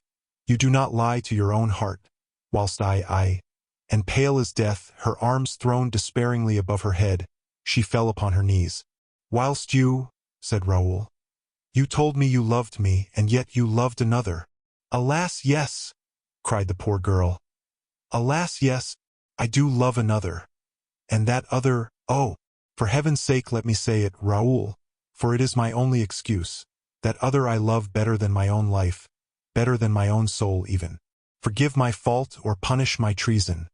Raoul, I came here in no way to defend myself, but merely to say to you, you know what it is to love. In such a case am I. I love to that degree, that I would give my life, my very soul, to the man I love. If he should ever cease to love me, I shall die of grief and despair, unless heaven come to my assistance, unless heaven does show pity upon me. Raoul, I came here to submit myself to your will, whatever it might be, to die if it were your wish I should die. Kill me, then, Raoul, if in your heart you believe I deserve death. Take care, mademoiselle, said Raoul. The woman who invites death is one who has nothing but her heart's blood to offer to her deceived and betrayed lover. You are right, she said. Raoul uttered a deep sigh, as he exclaimed, and you love without being able to forget? I love without a wish to forget, without a wish ever to love anyone else, replied La Valliere. Very well, said Raoul. You have said to me, in fact, all you had to say, all I could possibly wish to know. And now, mademoiselle, it is I who ask your forgiveness, for it is I who have almost been an obstacle in your life. I, too, who have been wrong, for, in deceiving myself, I helped to deceive you. Oh, said La Valliere, I do not ask you so much as that, Raoul. I only am to blame, mademoiselle, continued Raoul. Better informed than yourself of the difficulties of this life, I should have enlightened you. I ought not to have relied upon uncertainty. I ought to have extracted an answer from your heart, whilst I hardly even sought an acknowledgment from your lips. Once more, mademoiselle, it is I who ask your forgiveness. Impossible, impossible, she cried. You are mocking me. How impossible? Yes, it is impossible to be so good and kind, perfect to such a degree as that. Take care, said Raoul with a bitter smile. For presently you may say perhaps I did not love you.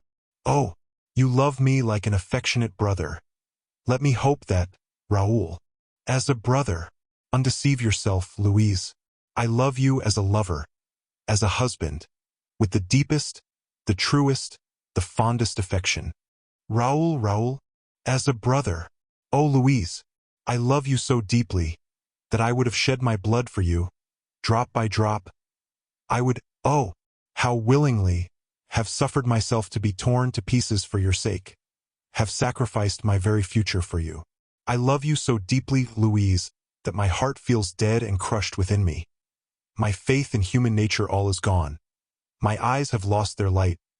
I loved you so deeply that I now no longer see, think of, care for anything, either in this world or the next. Raoul, dear Raoul, spare me, I implore you, cried La Valliere. Oh, if I had but known. It is too late, Louise. You love, you are happy in your affection. I read your happiness through your tears, behind the tears which the loyalty of your nature makes you shed. I feel the sighs your affection breathes forth. Louise, Louise, you have made me the most abjectly wretched man living. Leave me, I entreat you. Adieu, adieu. Forgive me. Oh, forgive me, Raoul, for what I have done. Have I not done much, much more? Have I not told you that I love you still? She buried her face in her hands. And to tell you that, do you hear me, Louise? To tell you that, at such a moment as this, to tell you that, as I have told you, is to pronounce my own sentence of death. Adieu." La Valliere held out her hands to him in vain. "We ought not to see each other again in this world," he said, and as she was on the point of crying out in bitter agony at this remark, he placed his hand on her mouth to stifle the exclamation. She pressed her lips upon it, and fell fainting to the ground. "Olivain," said Raoul, "take this young lady and bear her to the carriage which is waiting for her at the door." As Olivain lifted her up, Raoul made a movement as if to dart towards La Valliere, in order to give her a first and last kiss. But, stopping abruptly, he said, "No, she is not mine. I am no thief, as is the King of France." And he returned to his room, whilst the lackey carried La Valliere, still fainting, to the carriage. Chapter 62. What Raoul had guessed. As soon as Raoul had quitted Athos and D'Artagnan, as the two exclamations that had followed his departure escaped their lips, they found themselves face to face alone. Athos immediately resumed the earnest air that he had assumed at D'Artagnan's arrival. "Well," he said, "what have you come to announce to me, my friend?" "I?" inquired D'Artagnan. "Yes, I do not see you in this way without some reason for it," said Athos, smiling. "The deuce!" said D'Artagnan. "I will place you at your ease. The king is furious, I suppose? Well, I must say he is not altogether pleased. And you have come to arrest me, then? My dear friend, you have hit the very mark. Oh, I expected it. I am quite ready to go with you." "Deuce take it," said D'Artagnan. "What a hurry you are in." "I am afraid of delaying you," said Athos, smiling. "I have plenty of time. Are you not curious, besides, to know how things went on between the king and me? If you will be good enough to tell me, I will listen with the greatest of pleasure," said Athos, pointing out to D'Artagnan a large chair, into which the latter threw himself, assuming the easiest possible attitude. "Well, I will do so willingly enough," continued D'Artagnan, "for the conversation is rather curious, I must say. In the first place, the king sent for me. As soon as I had left, you were just going down the last steps of the staircase, as the musketeers told me. I arrived. My dear Athos, he was not red in the face merely, he was positively purple. I was not aware, of course, of what had passed.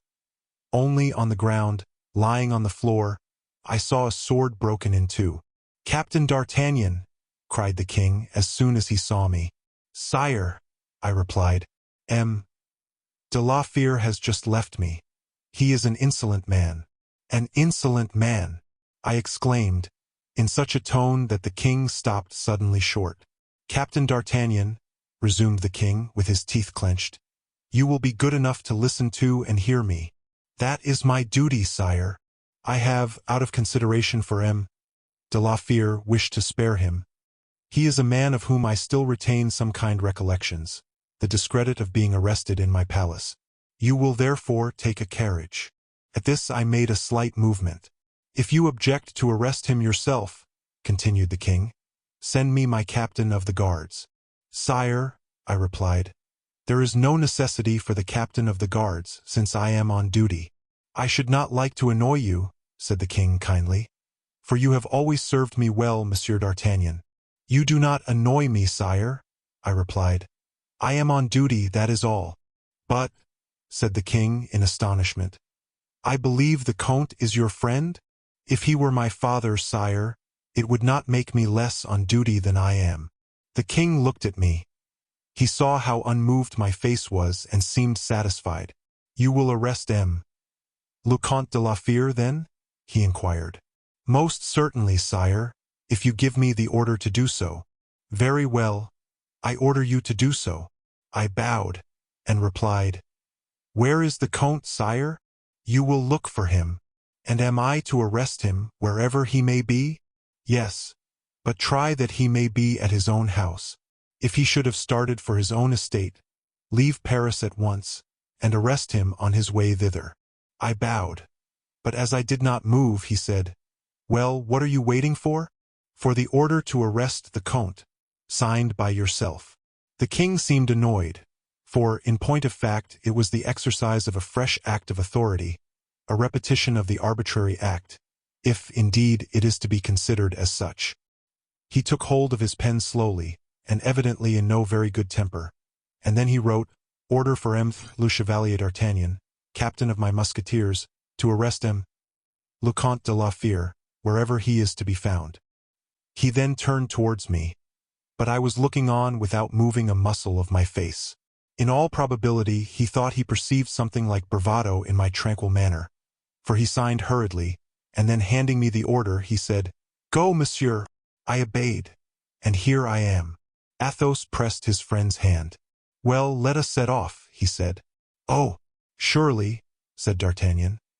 "You must have some trifling matters to arrange before you leave your apartments in this manner." Not at all." "Why not?" "Why, you know, D'Artagnan, that I have always been a very simple traveler on this earth, ready to go to the end of the world by the order of my sovereign, ready to quit it at the summons of my Maker. What does a man who is thus prepared require in such a case? A portmanteau or a shroud? I am ready at this moment, as I have always been, my dear friend, and can accompany you at once. But, Bragelonne, I have brought him up in the same principles I laid down for my own guidance, and you observed that, as soon as he perceived you, he guessed, that very moment, the motive of your visit. We have thrown him off his guard for a moment. But do not be uneasy, he is sufficiently prepared for my disgrace not to be too much alarmed at it. So, let us go." "Very well, let us go," said D'Artagnan quietly. "As I broke my sword in the king's presence, and threw the pieces at his feet, I presume that will dispense with the necessity of delivering it over to you. You are quite right. And besides that, what the deuce do you suppose I could do with your sword? Am I to walk behind, or before you?" inquired Athos, laughing. "You will walk arm in arm with me," replied D'Artagnan, as he took the Comte's arm to descend the staircase, and in this manner they arrived at the landing. Grimaud, whom they had met in the anteroom, looked at them as they went out together in this manner, with some little uneasiness.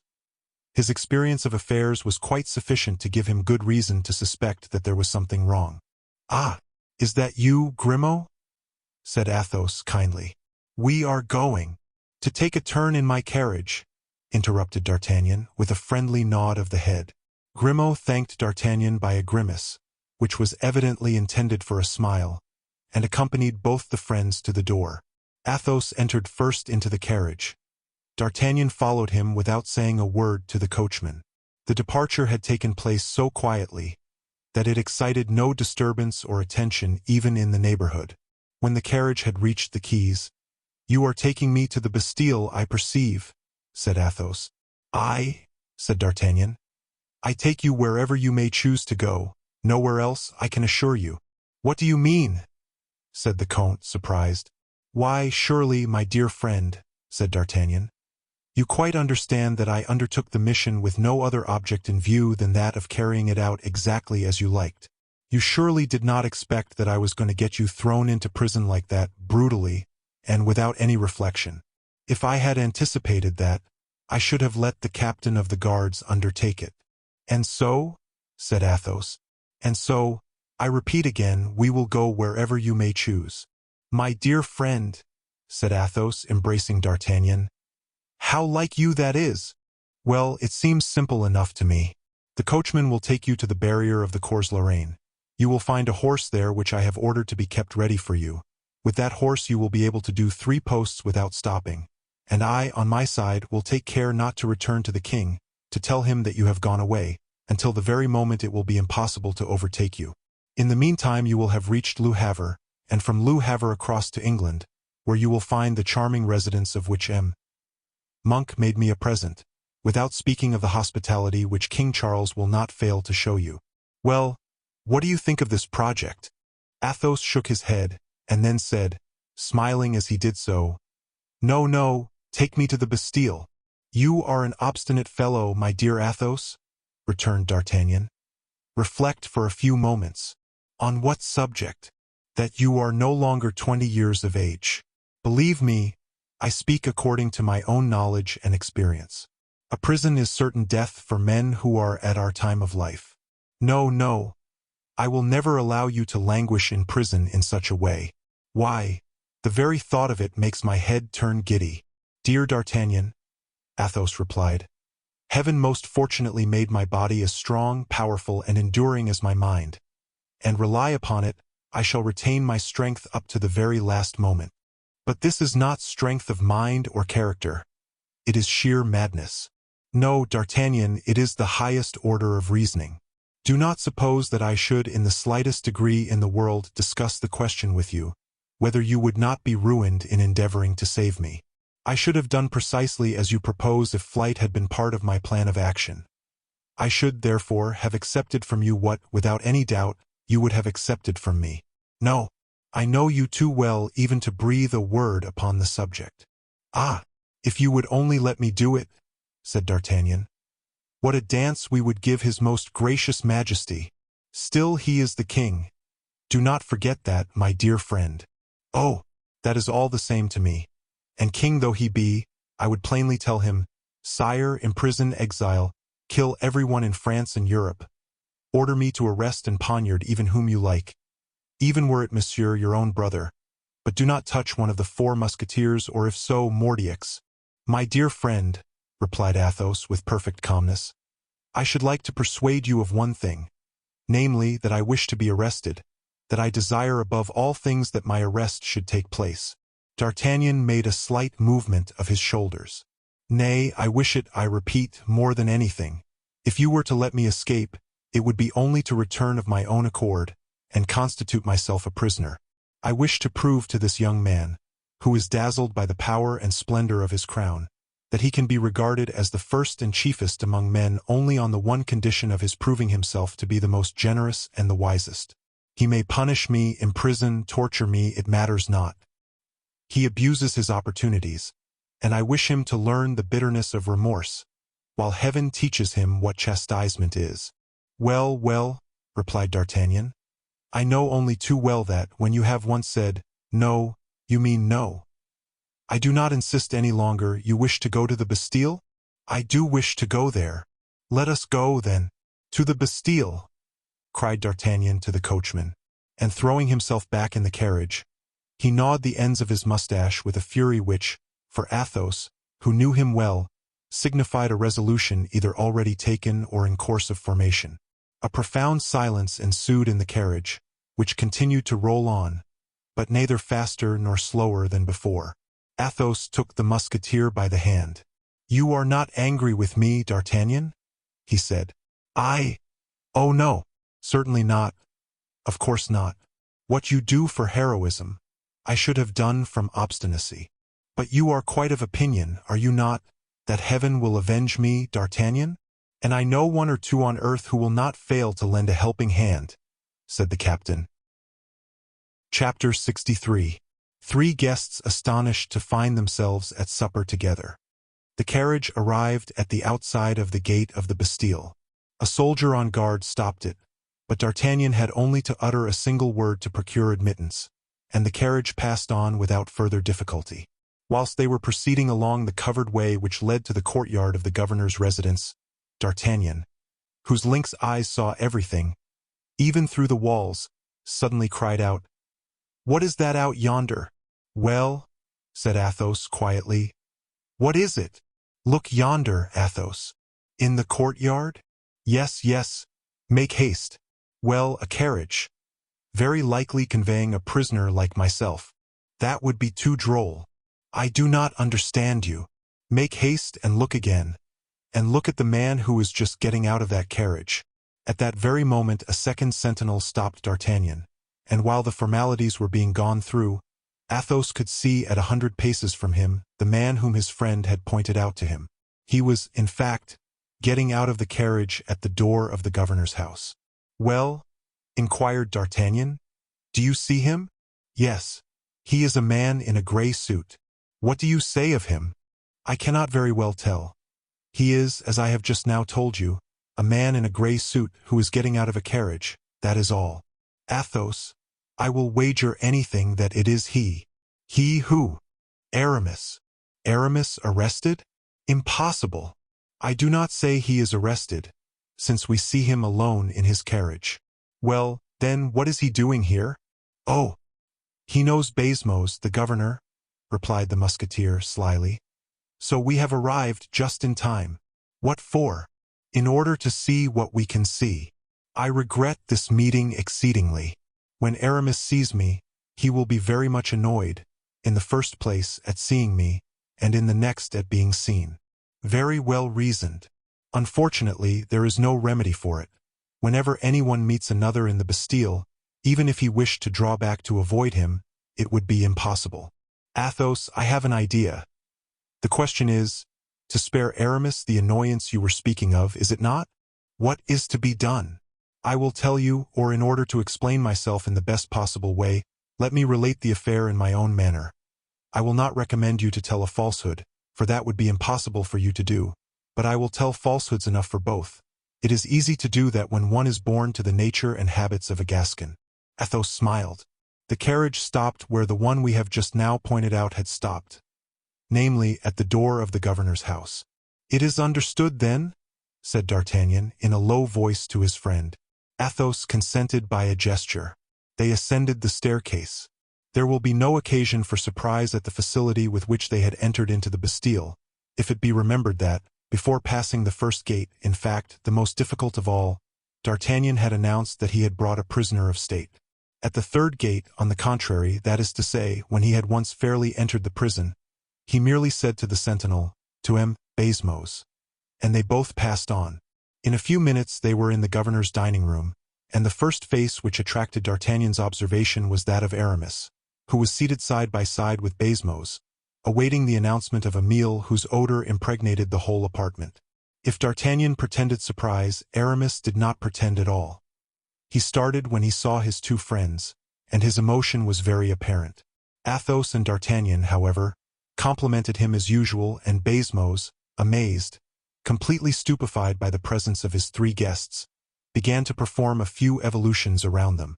"By what lucky accident?" "We were just going to ask you," retorted D'Artagnan. "Are we going to give ourselves up as prisoners?" cried Aramis, with an affection of hilarity. "Ah, ah," said D'Artagnan. "It is true the walls smell deucedly like a prison. Monsieur de Baisemeaux, you know you invited me to sup with you the other day." "I?" cried Baisemeaux.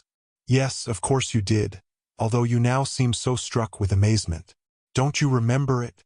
Baisemeaux turned pale and then red, looked at Aramis, who looked at him and finished by stammering out, "Certainly, I am delighted, but, upon my honor, I have not the slightest. I have such a wretched memory." "Well, I am wrong, I see," said D'Artagnan, as if he were offended. "Wrong? What for?" "Wrong to remember anything about it, it seems." Baisemeaux hurried towards him. "Do not stand on ceremony, my dear captain," he said. "I have the worst memory in the world. I no sooner leave off thinking of my pigeons and their pigeon house, than I am no better than the rawest recruit." "At all events, you remember it now," said D'Artagnan boldly. "Yes, yes," replied the governor, hesitating. "I think I do remember. It was when you came to the palace to see me. You told me some story or other about your accounts with M. de Louvière and M. de Tremblay." "Oh, yes, perfectly. And about M. d'Herblay's kindness towards you." "Ah!" exclaimed Aramis, looking at the unhappy governor full in the face.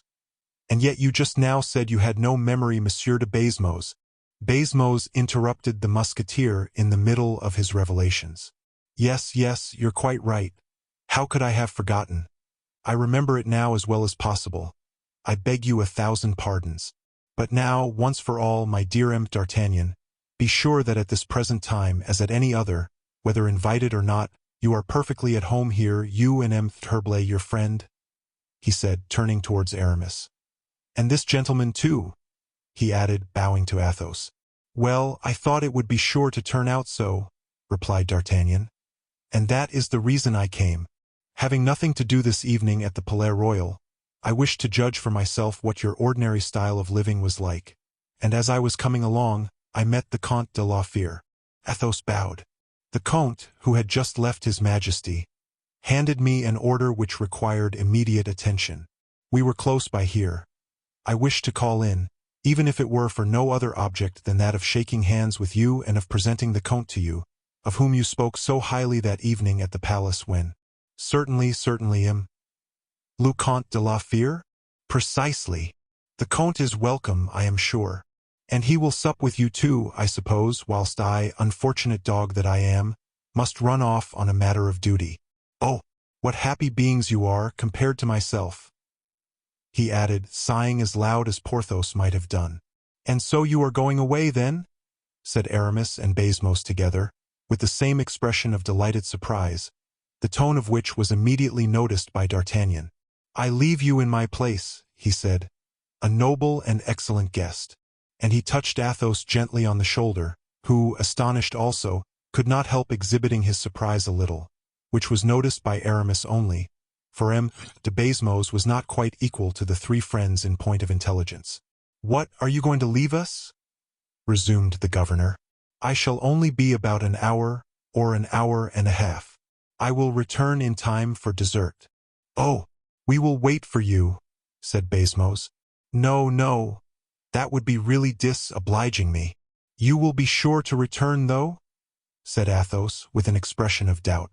"Most certainly," he said, pressing his friend's hand confidently, and he added in a low voice, "Wait for me, Athos. Be cheerful and lively as possible, and above all, don't allude even to business affairs, for heaven's sake." And with a renewed pressure of the hand, he seemed to warn the Comte of the necessity of keeping perfectly discreet and impenetrable. Baisemeaux led D'Artagnan to the gate. Aramis, with many friendly protestations of delight, sat down by Athos, determined to make him speak. But Athos possessed every virtue and quality to the very highest degree. If necessity had required it, he would have been the finest orator in the world, but on other occasions he would rather have died than have opened his lips.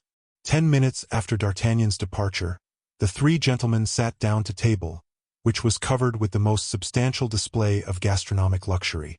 Large joints, exquisite dishes, preserves, the greatest variety of wines, appeared successively upon the table, which was served at the king's expense, and of which expense M. Colbert would have found no difficulty in saving 2/3, without anyone in the Bastille being the worse for it.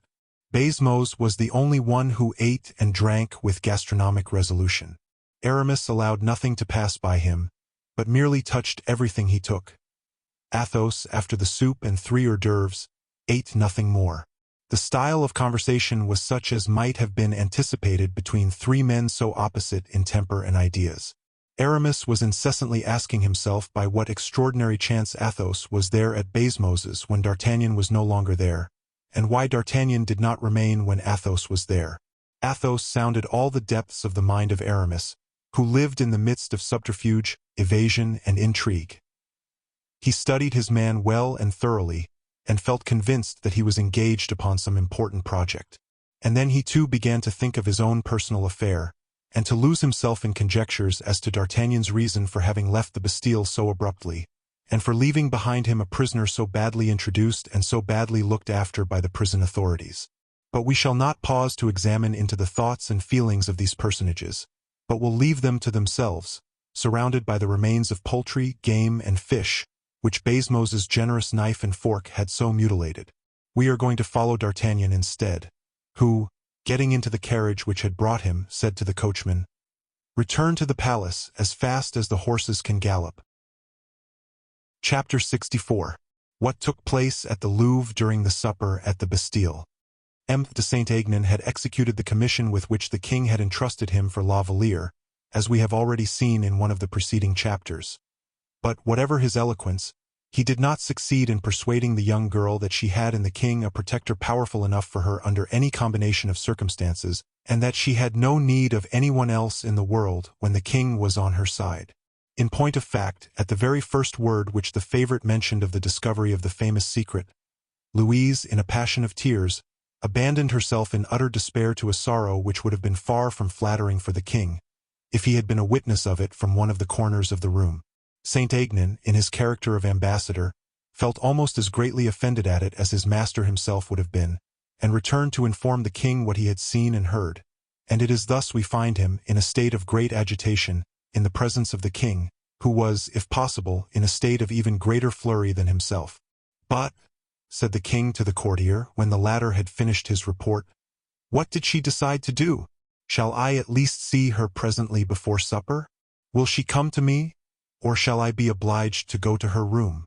I believe, sire, that if your majesty wishes to see her, you will not only have to take the first step in advance, but will have to go the whole way. That I do not mind. Do you think she has yet a secret fancy for young Bragelonne? Muttered the king between his teeth. Oh, sire, that is not possible. For it is you alone, I am convinced Mademoiselle de la Valliere loves, and that too with all her heart. But you know that de Bragelonne belongs to that proud race who play the part of Roman heroes. The king smiled feebly. He knew how true the illustration was, for Athos had just left him. As for Mademoiselle de la Valliere, Saint Aignan continued, she was brought up under the care of the Dowager Madame, that is to say, in the greatest austerity and formality. This young engaged couple coldly exchanged their little vows in the prim presence of the moon and stars. And now, when they find they have to break those vows asunder, it plays the very deuce with them. Saint Aignan thought to have made the king laugh. But on the contrary, from a mere smile Louis passed to the greatest seriousness of manner. He already began to experience that remorse which the Count had promised D'Artagnan he would inflict upon him. He reflected that, in fact, these young persons had loved and sworn fidelity to each other, that one of the two had kept his word, and that the other was too conscientious not to feel her perjury most bitterly. And his remorse was not unaccompanied, for bitter pangs of jealousy began to beset the king's heart. He did not say another word, and instead of going to pay a visit to his mother or the queen or madame, in order to amuse himself a little, and make the ladies laugh, as he himself used to say, he threw himself into the huge armchair in which his august father Louis XIII had passed so many weary days and years in company with Baradat and Cinq-Mars. Saint Aignan perceived the king was not to be amused at that moment. He tried a last resource, and pronounced Louise's name, which made the king look up immediately. What does your majesty intend to do this evening? Shall Mademoiselle de la Valliere be informed of your intention to see her? It seems she is already aware of that, replied the king. No, no, Saint Aignan, he continued after a moment's pause. We will both of us pass our time in thinking and musing and dreaming. When Mademoiselle de la Valliere shall have sufficiently regretted what she now regrets, she will deign, perhaps, to give us some news of herself. Ah, sire, is it possible you can so misunderstand her heart, which is so full of devotion? The king rose, flushed from vexation and annoyance. He was a prey to jealousy as well as to remorse. Saint Aignan was just beginning to feel that his position was becoming awkward, when the curtain before the door was raised. The king turned hastily round. His first idea was that a letter from Louise had arrived, but instead of a letter of love, he only saw his captain of musketeers, standing upright and perfectly silent in the doorway. D'Artagnan, he said. Ah, well, monsieur. D'Artagnan looked at Saint Aignan. The king's eyes took the same direction as those of his captain. These looks would have been clear to anyone, and for a still greater reason they were so for Saint Aignan. The courtier bowed and quitted the room, leaving the king and D'Artagnan alone. Is it done? Inquired the king. Yes, sire, replied the captain of the musketeers, in a grave voice. It is done. The king was unable to say another word. Pride, however, obliged him not to pause at what he had done. Whenever a sovereign has adopted a decisive course, even though it be unjust, he is compelled to prove to all witnesses, and particularly to prove it to himself, that he was quite right all through.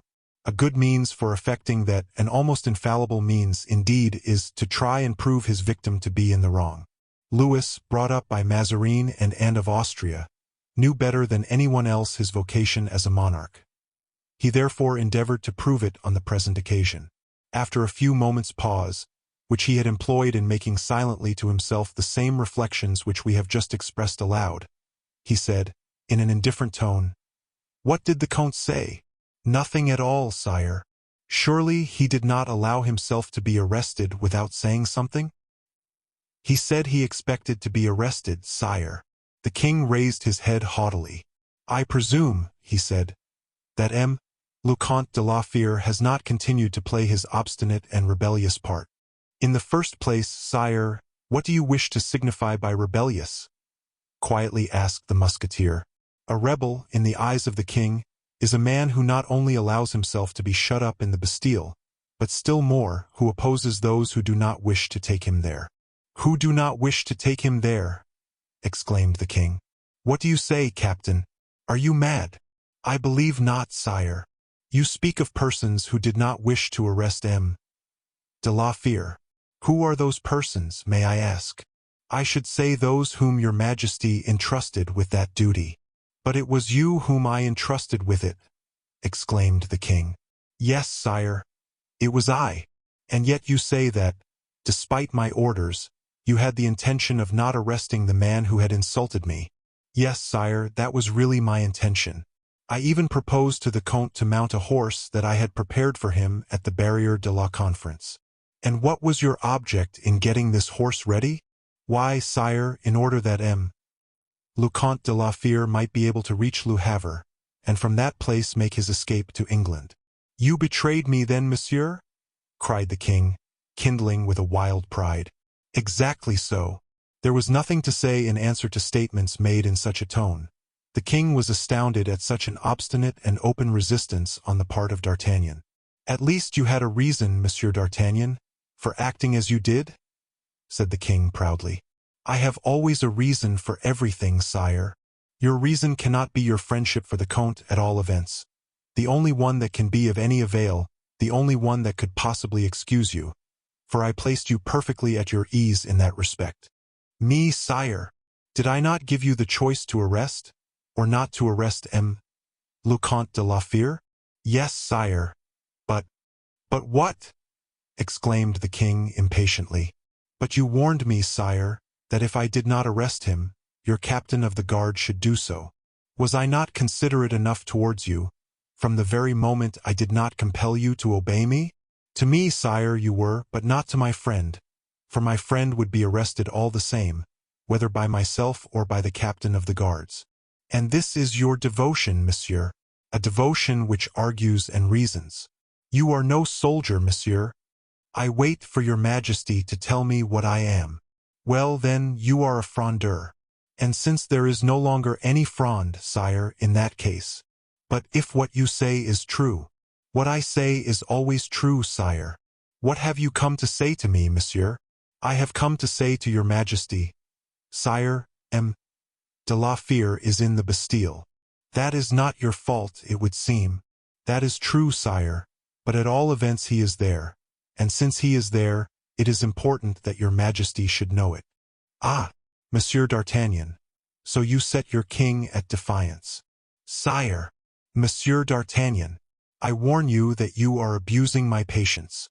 On the contrary, sire. What do you mean by, on the contrary? I have come to get myself arrested, too. To get yourself arrested. You, of course. My friend will get wearied to death in the Bastille by himself, and I have come to propose to your majesty to permit me to bear him company. If your majesty will but give me the word, I will arrest myself. I shall not need the captain of the guards for that, I assure you. The king darted towards the table and seized hold of a pen to write the order for D'Artagnan's imprisonment. Pay attention, monsieur, that this is forever, cried the king, in tones of sternest menace. I can quite believe that, returned the musketeer. For when you have once done such an act as that, you will never be able to look me in the face again. The king dashed down his pen violently. Leave the room, monsieur, he said. Not so, if it please your majesty. What is that you say? Sire, I came to speak gently and temperately to your majesty. Your majesty got into a passion with me. That is a misfortune. But I shall not the less on that account say what I had to say to you. Your resignation, monsieur. Your resignation, cried the king. Sire, you know whether I care about my resignation or not, since at Blois, on the very day when you refused King Charles the million which my friend the Comte de la Fere gave him, I then tendered my resignation to your majesty. Very well, monsieur. Do it at once. No, sire, for there is no question of my resignation at the present moment. Your majesty took up your pen just now to send me to the Bastille. Why should you change your intention? D'Artagnan, Gascon that you are. Who is king? Allow me to ask, you or myself? You, sire, unfortunately. What do you mean by unfortunately? Yes, sire. For if it were I, if it were you, you would approve of D'Artagnan's rebellious conduct, I suppose? Certainly. Really? Said the king, shrugging his shoulders. And I should tell my captain of the musketeers, continued D'Artagnan. I should tell him, looking at him all the while with human eyes, and not with eyes like coals of fire, D'Artagnan, I had forgotten that I was the king, for I descended from my throne in order to insult a gentleman. Monsieur, said the king, do you think you can excuse your friend by exceeding him in insolence? Oh, sire, I should go much further than he did, said D'Artagnan. And it would be your own fault. I should tell you what he, a man full of the finest sense of delicacy, did not tell you. I should say, Sire, you have sacrificed his son, and he defended his son. You sacrificed himself. He addressed you in the name of honor, of religion, of virtue. You repulsed, drove him away, imprisoned him. I should be harder than he was, for I should say to you, Sire, it is for you to choose. Do you wish to have friends or lackeys, soldiers or slaves, great men or mere puppets? Do you wish men to serve you, or to bend and crouch before you? Do you wish men to love you, or to be afraid of you? If you prefer baseness, intrigue, cowardice, say so at once, sire, and we will leave you, we who are the only individuals who are left. Nay, I will say more, the only models of the valor of former times. We who have done our duty, and have exceeded, perhaps, in courage and in merit, the men already great for posterity. Choose, sire, and that, too, without delay. Whatever relics remain to you of the great nobility, guard them with a jealous eye. You will never be deficient in courtiers. Delay not, and send me to the Bastille with my friend. For, if you did not know how to listen to the Comte de la Fere, whose voice is the sweetest and noblest in all the world when honor is the theme, if you do not know how to listen to D'Artagnan, the frankest and honestest voice of sincerity, you are a bad king, and tomorrow will be a poor king. And learn from me, sire, that bad kings are hated by their people, and poor kings are driven ignominiously away. That is what I had to say to you, sire. You were wrong to drive me to say it. The king threw himself back in his chair, cold as death, and as livid as a corpse. Had a thunderbolt fallen at his feet, he could not have been more astonished. He seemed as if his respiration had utterly ceased, and that he was at the point of death. The honest voice of sincerity, as D'Artagnan had called it, had pierced through his heart like a sword blade. D'Artagnan had said all he had to say. Comprehending the king's anger, he drew his sword, and, approaching Louis XIV, respectfully he placed it on the table. But the king, with a furious gesture, thrust aside the sword, which fell on the ground and rolled to D'Artagnan's feet. Notwithstanding the perfect mastery which D'Artagnan exercised over himself, he, too, in his turn, became pale, and trembling with indignation, said, "A king may disgrace a soldier. He may exile him, and may even condemn him to death. But were he 100 times a king, he has no right to insult him by casting a dishonor upon his sword. Sire, a king of France has never repulsed with contempt the sword of a man such as I am.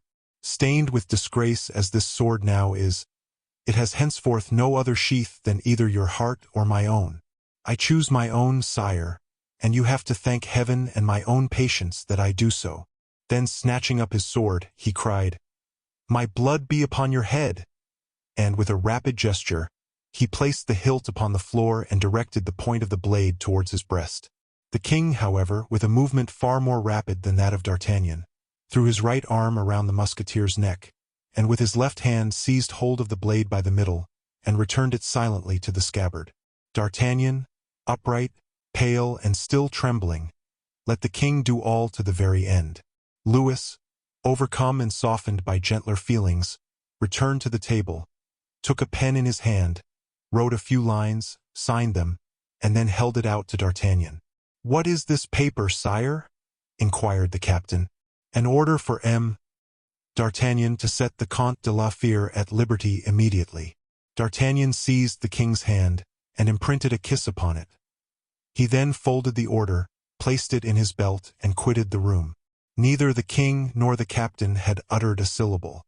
"Oh, human heart, thou guide and director of kings," murmured Louis when alone. When shall I learn to read in your inmost recesses, as in the leaves of a book? Oh, I am not a bad king, nor am I a poor king. I am but still a child when all is said and done. Chapter 65. Political Rivals. D'Artagnan had promised M.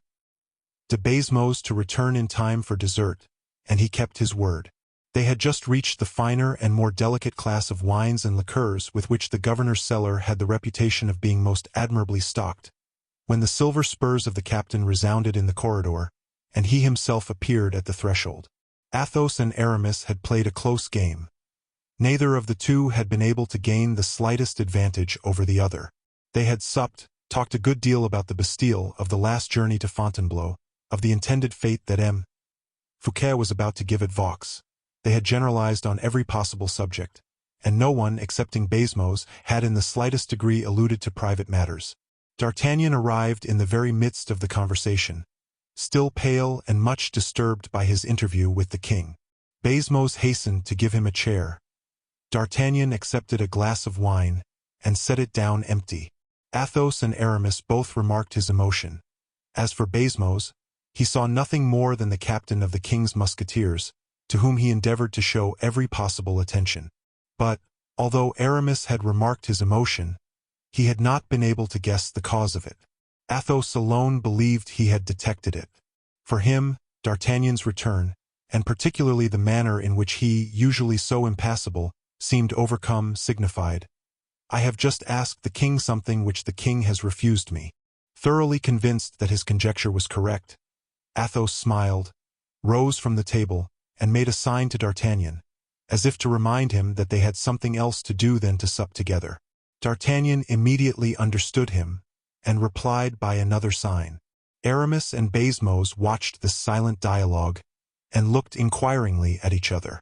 Athos felt that he was called upon to give an explanation of what was passing. "The truth is, my friend," said the Comte de la Fere with a smile, "that you, Aramis, have been supping with a state criminal, and you, Monsieur de Bazemos, with your prisoner." Bazemos uttered an exclamation of surprise and almost of delight, for he was exceedingly proud and vain of his fortress, and for his own individual profit, the more prisoners he had, the happier he was, and the higher in rank the prisoners happened to be, the prouder he felt. Aramis assumed the expression of countenance he thought the position justified, and said, "Well, dear Athos, forgive me, but I almost suspected what has happened. Some prank of Raoul and La Valliere, I suppose?"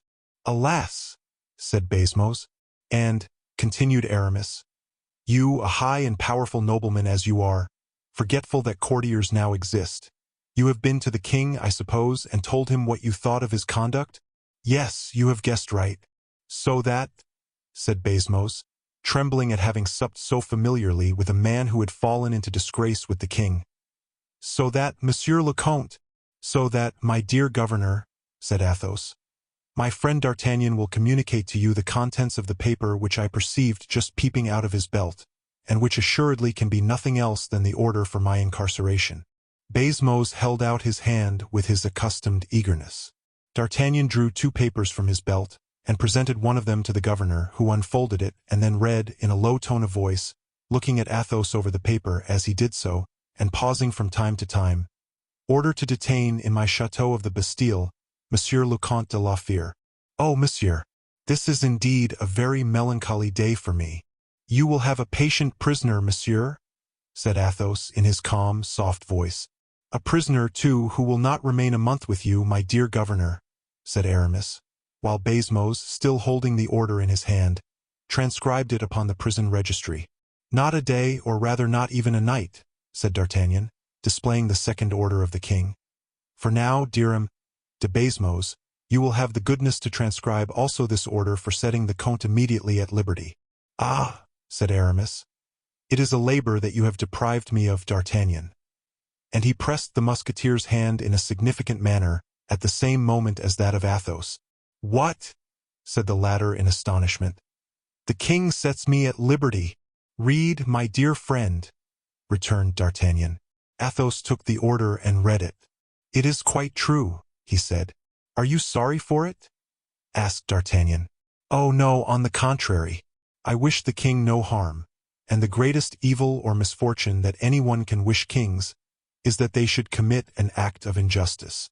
But you have had a difficult and painful task, I know. Tell me, have you not, D'Artagnan? I? Not at all, said the musketeer, laughing. The king does everything I wish him to do. Aramis looked fixedly at D'Artagnan, and saw that he was not speaking the truth. But Baisemeaux had eyes for nothing but D'Artagnan.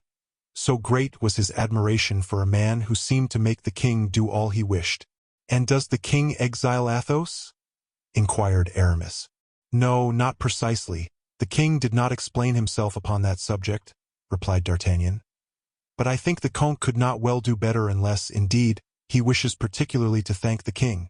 No, indeed, replied Athos, smiling. Well, then, I think, resumed D'Artagnan, that the Comte cannot do better than to retire to his own chateau. However, my dear Athos, you have only to speak, to tell me what you want. If any particular place of residence is more agreeable to you than another, I am influential enough, perhaps, to obtain it for you. No, thank you, said Athos. Nothing can be more agreeable to me, my dear friend, than to return to my solitude beneath my noble trees on the banks of the Loire. If heaven be the overruling physician of the evils of the mind, nature is a sovereign remedy. And so, monsieur, continued Athos, turning again towards Baisemeaux, I am now free, I suppose? Yes, monsieur le Comte, I think so. At least, I hope so, said the governor, turning over and over the two papers in question. Unless, however, D'Artagnan has a third order to give me. No, my dear Baisemeaux, no, said the musketeer. The second is quite enough. We will stop there, if you please. Ah, monsieur le Comte, said Baisemeaux, addressing Athos. You do not know what you are losing. I should have placed you among the 30-franc prisoners, like the generals. What am I saying? I mean among the 50 francs, like the princes, and you would have supped every evening as you have done tonight.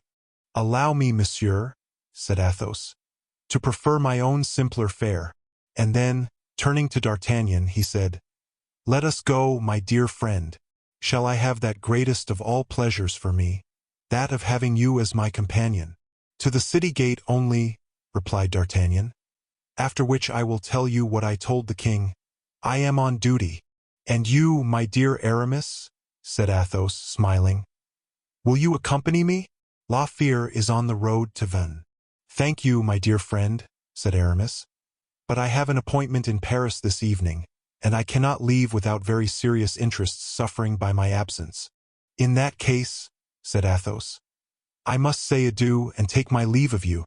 My dear Monsieur de Baisemeaux, I have to thank you exceedingly for your kind and friendly disposition towards me, and particularly for the enjoyable specimen you have given me of the ordinary fare of the Bastille. And having embraced Aramis and shaken hands with M. de Baisemeaux, and having received best wishes for a pleasant journey from them both, Athos set off with D'Artagnan. Whilst the denouement of the scene of the Palais Royal was taking place at the Bastille, let us relate what was going on at the lodgings of Athos and Bragelonne. Grimaud, as we have seen, had accompanied his master to Paris, and, as we have said, he was present when Athos went out. He had observed D'Artagnan gnaw the corners of his mustache. He had seen his master get into the carriage. He had narrowly examined both their countenances, and he had known them both for a sufficiently long period to read and understand, through the mask of their impassibility, that something serious was the matter. As soon as Athos had gone, he began to reflect. He then, and then only, remembered the strange manner in which Athos had taken leave of him, the embarrassment, imperceptible as it would have been to any but himself, of the master whose ideas were, to him, so clear and defined, and the expression of whose wishes was so precise. He knew that Athos had taken nothing with him but the clothes he had on him at the time, and yet he seemed to fancy that Athos had not left for an hour merely, or even for a day. A long absence was signified by the manner in which he pronounced the word adieu. All these circumstances recurred to his mind, with feelings of deep affection for Athos, with that horror of isolation and solitude which invariably besets the minds of those who love, and all these combined rendered poor Grimaud very melancholy, and particularly uneasy. Without being able to account to himself for what he did since his master's departure, he wandered about the room, seeking, as it were, for some traces of him, like a faithful dog, who is not exactly uneasy about his absent master, but at least as restless. Only as, in addition to the instinct of the animal, Grimaud subjoined the reasoning faculties of the man, Grimaud therefore felt uneasy and restless too. Not having found any indication which could serve as a guide, and having neither seen nor discovered anything which could satisfy his doubts, Grimaud began to wonder what could possibly have happened. Besides, imagination is the resource, or rather the plague of gentle and affectionate hearts. In fact, never does a feeling heart represent its absent friend to itself as being happy or cheerful. Never does the dove that wings its flight in search of adventures inspire anything but terror at home. Grimaud soon passed from uneasiness to terror. He carefully went over, in his own mind, everything that had taken place. D'Artagnan's letter to Athos, the letter which had seemed to distress Athos so much after he had read it. Then Raoul's visit to Athos, which resulted in Athos desiring him, Grimaud, to get his various orders and his court dress ready to put on. Then his interview with the king, at the end of which Athos had returned home so unusually gloomy. Then the explanation between the father and the son, at the termination of which Athos had embraced Raoul with such sadness of expression, while Raoul himself went away equally weary and melancholy. And finally, D'Artagnan's arrival, biting, as if he were vexed, the end of his mustache, and leaving again in the carriage, accompanied by the Comte de la Fere. All this composed a drama in 5 acts very clearly, particularly for so analytical an observer as Grimaud. The first step he took was to search in his master's coat for D'Artagnan's letter. He found the letter still there, and its contents were found to run as follows. My dear friend, Raoul has been to ask me for some particulars about the conduct of Mademoiselle de la Valliere during our young friend's residence in London. I am a poor captain of musketeers, and I am sickened to death every day by hearing all the scandal of the barracks and bedside conversations. If I had told Raoul all I believe, I know the poor fellow would have died of it. But I am in the king's service and cannot relate all I hear about the king's affairs. If your heart tells you to do it, set off at once. The matter concerns you more than it does myself, and almost as much as Raoul. Grimaud tore, not a handful, but a thumbful of hair out of his head. He would have done more if his head of hair had been in a more flourishing condition. Yes, he said. That is the key of the whole enigma. The young girl has been playing her pranks. What people say about her and the king is true. Then, our young master has been deceived. He ought to know it. Monsieur le Comte has been to see the king, and has told him a piece of his mind. And then the king sent D'Artagnan to arrange the affair. Ah, gracious goodness, continued Grimaud. Monsieur le Comte, I now remember, returned without his sword. This discovery made the perspiration break out all over poor Grimaud's face. He did not waste any more time in useless conjecture, but clapped his hat on his head, and ran to Raoul's lodgings. Raoul, after Louise had left him, had mastered his grief, if not his affection. And, compelled to look forward on that perilous road over which madness and revulsion were hurrying him, he had seen, from the very first glance, his father exposed to the royal obstinacy, since Athos had himself been the first to oppose any resistance to the royal will. At this moment, from a very natural sequence of feeling, the unhappy young man remembered the mysterious signs which Athos had made, and the unexpected visit of D'Artagnan. The result of the conflict between a sovereign and a subject revealed itself to his terrified vision. As D'Artagnan was on duty, that is, a fixture at his post without the possibility of leaving it, it was certainly not likely that he had come to pay Athos a visit merely for the pleasure of seeing him. He must have come to say something to him. This something in the midst of such painful conjectures must have been the news of either a misfortune or a danger. Raoul trembled at having been so selfish as to have forgotten his father for his affection, at having, in a word, passed his time in idle dreams, or in an indulgence of despair, at a time when a necessity existed for repelling such an imminent attack on Athos. The very idea nearly drove him frantic. He buckled on his sword and ran towards his father's lodgings. On his way there he encountered Grimaud, who, having set off from the opposite pole, was running with equal eagerness in search of the truth. The two men embraced each other most warmly. "Grimaud," exclaimed Raoul, "is the Comte well? Have you seen him?" "No. Where is he?" "I am trying to find out." "And D'Artagnan?" "Went out with him." "When?" 10 minutes after you did. In what way did they go out? In a carriage. Where did they go? I have no idea at all. Did my father take any money with him? No. Or his sword? No. I have an idea, Grimaud, that D'Artagnan came in order to arrest Monsieur le Comte. Do you not think, monsieur? Yes, Grimaud. I could have sworn it. What road did they take? The way leading towards the quay. To the Bastille, then? Yes, yes. Quick, quick. Let us run. Yes. Let us not lose a moment. But where are we to go? Said Raoul, overwhelmed. We will go to D'Artagnan's first. We may perhaps learn something there. No, if they keep me in ignorance at my father's, they will do the same everywhere. Let us go to— Oh, good heavens! Why, I must be mad today, Grimaud. I have forgotten Du Vallon, who is waiting for and expecting me still. Where is he, then? At the Minims of Vincennes. Thank goodness that is on the same side as the Bastille. I will run and saddle the horses, and we will go at once, said Grimaud. Do, my friend, do. Chapter 66, in which Porthos is convinced without having understood anything. The good and worthy Porthos, faithful to all the laws of ancient chivalry, had determined to wait for de Saint-Aignan until sunset, and as Saint-Aignan did not come, as Raoul had forgotten to communicate with his second, and as he found that waiting so long was very wearisome, Porthos had desired one of the gatekeepers to fetch him a few bottles of good wine and a good joint of meat, so that, at least, he might pass away the time by means of a glass or two and a mouthful of something to eat. He had just finished when Raoul arrived, escorted by Grimaud, both of them riding at full speed.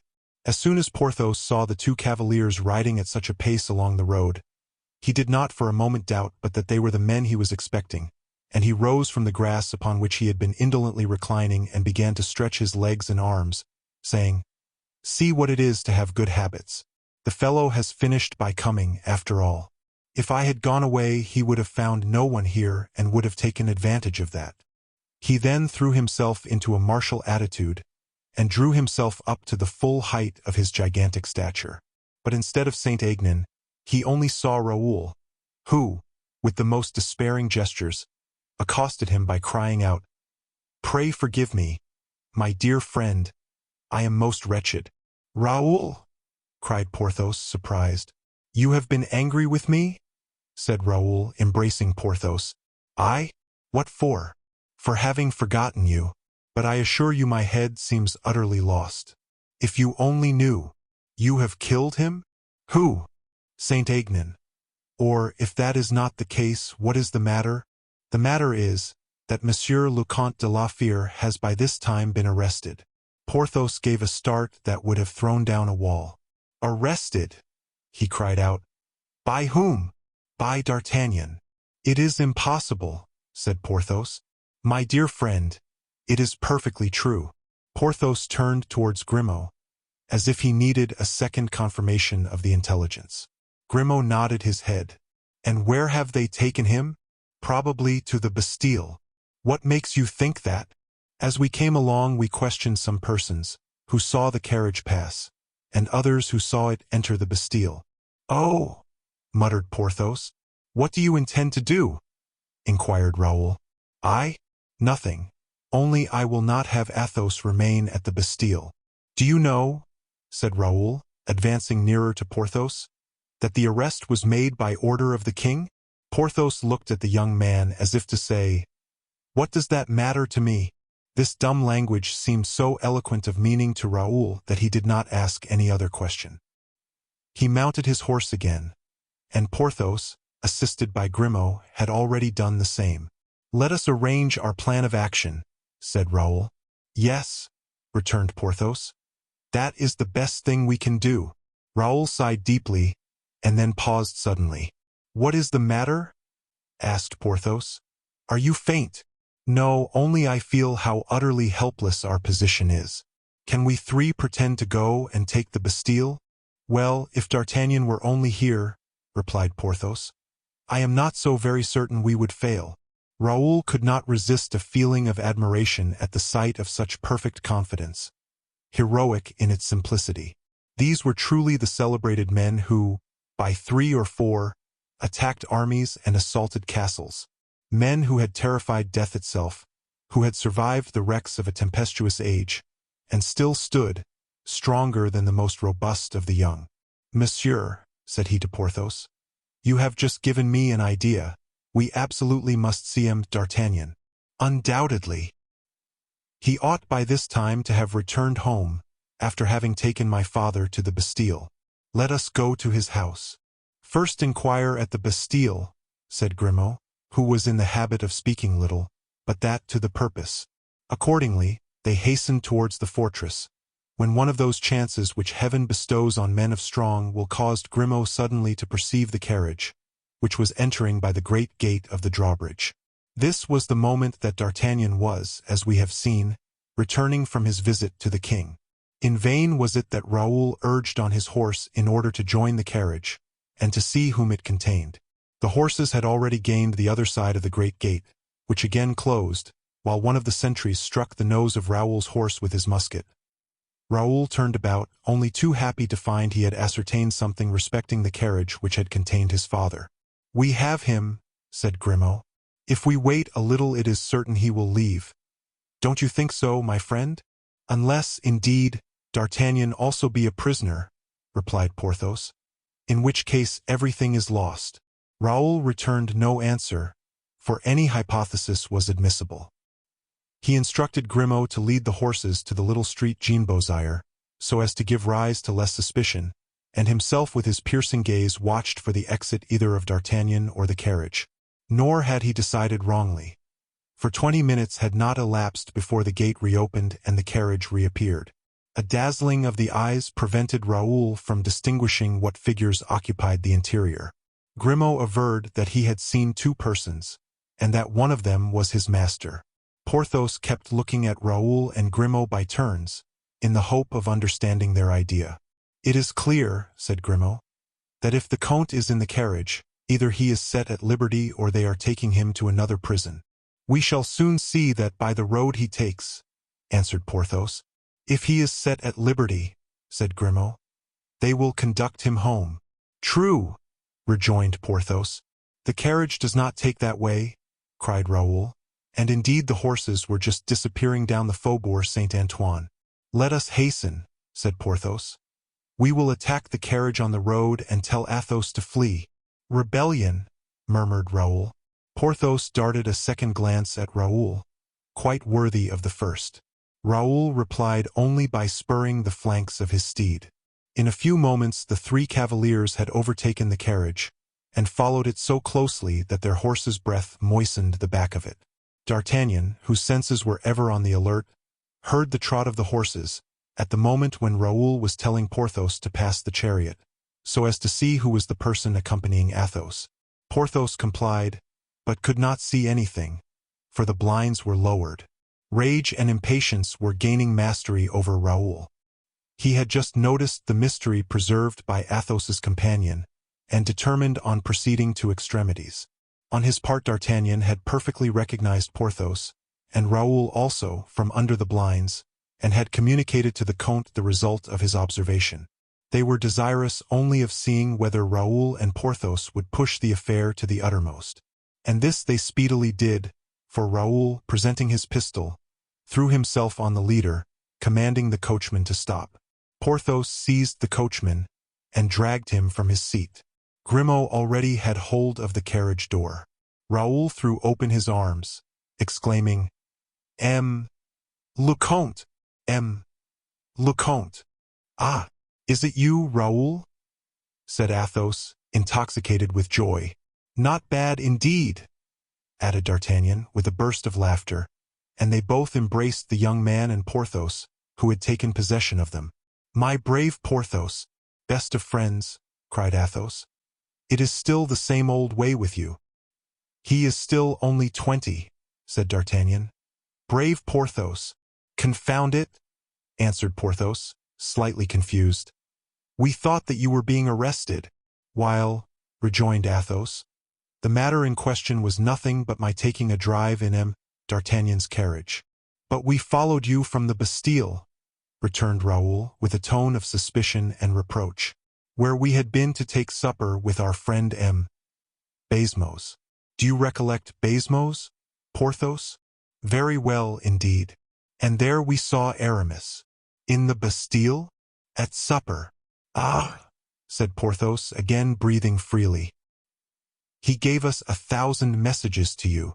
And where is le Comte going?" asked Grimaud, already recompensed by a smile from his master. "We were going home to Blois." "How can that be?" "At once?" said Raoul. "Yes, right forward." "Without any luggage?" "Oh, Raoul would have been instructed to forward me mine, or to bring it with him on his return, if he returns." "If nothing detains him longer in Paris," said D'Artagnan, with a glance firm and cutting as steel, and as painful, for it reopened the poor young fellow's wounds. "He will do well to follow you, Athos." "There is nothing to keep me any longer in Paris," said Raoul. "Then we will go immediately." "And D'Artagnan?" "Oh, as for me, I was only accompanying Athos as far as the barrier, and I return with Porthos." "Very good," said the latter. "Come, my son," added the Comte, gently passing his arm around Raoul's neck to draw him into the carriage, and again embracing him. "Grimaud," continued the Comte, "you will return quietly to Paris with your horse and du Vallon's, for Raoul and I will mount here and give up the carriage to these two gentlemen to return to Paris in. And then, as soon as you arrive, you will take my clothes and letters and forward the whole to me at home." "But," observed Raoul, who was anxious to make the Comte converse, "when you return to Paris, there will not be a single thing there for you, which will be very inconvenient." "I think it will be a very long time, Raoul, ere I return to Paris. The last sojourn we have made there has not been of a nature to encourage me to repeat it." Raoul hung down his head and said not a word more. Athos descended from the carriage and mounted the horse which had brought Porthos, and which seemed no little pleased at the exchange. Then they embraced, and clasped each other's hands, and interchanged 1,000 pledges of eternal friendship. Porthos promised to spend a month with Athos at the first opportunity. D'Artagnan engaged to take advantage of his first leave of absence, and then, having embraced Raoul for the last time, "To you, my boy," said he, "I will write." Coming from D'Artagnan, who he knew wrote very seldom, these words expressed everything. Raoul was moved even to tears. He tore himself away from the Musketeer and departed. D'Artagnan rejoined Porthos in the carriage. "Well," said he, "my dear friend, what a day we have had." "Indeed we have," answered Porthos. "You must be quite worn out." "Not quite, however. I shall retire early to rest, so as to be ready for tomorrow." "And wherefore?" "Why, to complete what I have begun." "You make me shudder, my friend. You seem to me quite angry. What the devil have you begun which is not finished?" "Listen. Raoul has not fought, but I must fight." "With whom?" "With the king." "How?" exclaimed Porthos, astounded. "With the king?" "Yes, I say, you great baby, with the king. I assure you it is with Saint Aignan. Look now, this is what I mean. You draw your sword against the king in fighting with this gentleman." "Ah," said Porthos, staring. "Are you sure of it?" "Indeed I am." "What in the world are we to do, then?" "We must try and make a good supper, Porthos. The captain of the Musketeers keeps a tolerable table. There you will see the handsome Saint Aignan, and will drink his health." "I?" cried Porthos, horrified. "What?" said D'Artagnan. "You refuse to drink the king's health? But, body alive, I am not talking to you about the king at all. I am speaking of de Saint Aignan. But when I repeat that it is the same thing?" "Ah, well, well," said Porthos, overcome. "You understand, don't you?" "No," answered Porthos. "But 'tis all the same." Chapter 67. De Basmos's Society. The reader has not forgotten that, on quitting the Bastille, D'Artagnan and the Comte de la Fere had left Aramis in close confabulation with Basmos. When once these two guests had departed, Basmos did not in the least perceive that the conversation suffered by their absence. He used to think that wine after supper, and that of the Bastille in particular, was excellent, and that it was a stimulation quite sufficient to make any honest man talkative. But he little knew his greatness, who was never more impenetrable than at dessert. His greatness, however, perfectly understood M. de Baismos, when he reckoned on making the governor discourse by the means which the latter regarded as efficacious. The conversation, therefore, without flagging in appearance, flagged in reality. For Baismos not only had it nearly all to himself, but further, kept speaking only of that singular event, the incarceration of Athos, followed by so prompt an order to set him again at liberty. Nor, moreover, had Baismos failed to observe that the two orders of arrest and of liberation were both in the king's hand. But then, the king would not take the trouble to write similar orders except under pressing circumstances. All this was very interesting and, above all, very puzzling to Baismos. But as, on the other hand, all this was very clear to Aramis, the latter did not attach to the occurrence the same importance as did the worthy governor. Besides, Aramis rarely put himself out of the way for anything, and he had not yet told M. de Baismos for what reason he had now done so. And so, at the very climax of Baismos's dissertation, Aramis suddenly interrupted him. "Tell me, my dear Baismos," said he, "have you never had any other diversions at the Bastille than those at which I assisted during the 2 or 3 visits I have had the honor to pay you?" This address was so unexpected that the governor, like a vein which suddenly receives an impulsion opposed to that of the wind, was quite dumbfounded at it. "Diversions," said he, "but I take them continually, monseigneur." "Oh, to be sure. And these diversions are of every kind. Visits, no doubt?" "No, not visits. Visits are not frequent at the Bastille." "What, are visits rare, then?" "Very much so." "Even on the part of your society?" "What do you term my society? The prisoners?" "Oh, no. Your prisoners, indeed. I know well it is you who visit them and not they you. By your society, I mean, my dear Baismos, the society of which you are a member." Baismos looked fixedly at Aramis, and then, as if the idea which had flashed across his mind were impossible, "Oh," he said, "I have very little society at present. If I must own it to you, dear M. d'Herblay, the fact is, to stay at the Bastille appears, for the most part, distressing and distasteful to persons of the gay world.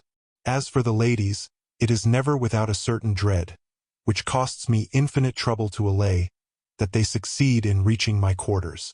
And indeed, how should they avoid trembling a little, poor things, when they see those gloomy dungeons, and reflect that they are inhabited by prisoners who—" And in proportion as the eyes of Baismos concentrated their gaze on the face of Aramis, the worthy governor's tongue faltered more and more until it ended by stopping altogether.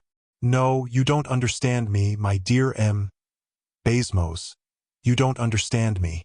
I do not at all mean to speak of society in general, but of a particular society, of the society, in a word, to which you are affiliated."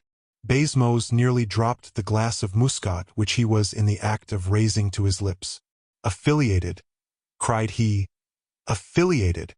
Yes, affiliated, undoubtedly," repeated Aramis with the greatest self-possession. "Are you not a member of a secret society, my dear M. Baismos? Secret? Secret or mysterious? Oh, M. d'Herblay, consider now, don't deny it. But believe me, I believe what I know. I swear to you. Listen to me, my dear M. Baismos. I say yes, you say no. One of us two necessarily says what is true, and the other, it inevitably follows, what is false. Well, and then? Well, we shall come to an understanding presently." "Let us see," said Baismos. "Let us see. Now drink your glass of muscat, dear Monsieur de Baismos," said Aramis. "What the devil? You look quite scared." "No, no, not the least in the world. Oh, no. Drink, then." Baismos drank, but he swallowed the wrong way. "Well," resumed Aramis, "if, I say, you are not a member of a secret or mysterious society, which you like to call it, the epithet is of no consequence. If, I say, you are not a member of a society similar to that I wish to designate, well, then, you will not understand a word of what I am going to say. That is all. Oh, be sure beforehand that I shall not understand anything." "Well, well, try now, let us see." "That is what I am going to do." If, on the contrary, you are one of the members of this society, you will immediately answer me yes or no. Begin your questions, continued Baisemeaux, trembling. You will agree, dear Monsieur de Baisemeaux, continued Aramis with the same impassibility, that it is evident a man cannot be a member of a society. It is evident that he cannot enjoy the advantages it offers to the affiliated, without being himself bound to certain little services. In short, stammered Baisemeaux, that would be intelligible if— Well, resumed Aramis, there is in the society of which I speak, and of which, as it seems, you are not a member. Allow me, said Baisemeaux, I should not like to say absolutely. There is an engagement entered into by all the governors and captains of fortresses affiliated to the order. Baisemeaux grew pale. Now the engagement, continued Aramis firmly, is of this nature. Baisemeaux rose, manifesting unspeakable emotion. Go on, dear M. de Herblay, go on, said he. Aramis then spoke, or rather recited, the following paragraph, in the same tone as if he had been reading it from a book. The aforesaid captain or governor of a fortress shall allow to enter, when need shall arise, and on demand of the prisoner, a confessor affiliated to the order. He stopped. Baisemeaux was quite distressing to look at, being so wretchedly pale and trembling. Is not that the text of the agreement? Quietly asked Aramis. Monseigneur, began Baisemeaux. Ah, well, you begin to understand, I think. Monseigneur, cried Baisemeaux, do not trifle so with my unhappy mind. I find myself as nothing in your hands. If you have the malignant desire to draw from me the little secrets of my administration. Oh, by no means. Pray undeceive yourself, dear M. Baisemeaux. It is not the little secrets of your administration, but those of your conscience that I aim at. Well, then, my conscience be it, dear M. de Herblay. But have some consideration for the situation I am in, which is no ordinary one. It is no ordinary one, my dear monsieur, continued the inflexible Aramis, if you are a member of this society, but it is a quite natural one if free from all engagement. You are answerable only to the king. Well, monsieur, well, I obey only the king, and whom else would you have a French nobleman obey? Aramis did not yield an inch, but with that silvery voice of his continued, It is very pleasant, said he, for a French nobleman, for a prelate of France, to hear a man of your mark express himself so loyally, dear de Baisemeaux, and having heard you to believe no more than you do. Have you doubted, monsieur? I? Oh, no. And so you doubt no longer? I have no longer any doubt that such a man as you, monsieur, said Aramis gravely, does not faithfully serve the masters whom he voluntarily chose for himself. Masters, cried Baisemeaux. Yes, masters, I said. Monsieur de Herblay, you are still jesting, are you not? Oh, yes. I understand that it is a more difficult position to have several masters than one, but the embarrassment is owing to you, my dear Baisemeaux, and I am not the cause of it. Certainly not, returned the unfortunate governor, more embarrassed than ever. But what are you doing? You are leaving the table? Assuredly. Are you going? Yes, I am going. But you are behaving very strangely towards me, monseigneur. I am behaving strangely. How do you make that out? Have you sworn, then, to put me to the torture? No, I should be sorry to do so. Remain, then. I cannot. And why? Because I have no longer anything to do here, and, indeed, I have duties to fulfill elsewhere. Duties? So late as this? Yes, understand me now, my dear de Baisemeaux. They told me at the place whence I came, the aforesaid governor or captain will allow to enter, as need shall arise, on the prisoner's demand, a confessor affiliated with the order. I came. You do not know what I mean, and so I shall return to tell them that they are mistaken, and that they must send me elsewhere. What? You are, cried Baisemeaux, looking at Aramis almost in terror. The confessor affiliated to the order, said Aramis, without changing his voice. But, gentle as the words were, they had the same effect on the unhappy governor as a clap of thunder. Baisemeaux became livid, and it seemed to him as if Aramis's beaming eyes were two forks of flame, piercing to the very bottom of his soul. The confessor, murmured he. You, monseigneur, The confessor of the order. Yes, but we have nothing to unravel together, seeing that you are not one of the affiliated. Monseigneur, and I understand that, not being so, you refuse to comply with its command. Monseigneur, I beseech you, condescend to hear me. And wherefore? Monseigneur, I do not say that I have nothing to do with the society. I say not that I refuse to obey. Nevertheless, M. de Basmos, what has passed wears very much the air of resistance. Oh no, Monseigneur, no, I only wish to be certain. To be certain of what? Said Aramis, in a tone of supreme contempt. Of nothing at all, Monseigneur. Basmos lowered his voice, and bending before the prelate, said, I am at all times and in all places at the disposal of my superiors. But, very good. I like you better thus, monsieur, said Aramis as he resumed his seat, and put out his glass to Basmos, whose hand trembled so that he could not fill it. You were saying, but, continued Aramis. But, replied the unhappy man, having received no notice, I was very far from expecting it. Does not the gospel say, watch, for the moment is known only of God? Do not the rules of the order say, watch, for that which I will, you ought always to will also? And what pretext will serve you now that you did not expect the confessor, M. de Basmos? Because, Monseigneur, there is at present in the Bastille no prisoner ill. Aramis shrugged his shoulders. What do you know about that? Said he. But, nevertheless, it appears to me. M. de Basmos, said Aramis, turning round in his chair. Here is your servant who wishes to speak with you.